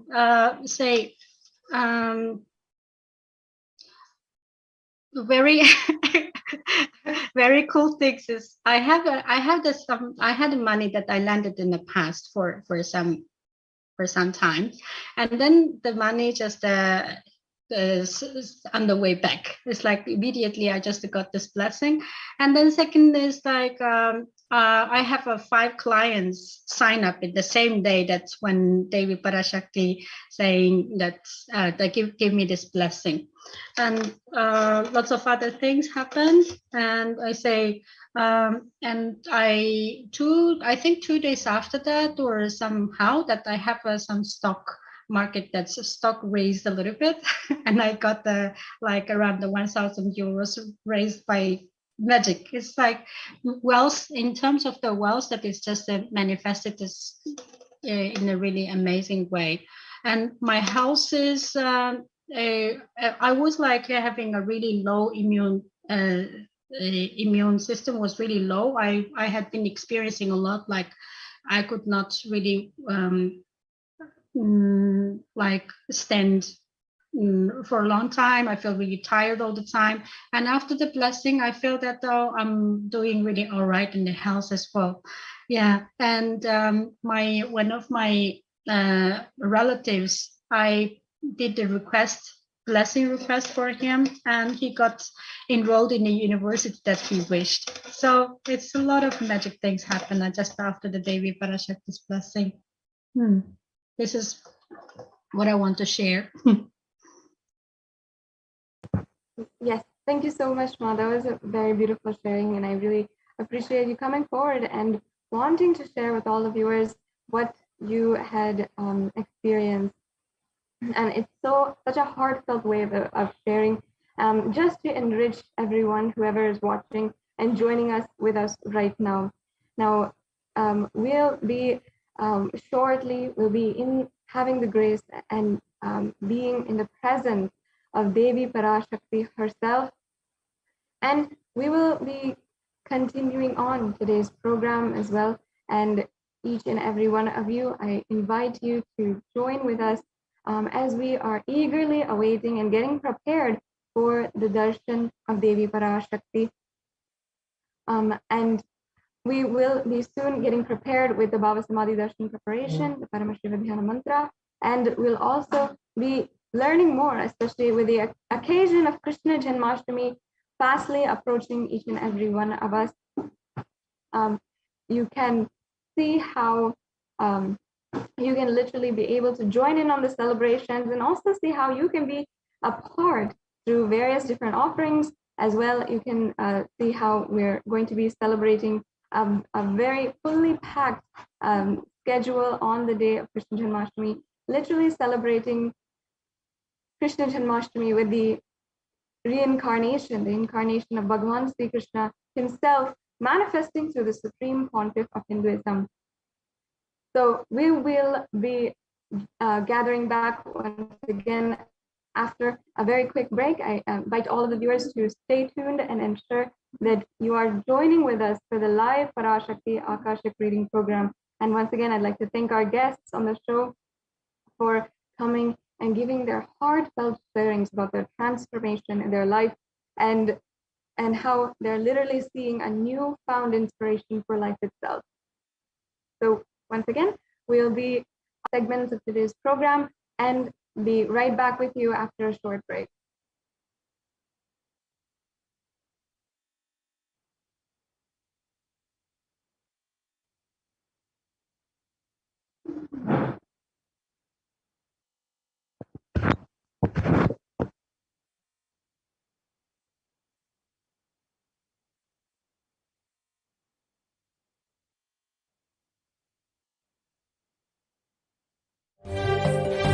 காளியின் ஆட்டத்தை ஆனந்தத்தை ஆனந்தத்தொடு ஆடிய ஆட்டத்தை கண்டோர் உயிருக்குளெல்லாம் இறங்கி குண்டலினிவில் உயிர்ப்பிக்கச் செய்து மாய மனத்தின் இருளை அகற்றி மாயம் அழித்து மங்களம் தந்து குரு பக்தியும் சிவ பக்தியும் பரமசிவ பக்தியும் பரமசிவ சக்தியும் அளிக்கின்றேன். மனமாயை விடுத்து குரு பதத்தை பற்றுங்கள். நித்யானந்தமாய் நிஜாவதாரமாய் வந்துதித்த என்னை பற்றி வாழ்வில் எல்லா நலமும் பெற்றிடுங்கள்.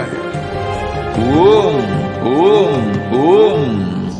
யாதுமாகி நின்றாய் காளி, ஓம் காளி ஓம் சக்தி, ஓம் காளி ஓம் சக்தி, ஓம் சக்தி ஓம் சக்தி ஓம் சக்தி. ஓம் ஓம் ஓம் ஓம்.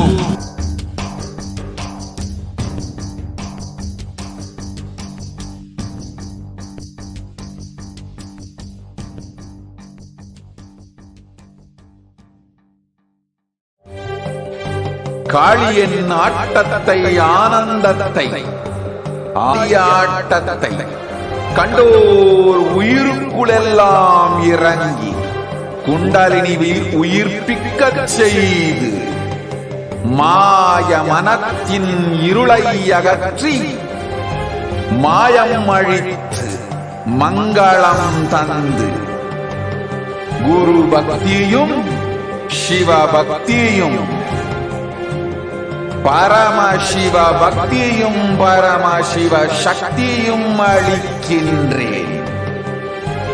மனமாயை விடுத்து குரு பதத்தை பற்றுங்கள். நித்யானந்தமாய் நிஜாவதாரமாய் வந்துதித்த என்னை பற்றி வாழ்வில் எல்லா நலமும் பெற்றிடுங்கள். ஓம் ஓம் ஓம். யாதுமாகி நின்றாய் காளி, ஓம் காளி ஓம் சக்தி, ஓம் காளி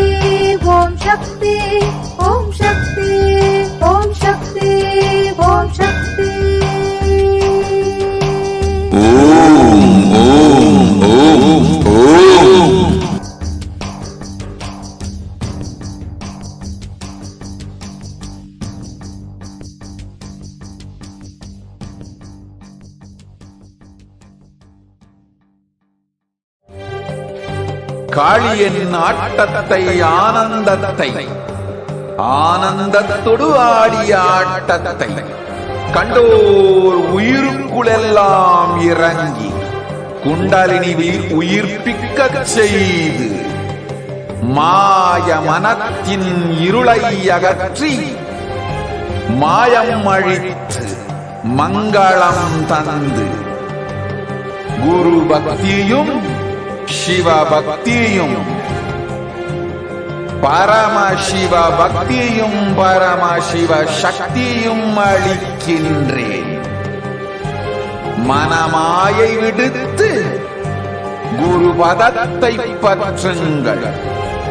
நித்யானந்தமாய் நிஜாவதாரமாய் வந்துதித்த என்னை பற்றி வாழ்வில் எல்லா நலமும் பெற்றிடுங்கள். ஓம் ஓம் ஓம். யாதுமாகி நின்றாய் காளி, ஓம் காளி ஓம் சக்தி, ஓம் காளி ஓம் சக்தி, ஓம் சக்தி ஓம் சக்தி ஓம் சக்தி. ஓம் ஓம் ஓம் ஓம்.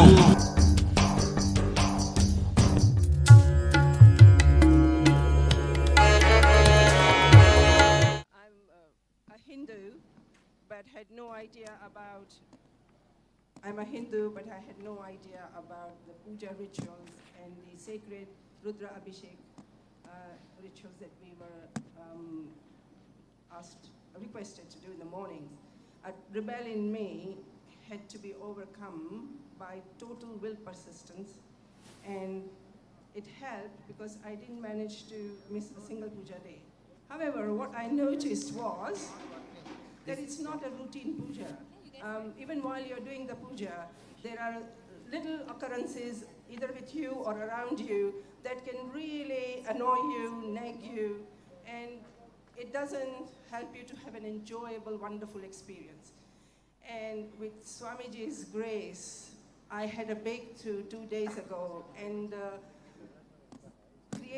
managed to create a space within me about Sadashivatvam where I said to myself, no matter what, I am going to have a wonderful puja experience every single day, with integrity, with deep reverence and devotion to Swamiji, our Guru, and Sadashiva himself.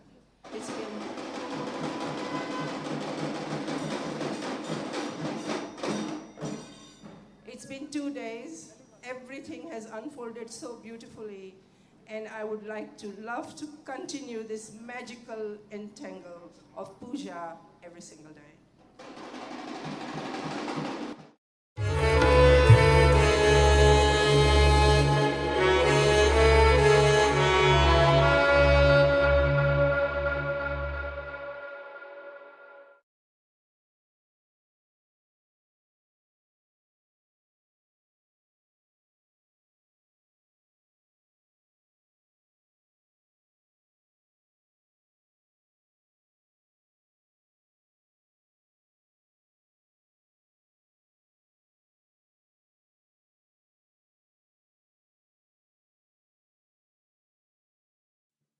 Hello everyone, this is Nandini and I'm from Seattle.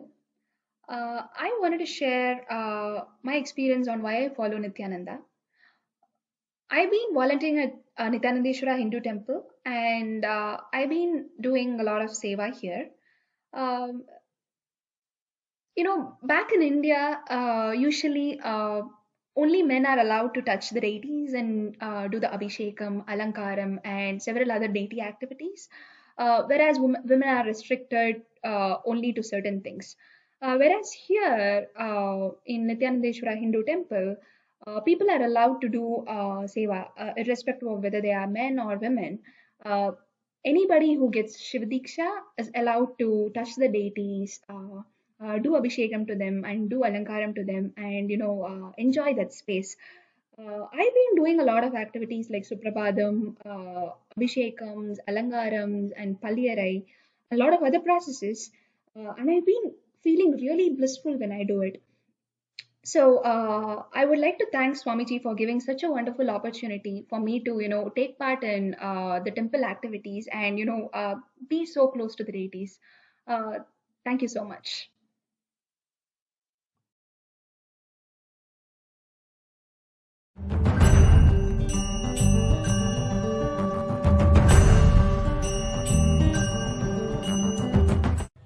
Hi, my name's Nathan Selamutu. I'm from the UK. I'm 19 years old. I'm a full-time student at university, first year. I've come here to Paramashivoham because my dad was talking about Nithyananda and was telling me all the things that he could do to people from around the world, no matter the age. And I wanted to witness it firsthand myself, and which I did the first day, which was absolutely amazing because I saw Mahayoga manifest 4 diamonds out of her mouth, which is crazy. The day after that, we saw doing the same thing, manifesting all the powers that have been taught from Swamiji. And after that, we started doing it ourselves. I was able to manifest some powers as well. I was able to body scan, read from the banyan leaf, read from the yantra, and I've been able to do it successfully and repeatedly.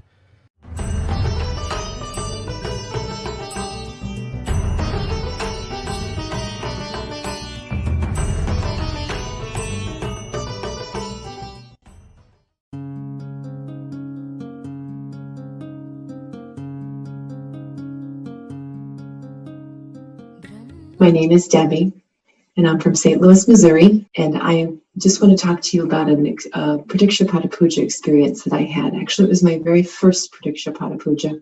I was in Varanasi in October of 2015 for an Inner Awakening program, so I actually wasn't too far from Swamiji's feet during this puja. I just remember being really excited. Yay, I get to do my first Pradikshapata Puja. This is awesome. They give us all the puja items and get us ready, and we're sitting there, and Swamiji's sitting there on the chair. Ankles are crossed. You can see his feet. So then the puja starts. I'm thinking, oh, I'm going to be in such a state of bliss, which I was. But the tears just started coming, and they just kept coming.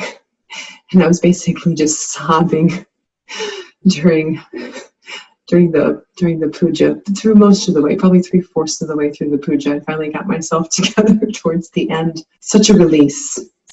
I mean, I had no idea that I would actually have that reaction while doing the puja. I had never experienced anything quite like it. And it wasn't tears of sadness at all. And it's just such a beautiful place to be, beautiful space. And hopefully you can someday enjoy that as well. There are many opportunities to do Pradikshapata Puja with Swamiji via two-way video conferencing. Very powerful, even though you may not be physically at his feet performing the puja. It's still a very, very strong space to be in. And that's what I want to share today. I just want to share that it's a powerful, powerful ritual, connecting with the divine in that space of gratitude. And I just hope that those of you who have not offered Pradikshapata Puja could actually experience that. Thank you very much for letting me share this. Nithyananda.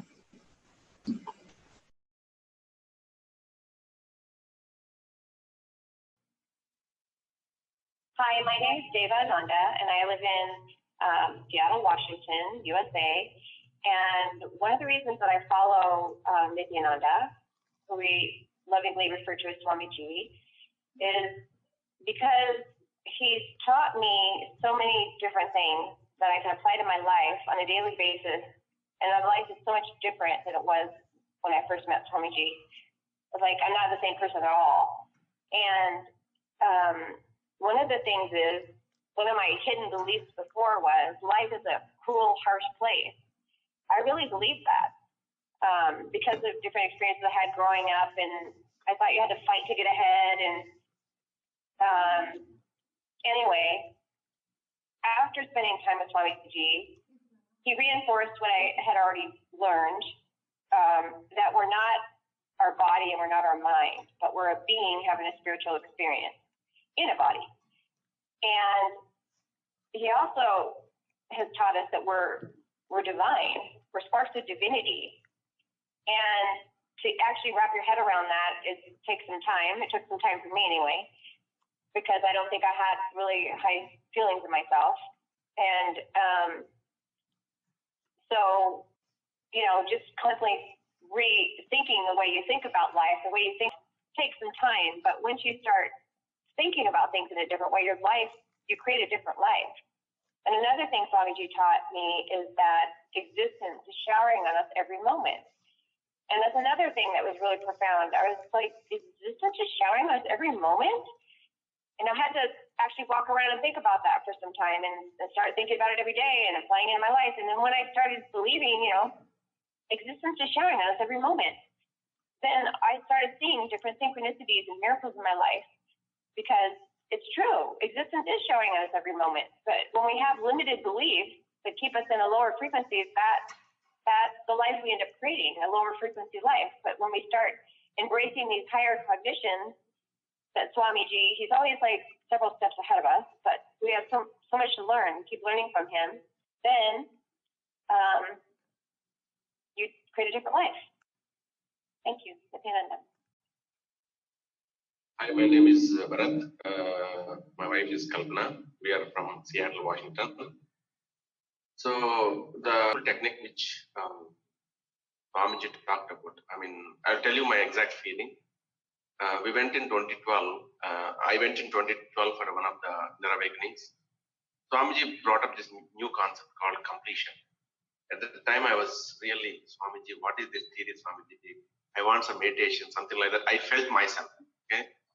I couldn't really experience what exactly is completion. So then afterwards, when I came to Dallas, I was actually trying to contemplate, and one of my colleagues, Bhagwan Reddy, he helped me in understanding the completion. So then I actually helped a few people in trying to understand completion. When they really complete, they really feel very gratitude. So from that space, understand that space and see how the things are, that actually helps us in the family also. So basically, when someone is going through a little bit of highs and lows, we understand from which space they are coming from. So we know that they need to be complete, but we also need to be caring and trying to understand from which context they are coming. So for kids, in case of kids, we need to listen to the kids, what they are talking, and also give them the right cognitions. For example, if I have been in the outside world, I wouldn't have told my kid, come to temple, all these things. Maybe once in a while I would have told them, but because I am going, she sees me that I am going every day. She sees me I am putting basma. She is seeing that I am putting rudraksha. So she has some cognition about, unknowingly or knowingly, cognition will be there in the chain. And for example, today I was doing some yoga. So she sees me that I am doing yoga. And when I do it, automatically they will also catch the thread. And one day, maybe not today or tomorrow, but one day they will catch it and they will implement that in their life. So that's how only when we do ourselves, kids also catch that, try to explain. And also I will try to guide her whenever she is going through different situations. I'll ask her, I'll make sure she understands what I'm talking. I'll tell in terms of examples so that she understands the concept of completion and integrity, authenticity, responsibility, and enrichment. So, they really help us and move us in a great way towards achieving to our higher states of consciousness. Yes.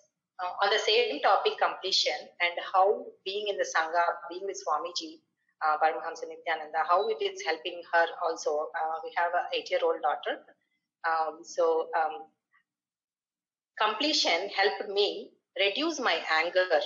As when she was like 2.5 years old, I used to get upset with my expectations and she is not behaving the same way. With that, learning the completion process helped me understand and catch my anger before I really burst out on her, very young child. That helped me and I could resolve my issues And additionally, she also attended IA Inner Awakening with Swamiji, and she was 4 years old. I am really surprised how how the blessings of the divine, right? So she was able to be there when she was 4 years old. That is definitely a big blessing. We also saw that how she was very shy and calm before, and after that she kind of in all her dimensions she started developing, growing, and we feel happy for that. And growing, she's growing in the sangha. Definitely, and a lot of other parents tell me saying that she is so good, so patient, so understanding and accommodating, and I really feel all these is coming up along with the ambience we are in. So yeah, thank you. Thank you. My name is Nithya Nithyananda, and I'm from Seattle. I'm a Tanadar at the temple and a volunteer. I want to express my gratitude for Nithyananda. He has led me to a place where I can express his teachings, and I can now assist humanity to raise themselves to their highest level of consciousness as I continue to evolve through his teachings. Thank you.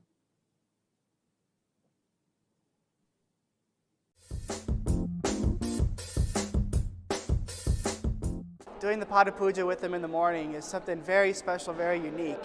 Being in his breathing space and being so close, just the radiance. I did it on Chitra Purnima, and the radiance emanating from him is something that you could see it on the camera a little bit, even during two-way, satsang. But being actually physically in his presence, it's just like almost like moon rays. It's so bright, but it's so calm and gentle. It's really indescribable.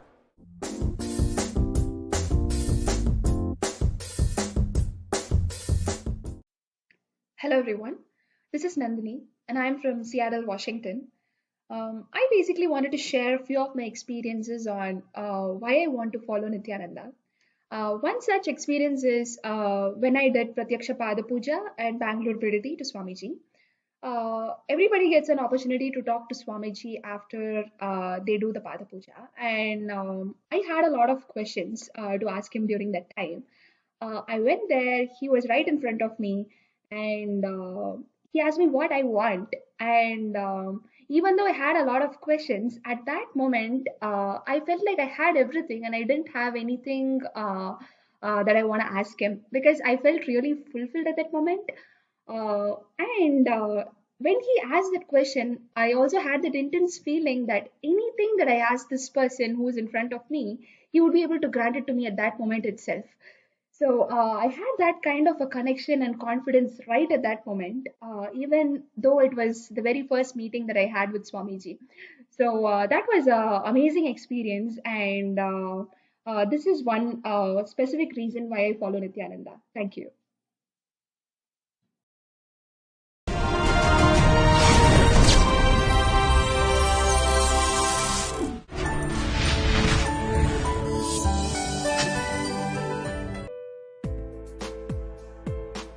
But I wanted to share this amazing miracle that happened yesterday. I had asked Swamiji in Pratyaksha Pada Puja on the second day to help me. I started this business in 2009 because of Swamiji's blessings, but I also work part-time as an engineer at a national lab. And it's very difficult building the business, being a mom, and trying to work. And so I asked Swamiji in the Pada Puja to help me make money in the business so that I could retire from my engineering job. And then two days ago in the morning, I got a text from work that they offered an early retirement package, and I qualify, and so I found out I could have 17 days of pay, 17 weeks of pay, so I could take early retirement. And so I'm going to retire June 13th. So Swamiji works really fast. And then I'm going to work full-time on my business, and I'm going to start with doing an internet radio program, and my goal is to enrich 100,000 people on the Vedic principles and talking about yoga and Ayurveda, and so I can do this full-time because Swamiji created this huge banquet for me to just, how could I say no to early retirement and getting paid, and it's an amazing blessing, and I'm still in shock, so I know it's a miracle. this is what I wanted to.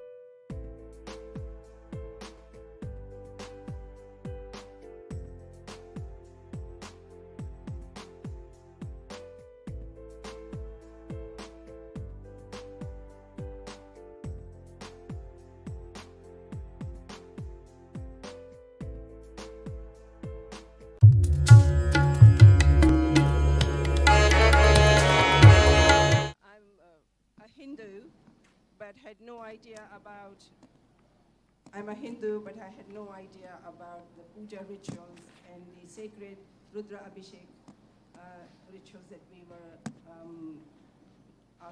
requested to do in the mornings. A rebel in me had to be overcome by total will persistence, and it helped because I didn't manage to miss a single puja day. However, what I noticed was that it's not a routine puja. Even while you're doing the puja, there are little occurrences either with you or around you that can really annoy you, nag you, and it doesn't help you to have an enjoyable, wonderful experience. And with Swamiji's grace, I had a breakthrough 2 days ago and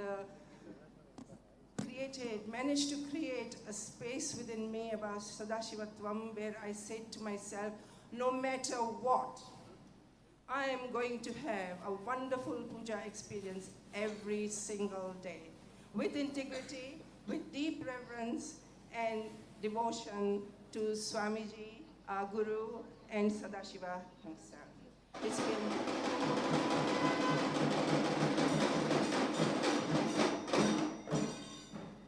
Has unfolded so beautifully, and I continue this magical entangle of puja every single day.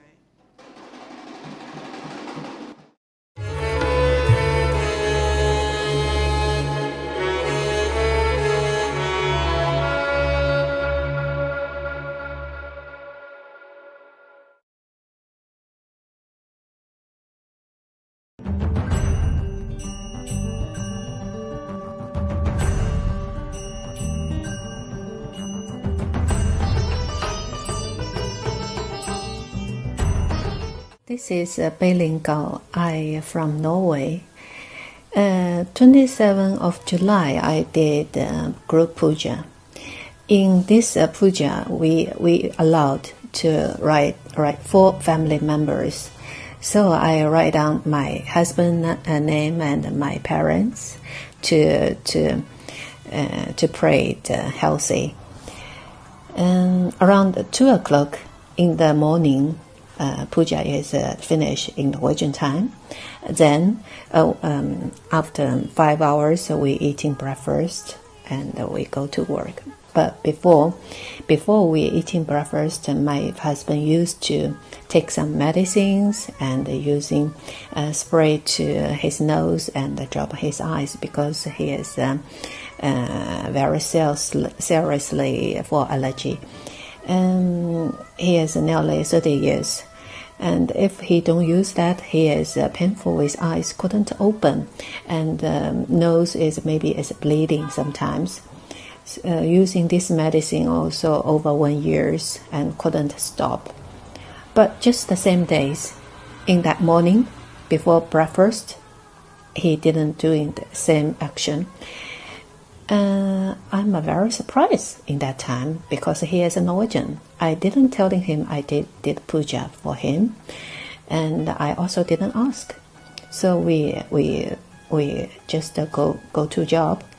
After we go back home, and in the evening we have a free talking. I asked him, today you forgot using your medicine for your allergy for your nose and eyes. He said yes. Today morning, when I wake up, I suddenly decided myself I don't want using my medicine. So whole day I didn't feeling unwell. It's quite well. So I quit it. In my mind, I think, wow, must be Swamiji did, and strongly recommend everybody to participate in the ritual in the Swamiji of us to get blessing. Nithyananda.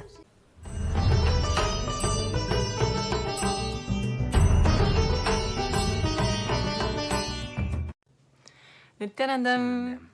So thank you for being here. Today is going to be a very short but straight to the point video, and I'm here with my father. And the topic of the video is why I follow Nithyananda Swamiji. So before I ask him the question, I just want to mention briefly, for those who don't know, that my mother is the one who connected to Swamiji first in 2010, if I remember correctly, so for about 10 years now. Then my brother felt the connection and actually decided to pursue the lifestyle of sannyas.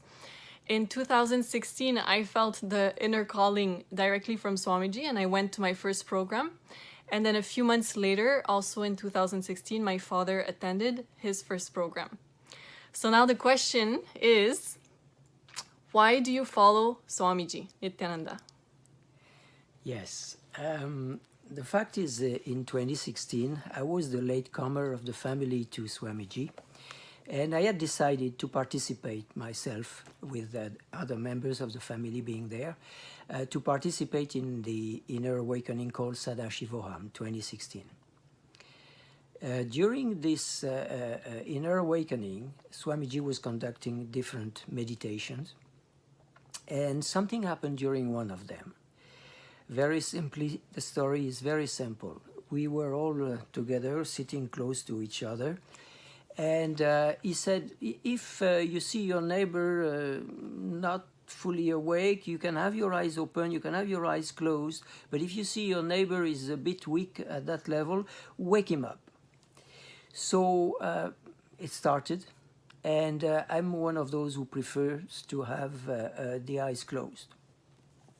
So I was very, very aware, fully aware, following really what was going on. And all of a sudden, a knee just above my right knee, I feel a very strong grip, like something catching me like that. I said, oh boy. I had the eyes closed, and I said, oh boy, my neighbor thinks I'm falling asleep. So, yes, Swatantira laughs. And I opened my eyes and looked at him, and no, he was looking straight ahead. He had the eyes opened. So we finished the meditation, and at the end, I looked at him and I said, oh, you thought I was falling asleep. He looks at me quite surprised, and he says, oh, no? I said, come on, you had a firm grip on my knee. He said, I didn't touch you, I swear it. And I was very puzzled. What was that? So the day ends up, we're going back to the hotel, and at the time I was going to bed, I was checking my legs, and I look at my right knee, which had been for years. Nithyanandam, welcome back to all the viewers. Let's get started. Let's get ready for the Bhava Samadhi Darshan preparation. Let's move.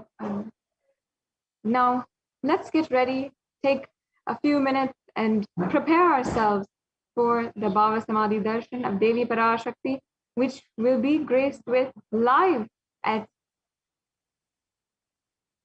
10 p.m. Indian Standard Time. Let's now begin understanding what is Bhava Samadhi Darshan. The next slide, please.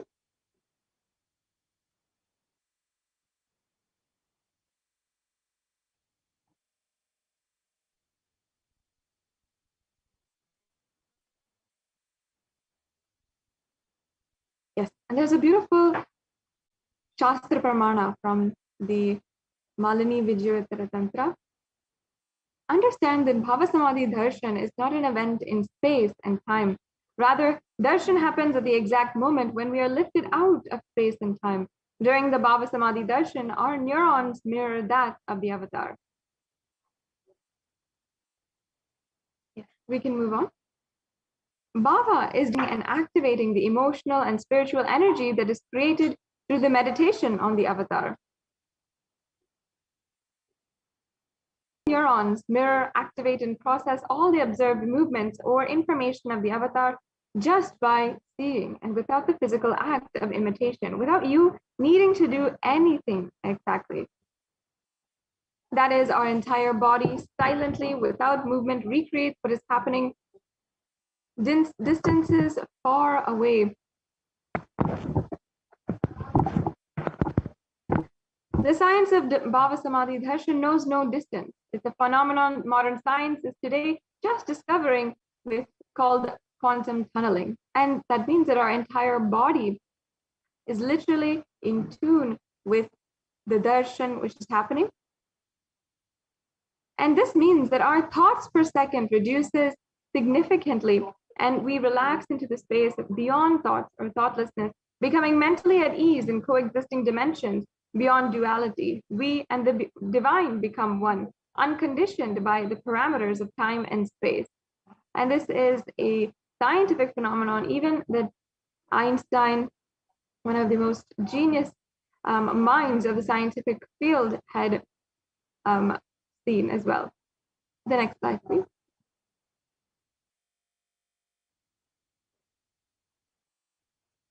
Now, if you can understand, the quantum tunneling science is the probability of a quantum particle, like an electron with the less kinetic energy, to cross over the potential energy of an energy barrier.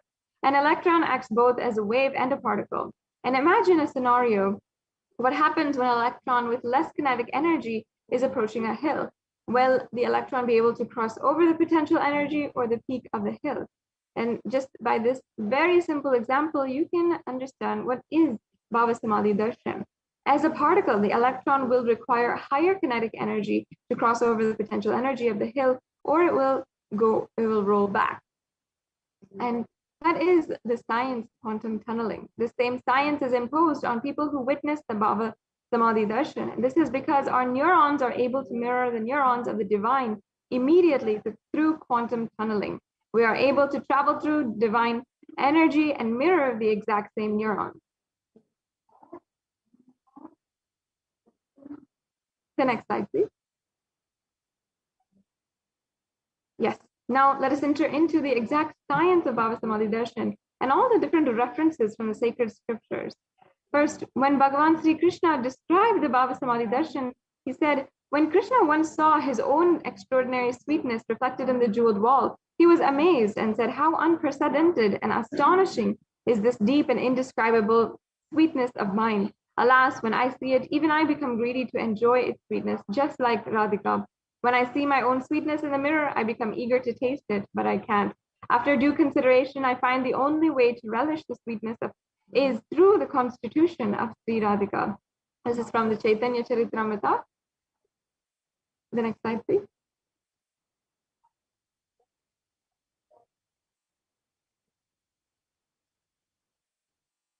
We can go on to the next slide. Bhava Samadhi Darshan is the science of Nijavatara, manifesting Paramashiva, the consciousness, expressing the being of Parashiva through the Divya Sarira and manifesting as Nijavatara, physical form or the embodied form for us to experience Paramashiva.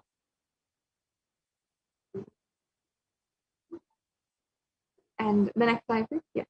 So here we have the Shastra Pramana from the Malini Vijayottara Tantra, which I'll now be chanting. Katana Shakti Padatva Yadvarasadhat Svaguru Samyak Prapyate Paramam Padam. And it literally means, by the enlightening teachings of the Guru Katana, by the Shakti Pada, the graceful transformation of those spiritual powers, by looking at the sacred feet of the Guru, or by the complete loving favor of the Guru Prasad, the ultimate goal and space, Paramapadam, is attained.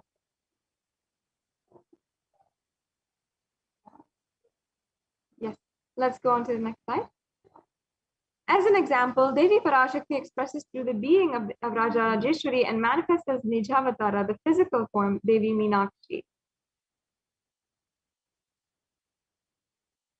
The next slide, please. And Bhagavan Paramashiva expresses through the being of Subramanya and manifests as Nijavatara, the physical form of Bhagavan Muruga.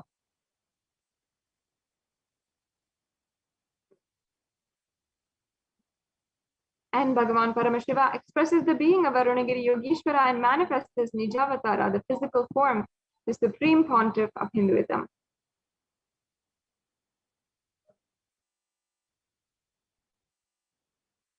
Finally, we have the example of Bhagavan Parandhama expressing the being of Mahavishnu and manifesting as a Nijavatara the physical form of Bhagavan Venkateshwara.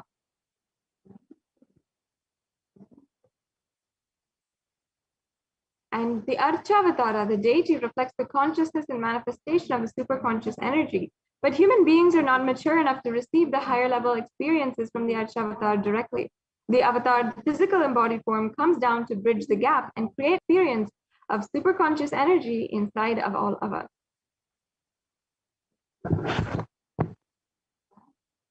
And when we have the Bhava Samadhi darshan of the Nijavatara, manifesting beings of various dimensions of Paramashiva, the auspicious components and the powerfulness of those dimensions of Paramashiva are awakened inside of all of us.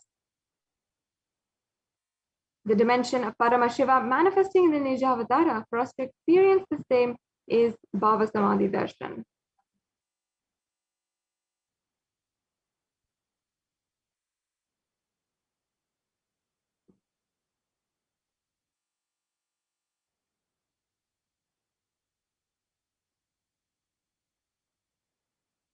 Yes, we can go on.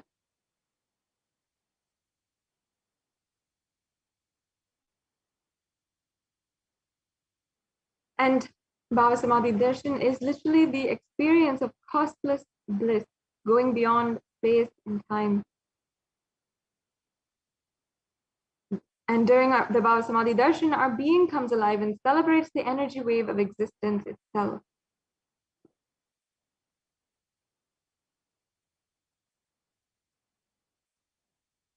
The next slide, please. Our very muscles learn to imbibe and radiate Paramashiva, and Bhava Samadhi darshan is like a window to the infinite expanse of consciousness, allowing us to glimpse the formless in a way that we can understand. And even without much effort from our side, our very biomemory awakens to the space of Paramashiva, ultimate consciousness during Bhava Samadhi darshan. And to have a glimpse of having the darshan of an avatar cleanses the lifetimes of karmas and creates a deep and lasting transformation inside of all of us.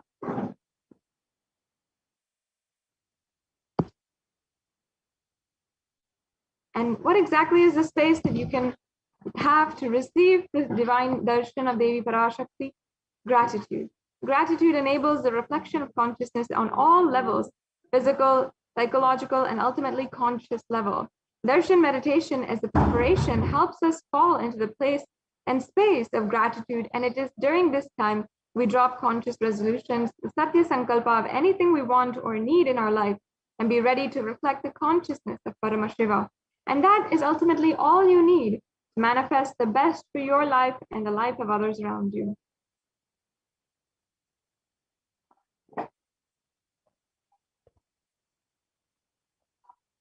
Yes. Now, just take a few minutes and let's meditate on the right context to receive the darshan. You have to consciously decide, I know you are the source of everything. You are everything, and you are in the embodied form of the Supreme Pontiff of Hinduism, and you are in this body. You are the source for both. Let me connect with you. Let you reveal yourself to me, and let me be in the Bhava Samadhi darshan of you.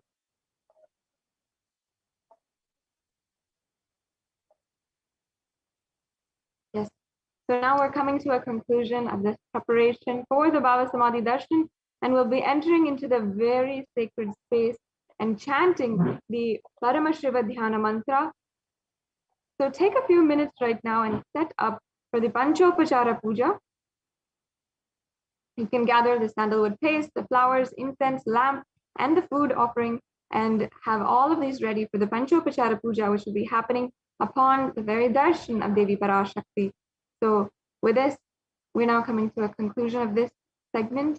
We'll be entering into the next segments of today's program and eagerly approaching the darshan of Devi Parashakti.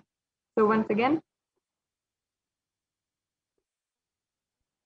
just take a few minutes to set up for the Panchopachara Puja, and we'll now be beginning the Paramashiva Dhyana mantra.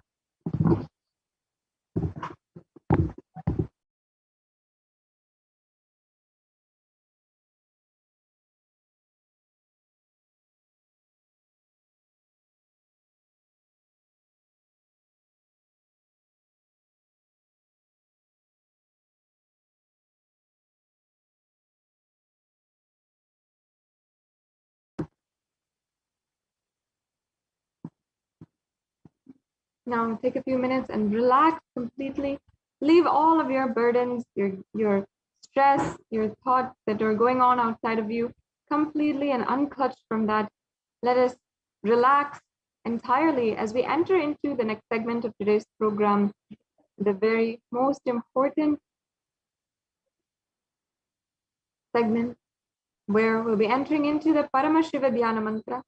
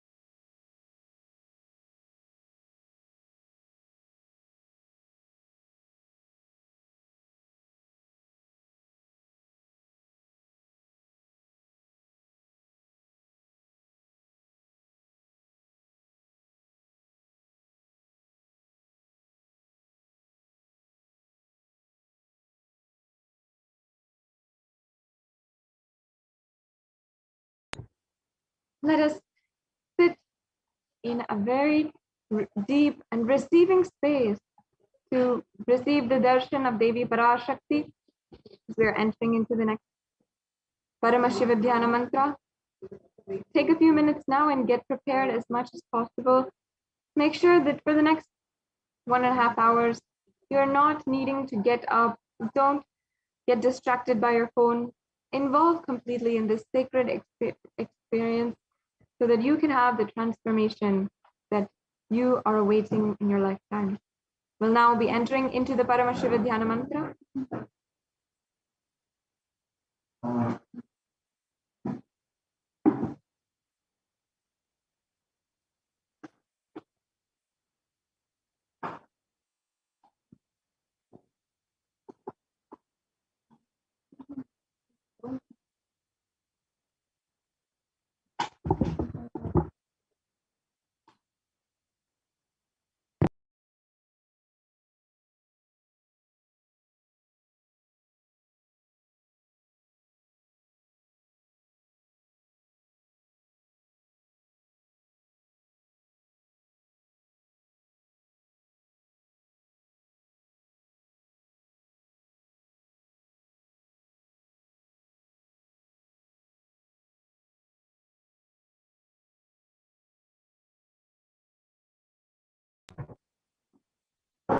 Unclutch from all the thoughts that are happening inside of you. Sit in a deep receptive space and let's get ready for the Paramashiva Dhyana Mantra.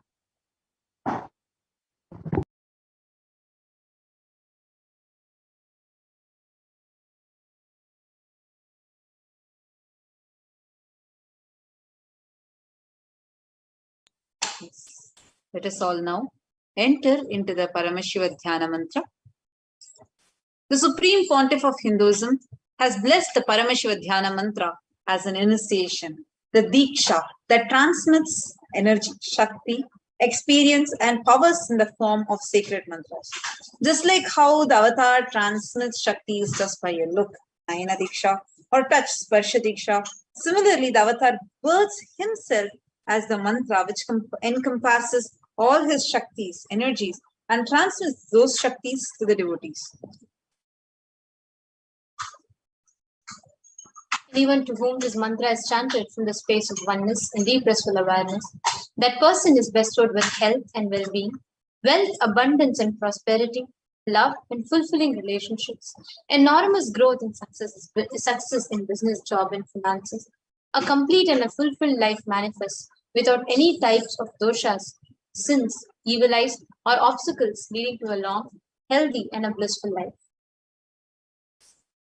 Today, Kailasa's Department of Human Services and Kailasa's Department of Religion and Worship is offering the Paramashiva Dhyana Mantra prayer service on behalf of each and every one of you. With the grace and blessings of the Supreme Pontiff of Hinduism, Jagat Guru Mahasannidhanam, His Divine Holiness Bhagavan Shri Nithyananda Paramashivam, we are going to be offering the Paramashiva Dhyana Mantra prayer service on behalf of each and every one of you to Parashakti, manifesting, embodying herself in the Nija avatar of the Supreme Pontiff of Hinduism. Let us now get ready to enter into the Paramashiva Dhyana Mantra. Today, we are going to be offering the Paramashiva Dhyana Mantra. For the following benefits, we'll also be reading out the meaning so you all can comprehend, assimilate, and enjoy the Paramashiva Dhyana Mantra. We are going to be offering the Paramashiva Dhyana Mantra today for all of you to be healed of stress and anxiety, for any kind of insecurities in you to be completely healed. We are going to be offering the Paramashiva Dhyana Mantra for all of you to experience completion in and fulfillment in all your relationship aspects, for each and every one of you to be healed out of any physiological, psychological, neurological or physical disorders.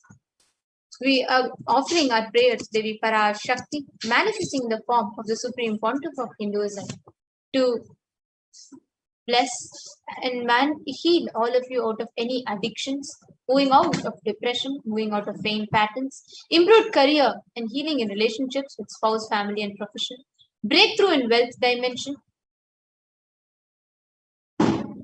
protection for children that were orphaned during the pandemic, protection from natural calamities, protection from lost wages, breakthrough in creativity, increased inspiration, solution to any problem for you all to move out of debt, experience increased energy and vitality, for all of you to experience completion with your biological mother, for you all to experience healing from all insecurities, protection from any direct or indirect effects of the pandemic, for the leadership consciousness to be awakened, healing from any genetic or inherited disorder, experiencing completion in your muscle memory and biomemory, experiencing completion with the biological mother, and experiencing feeling connection with the cosmic mother. We are going to be offering our prayers so that you can awaken the divine feminine consciousness in you. And we are also praying for the grace, blessings, and protection of the Supreme Pontiff of Hinduism to always be with you. Now let's enter into the Paramashiva Dhyana Mantra. Om Nithyananda Paramashivoham. Om Nithyananda Paramashivoham. Om Nithyananda Paramashivoham. Om Hri Nithyanandaya Namaha. Om Ham Ham Shivaya Namaha. Om Nithyanandam Paramasukadam Kevalam Jnanamurtim Dvandvatitam Gagana Sadrisham Tattvamasya Ekam Nityam Vimalamachalam Sarvadi Sakshi Bhutam Bhavatitam Trigunarehitam Sadgurum Tam Namami. I surrender to that Sadguru who is eternal bliss, the bestower of the supreme happiness, the one whose embodiment of wisdom beyond duality, who is omnipresent, to whom the supreme goal is giving the enlightenment experience, who is eternal, pure and unshakable, who is a silent spectator of all thought processes, who is beyond emotions, who is without the three qualities called Sattva, Rajas and Tamas. You make a conscious resolution. The presence of the avatar, power of Sankalpa itself will deliver the experience and manifest your reality. Om Mamopata Samasta Duridakshaya Dwara Bhagavat Shri Nithyananda Paramashiva Prityastam. I am taking this conscious resolution today for destroying all my karmas and sins, and in order to please Bhagavan Shri Nithyananda Paramashivam, Asya Devadevasya Mahadevasya Akhilanda Koti Brahmanda Nayakasya, who is the God of all gods, who is the greatest of gods, the Lord of universes and multiverses, who is the Lord of the cosmos, Sakala Jagat Srishti Sthiti Samhara Tirobhava Anugrahakya Panchakritya Parayanasya, the one who does the cosmic actions of creation, sustenance, rejuvenation, pulling out of delusion and liberation, Adimadhyantaraitasya Prameya Parakramasya Tattvartha Gocharasya, the one who is the beginning, middle, and end, the one who is immeasurable, Akara, Ukara, Makaratmaka, Pranavaatmakasya, Vrishabharudhasya, Mahadevasya, Kamikadivatulanta, Mahatantrakhya, Shaivaagamaswarupasya, Sakalanikamaagamaswarupasya, Shuddhadvaita Shaivaswarupasya, Nityanandapadastasya, Nityanandaswarupasya, Shuddha Satchidananda Rupatītasya, Sakala Nishkalaswarupasya,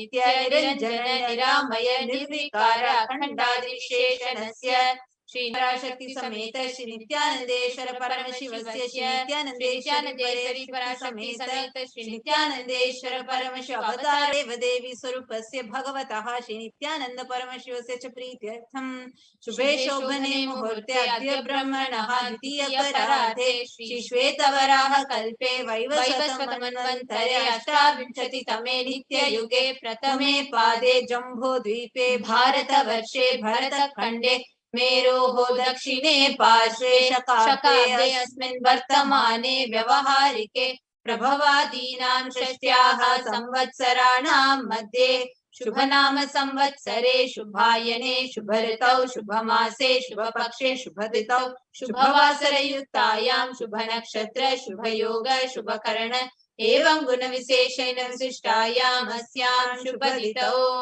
During this auspicious time, during the second half of the lifetime of Lord Brahma, during the Kalpa called Shvetavaraha, during the regime of Vaivasvata Manu, during the first quarter of the Yuga called Nitya Yuga, in the island called Jambu, in the continent called Bharata Varsha, in the Indian subcontinent called Bharata Khanda, in the southern side of the Mount Meru, in the Shaka era, during the auspicious year, which is one of the set of 6 years, which is in practice of which Prabhava is the first year, in the auspicious Ayana, in the auspicious season, in the auspicious month, in the auspicious Paksha, on the auspicious Tithi, on the auspicious day, during the auspicious Nakshatra, auspicious Yoga, and auspicious Karana, during such an auspicious moment, Adi Kailase, Kalpavrikshasya Daha, Nityananda Nagare, Smrita Smritana, Muktidayake, Mahakshetre. Now we request all the participants whether you're offering this mantra for yourself or for someone else.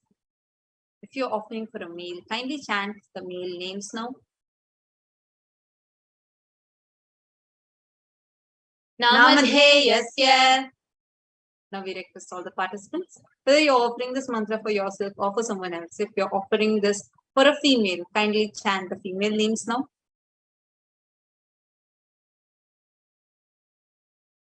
Namnyaha cha yajamana namavayoho saha kutumbhanam bandhuvarganam dayadivarganam mitravarganam sodaravarganam samesham. For all those who are participants who send me with their families, relatives, inheritors, friends, brothers and everyone, sarvabhishta siddhyartham sarvamangalavapyartham uttarottaranavachinna sthiralakshmi praptyartham. Always let there be all types of good and auspiciousness. Always let there be unbroken flow and steady flow of abundance, prosperity and wealth. Kutumbe sarvesham sarvabhishta siddhyartham chintita manoratha vaptyartham. Let the family always have all kinds of auspiciousness and anything which is desired be fulfilled. Samesham adhivyadhinivrityartham samesham chiradipada paryantam. Vidyamananam sameshu angeshu janita janishyamana sakala vidha nana vidha roganam vyapohartham tadvara rogadragadravaposidhyartham. Let all the chronic diseases be healed. Let all kind of diseases and disorders in the body starting from head till toe, which has occurred or which is yet to occur in various parts of the bodies be healed. Let a strong, diseaseless, healthy, handsome and graceful body be obtained. Samesham paraikatribhischa krutakarishyamana sakala vidha mantra tantra yantra vishachurna abhichara stambhana marana uchchatana vidveshana vashikarana adi mantrika prayogebhyaha rakshana praptyartham tadvara samesham sarvabhishta siddhyartham.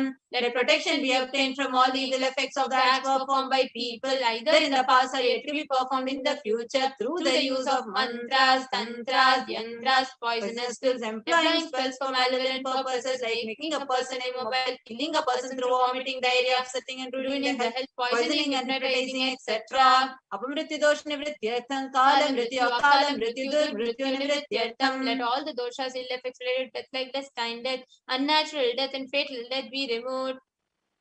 समेषाम् अन्तःशत्रु बहिःशत्रु क्रूरशत्रु व्यापारशत्रु अनुकूलशत्रु प्रतिकूलशत्रु इत्यादि सकलविध शत्रुबाधा निवृत्त्यर्थं, that all the effects of inner enemies, outer enemies, fears enemies, business enemies, enemies who project themselves as good, and enemies who work against our well-being be removed. Samesham antardrishti bahirdrishti क्रूर दृष्टि व्यापार दृष्टि अनुकूल दृष्टि प्रतिकूल दृष्टि इत्यादि सकल विध दृष्ट दोष निवृत्त्यर्थम, that all the effects of evil eyes performed by known and unknown sources, effects of cruelty filled eyes, evil eyes of business enemies, effects of evil eyes of people who may project as if they are well-wishers, and effects of the evil eyes of the people who are against our well-being be removed.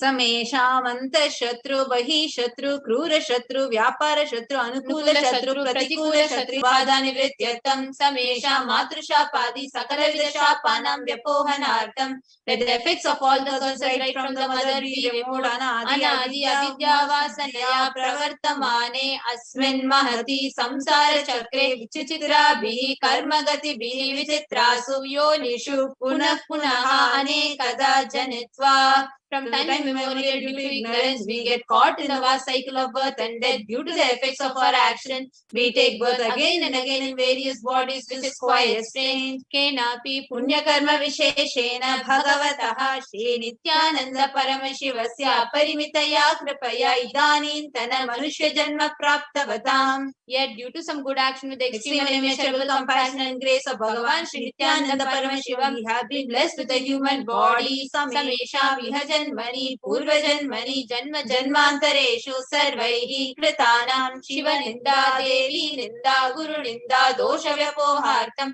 Shivaparada Devyaparada Guruvaparada Dosha Vyapohartam. Any kind of abuse we may have done to Paramashiva, Parashakti and Guru in the present birth, past birth, or any of the births be removed. Any kind of crimes or offences committed against Paramashiva, Parashakti and Guru be removed. ब्रह्म हत्या सुरापान स्वर्ण स्तेय गुरुतल्प गमन तत्संसर्गाख्य पंच महापातकादि समस्त पाप व्यतिरिक्तात्, let the 5 great sins like killing a Brahmin, drinking prohibited alcohol, stealing gold, having illicit relationship with Guru's wife, one's own mother, elder sister, and other such motherly figures, and associating with those people who have committed one of the above mentioned sins be removed. Apicha sarve balye vayasi kaumare yauvane vardhakye cha, let all the karmic effects of action done as a child, adolescent, youth, and as an old age person, Jagrat, Swapna, Sushupti, Avastasu, let all the karmic effects of action done in wakeful dream or deep sleep state, Karmendriya, Jnanendriya, Vyaparaihi, Sambhavitanam, let all the sins done through the Karmendriyas, that is the 5 organs which perform actions like hands, feet, excreting and reproductive organs, and Jnanendriyas, that is the 5 organs which receive information like ears, eyes, nose, tongue, and skin. Rahasyakritanam, Prakashakritanam, Atipatakanam, Upapatakanam, Sankalikarananam, Malinikarananam, Apatrikarananam, Jati Brahmshakanam, Prakinitanam, Evam Navanam, Navavidhanam, Bahunam, Bahuvidhanam, Sarvesham, Papanam, Sadhyaha. Let the sins which are done openly or secretly, the greatest of the great sins, minor of the minor sins, multiple sins, sin like raping a woman, unjustifiable sins, not destroying caste system, narrow-minded sins, such 9 sins and 9 types of sins, more sins and more types of sins, we would immediately and instantly, apanodana dvara, samasta mangala praptyatam, Shiva Bhakti, Devi Bhakti, Guru Bhakti, Siddhyartam, Paramashivatva, Paramashiva Sthiti, Paramashiva Shakti Siddhyartam, through the removal of sins, let us be showered with all auspiciousness, let Paramashiva Bhakti, Devi Bhakti, and Guru Bhakti be obtained, let the state of Paramashiva, space of Paramashiva, and powers of Paramashiva be obtained, Kutumbe, Sarvada, Sanmangala Praptyartam, Anyonya Prema Viruddhyartam, Purnatva Siddhyartam, let the whole family always be showered with all auspiciousness, let mutual love bloom among all people, let completion happen, and let all the mistakes be removed. Kshiprarogya-vaptyatam, ayurvriddhyatam, purnatva-siddhyatam. Let healthy body obtain instantly and immediately. Let longevity be bestowed. Vyapare udyoge cha sarvajanavashikaranartam tadvara unnato natasthana praptyartam. Let your charisma impress everyone in business and job, and through that let you attain the best of the best position. बहुधन सौख्य प्राप्त्यर्थं गृह कनक पशुपुत्र पौत्र धन धान्य सौख्य प्राप्त्यर्थं let extremely wealthy and happy life happen, and various wealth be showered in the form of house, gold, cattle, children, grandchildren, money, grains, and all the comforts related to worldly life. Adityadinam navanam grahanam dosha pida nivaranatam Adityadinam navanam grahanam anukulyata siddhyatam.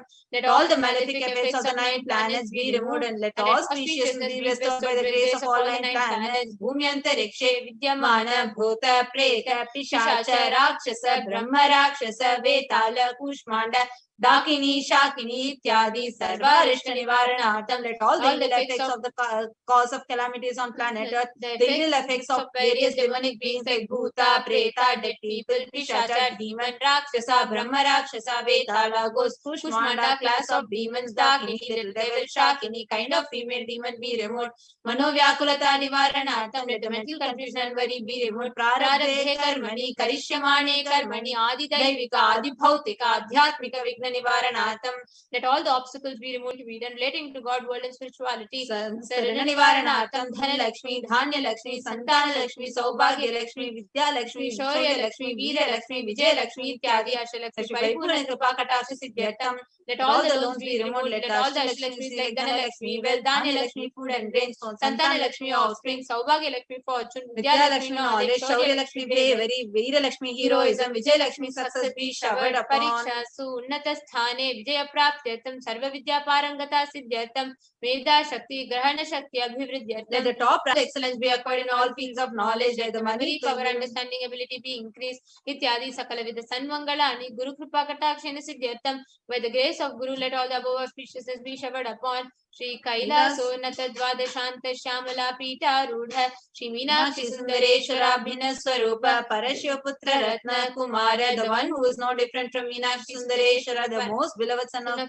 Paramashiva, the young boy, Guru Manyatulyavatara, Shri Parvati, Sanyapana Labda Divya Jnana Vishruta Sakala Nigama Gomasara Buddha Dravida Veda Pravartre, the young boy who is a gem among gurus and unequaled avatar, the one who received the enlightenment by drinking the breast milk of Devi Parvati, the author of the famous Dravida Veda, which is the essence of all Vedas and Agamas. Srimad Paramashiva Karuna Samadhikata Mukta Majadrashayana Giyama Najatra Chamara Shichinna Kahada Samaste Brada Valyalankrita Jnana Vijnana Chakravarti.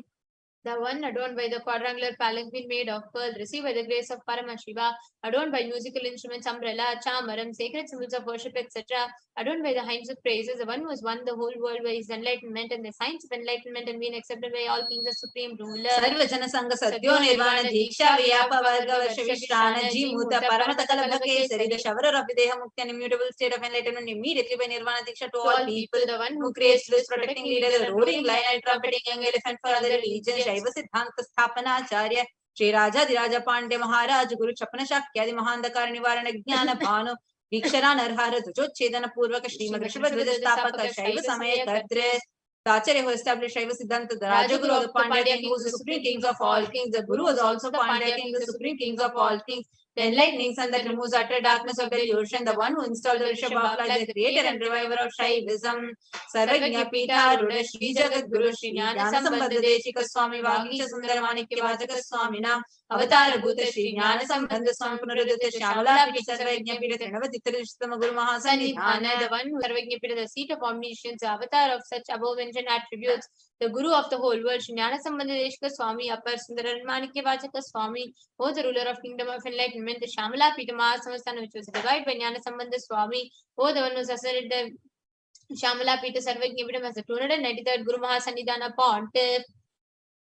Arunagiri Yogeshwara Paramparaga Arunachala Sarvajna Pita Guru Mahasannidhana Kailasa Paramparaga Kanchi Kailasa Sarvajna Pita Trinvatitara Dushtama Guru Mahasannidhana Nityotsava Nitya Mangala Nitya Kalyana Nitya Kaila Adi Kailasa Nithyananda Pita Mahasamastana Mahasimhasana Pita Kartre, the creator of the Nithyananda Pita Mahasamastana Mahasimhasana Pita is celebrating auspicious festival having the attractive energy of enriching Saksha Shri Paramashiva Samudbhuta Kailasa Paramparagata Vaivasata Manukshakari Chandra Bhagirata Shri Ramachandra Shurasena Ityadana Vachana Sarvabhauma Chakrati Paramparagata चतुष्टि योगिनी मंडित चतुष्टि संप्रदाय प्रवर्तक मनुधर्म शासन सूर्यवंश प्राप्त सर्वज्ञपीठ सुरांगी साम्राज्य मूर्धाभिषिक्त चूड़ामणि साक्षात् श्री परमेश्वर समुद्भूत कपिल महागुरु पुनरुद्धृत महानिर्वाणी पीठ अष्टोत्तर सहस्र श्री महामंडलेश्वर The 1000 Shri Mahamandaleshwar of Mahanirvani Pita established by Bhagavan Paramashiva himself and revived by sage Kapila. Sakshat Shri Parameshwar Simhasana Abhishekta Samasta Gananayaka Shri Mahaganapati Samarambha Navachinna Pitadishwara Guru Parampara Prapta Atla Pita Ashtotara Sahasratama Ashtotara Sahasra Shri Atla Pitadishwara The 1008 Shri Atla Pitadishwara of Atla Pita which is an unbroken lineage of pontiffs starting from Bhagavan Mahaganapati who is the leader of the Ganas was coronated by Bhagavan Paramashiva himself.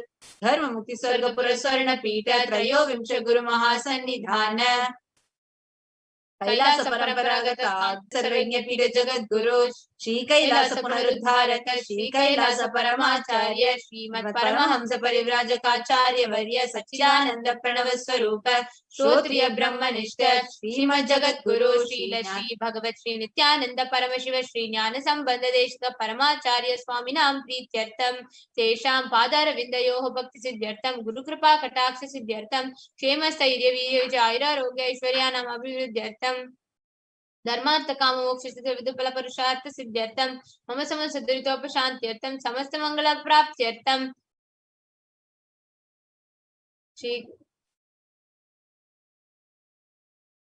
भगवत श्री नित्यानंद परमेश्वर प्रसादेन सकुटुम्बस्य ज्ञान वैराग्य जीवन मुक्ति प्राप्त्यर्थम च श्री नित्यानंदेश्वरी पराशक्ति समेत श्री नित्यानंदेश्वर परमशिवस्य श्री नित्यानंदेश्वरी पराशक्ति समेत श्री नित्यानंदेश्वर परमशिव अवतार भूतस्य सर्वदेव देवी स्वरूपस्य भगवतः श्री नित्यानंद परमशिवस्य च ध्यान षोडशोपचार सर्वोपचार अर्चनाराधन पूजां प्रार्थनां करिष्ये। ओम आनंद गंध निलयाय नमः। ओम भवरोग भेषजाय नमः। ओम कल्पतरवे नमः। ओम पशुपतये नमः। ओम पाश विमोचकाय नमः। ओम भाग्यवृत्ति परिवर्तकाय नमः। ओम ईप्सित फलदायकाय नमः। ओम भाग्यवृत्ति परिवर्तकाय नमः। ओम आदि व्याधि विनाशकाय नमः। ओम समस्त कल्याण गुणान्विताय नमः। ओम विदधिपुरीशाय नमः। ओम श्री कैलासपतये नमः। ओम शिवशक्तैक्य स्वरूपाय नमः। ओम ह्रीं नित्यानंदाय नमः। ओम हां हौं शिवाय नमः। ओम श्री नित्यानंदेश्वरी पराशक्ति समेत श्री नित्यानंदेश्वर परमशिवाय नमः। ओम श्री नित्यानंदेश्वरी पराशक्ति समेत श्री नित्यानंदेश्वर परमशिव अवतार भूत सर्वदेव देवी स्वरूपाय श्रील श्री भगवत श्री नित्यानंद परमशिव श्री ज्ञान संबंध देशिक परमाचार्य स्वामिने नमः। ओम Nityanandam. Let us all enter into the dhyana shloka for Devi Parashakti. सिंदूरारुण विग्रहां त्रिनयनां माणिक्यमौल तारानायक शेखरां स्मितमुखीं आपीनवक्षोरुहां पाणिभ्यामलिपूर्णरत्नचषकं रक्तोद्बलं बिभ्रतीं सौम्यां रत्नगडस्थरक्तचरणां ध्यायेत् परामम्बिकाम्। Arun The Divine Mother who is to be meditated upon as shining in a vermilion red body with a triple eye sporting a crown of rubies studded with the crescent moon. A face of all smiles, the splendid bust, one hand holding a jewel cup brimming with mead, and the other one twirling a red lotus. Arunam karunam tarangidakshim dhrutapashangusha pushpabana chapam animadiviravritaam mayukairamityeva vipavaye bhavani. I meditate on the great empress. She is red in color, and her eyes are full of compassion, and holds the noose, the gourd, and the bow. She holds the flowery arrow in her hands and is surrounded on all sides by powers such as anima for race, and she is the self within me. ध्यायेत् पद्मासनस्तां विकसितवदनां पद्मपत्रायदाक्षीम् हेमाम्भां पीतवस्त्रां करकलितलसद्येव पद्माम्बराङ्गीम् सर्वालङ्कारयुक्तां सततमभयतां भक्तनम्रां भवानीं श्रीविद्यां शान्तमूर्तिं सकलसुरनुतां सर्वसम्पत्प्रदात्रीम्. The divine goddess is to be meditated upon as seated on a red lotus with petal eyes. She is golden hued and has lotus flowers in her hand. She dispels fear of the devotees who bow down before her. She is the embodiment of peace, knowledge, and is praised by gods and grants every kind of wealth wished for.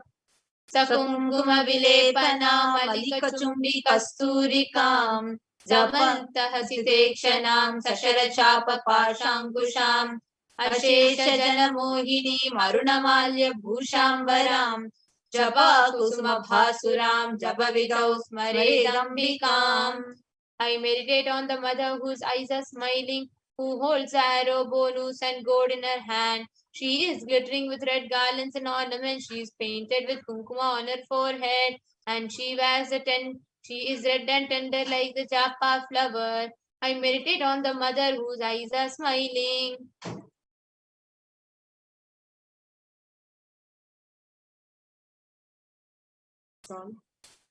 The saints is just a few more minutes.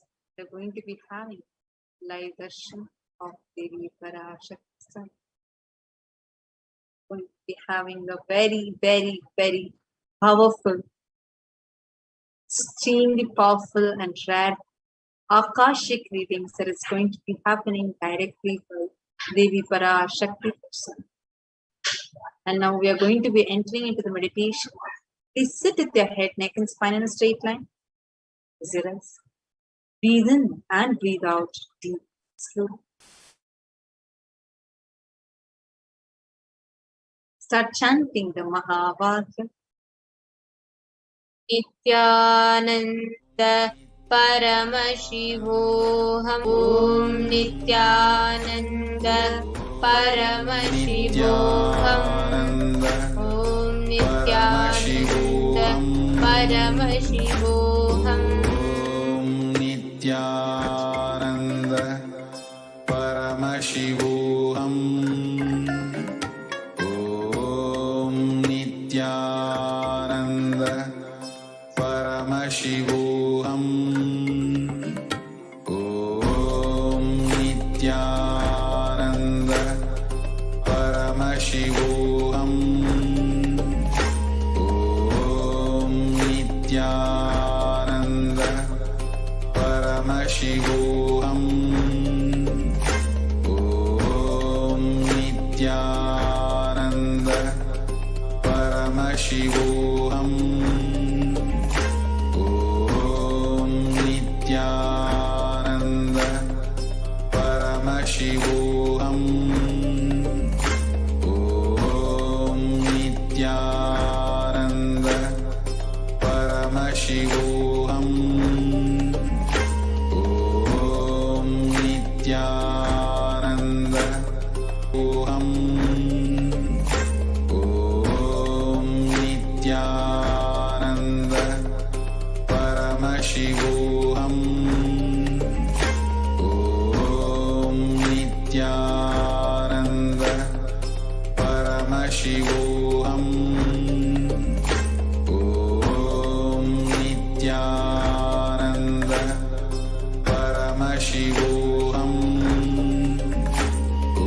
Om Nithyananda Paramashivoham.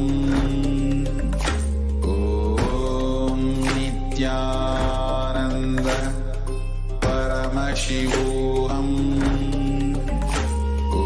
Om Nithyananda Paramashivoham. Om Nithyananda Paramashivoham.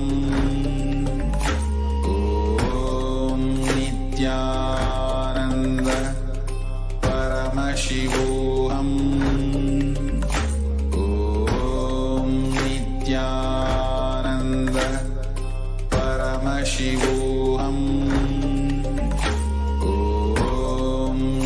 Nithyananda Paramashivoham.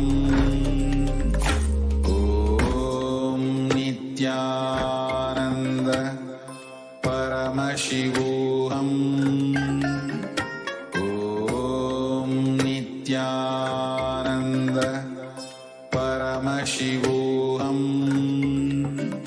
Om Nithyananda Paramashivoham. Om Nithyananda Paramashivoham. Om Nithyananda Paramashivoham. Om Nithyananda Paramashivoham. Om Nithyananda Paramashivoham. Om Nithyananda Paramashivoham. Om Nithyananda Paramashivoham. Om Nithyananda Paramashivoham. Om Nithyananda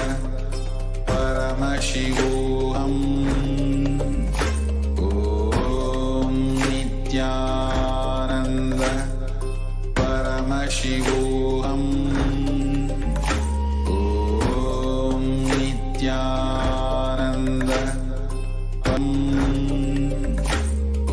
Nithyananda Paramashivoham. Om Nithyananda Paramashivoham. Om Nithyananda Paramashivoham. Om Nithyananda Paramashivoham. Om Nithyananda Paramashivoham.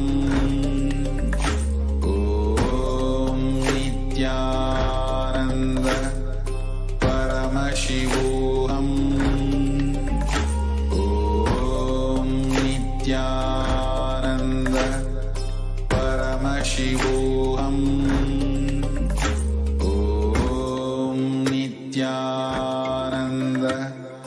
Paramashivoham. Om Nithyananda Paramashivoham. Om Nithyananda Paramashivoham. Om Nithyananda Paramashivoham. Om Nithyananda Paramashivoham. Om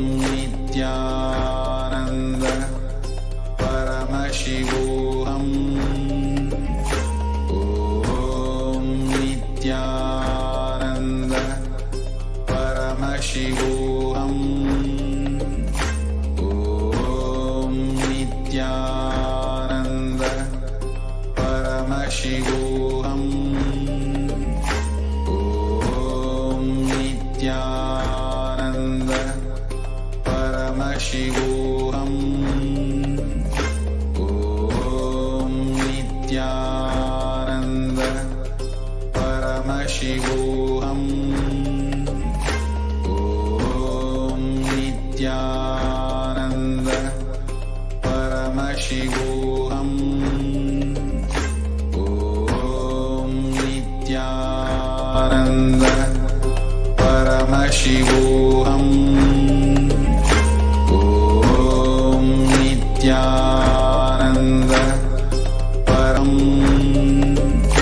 Om Nithyananda Paramashivoham.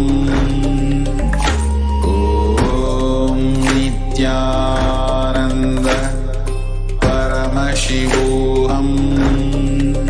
Paramashivoham. Om Nithyananda Paramashivoham. Om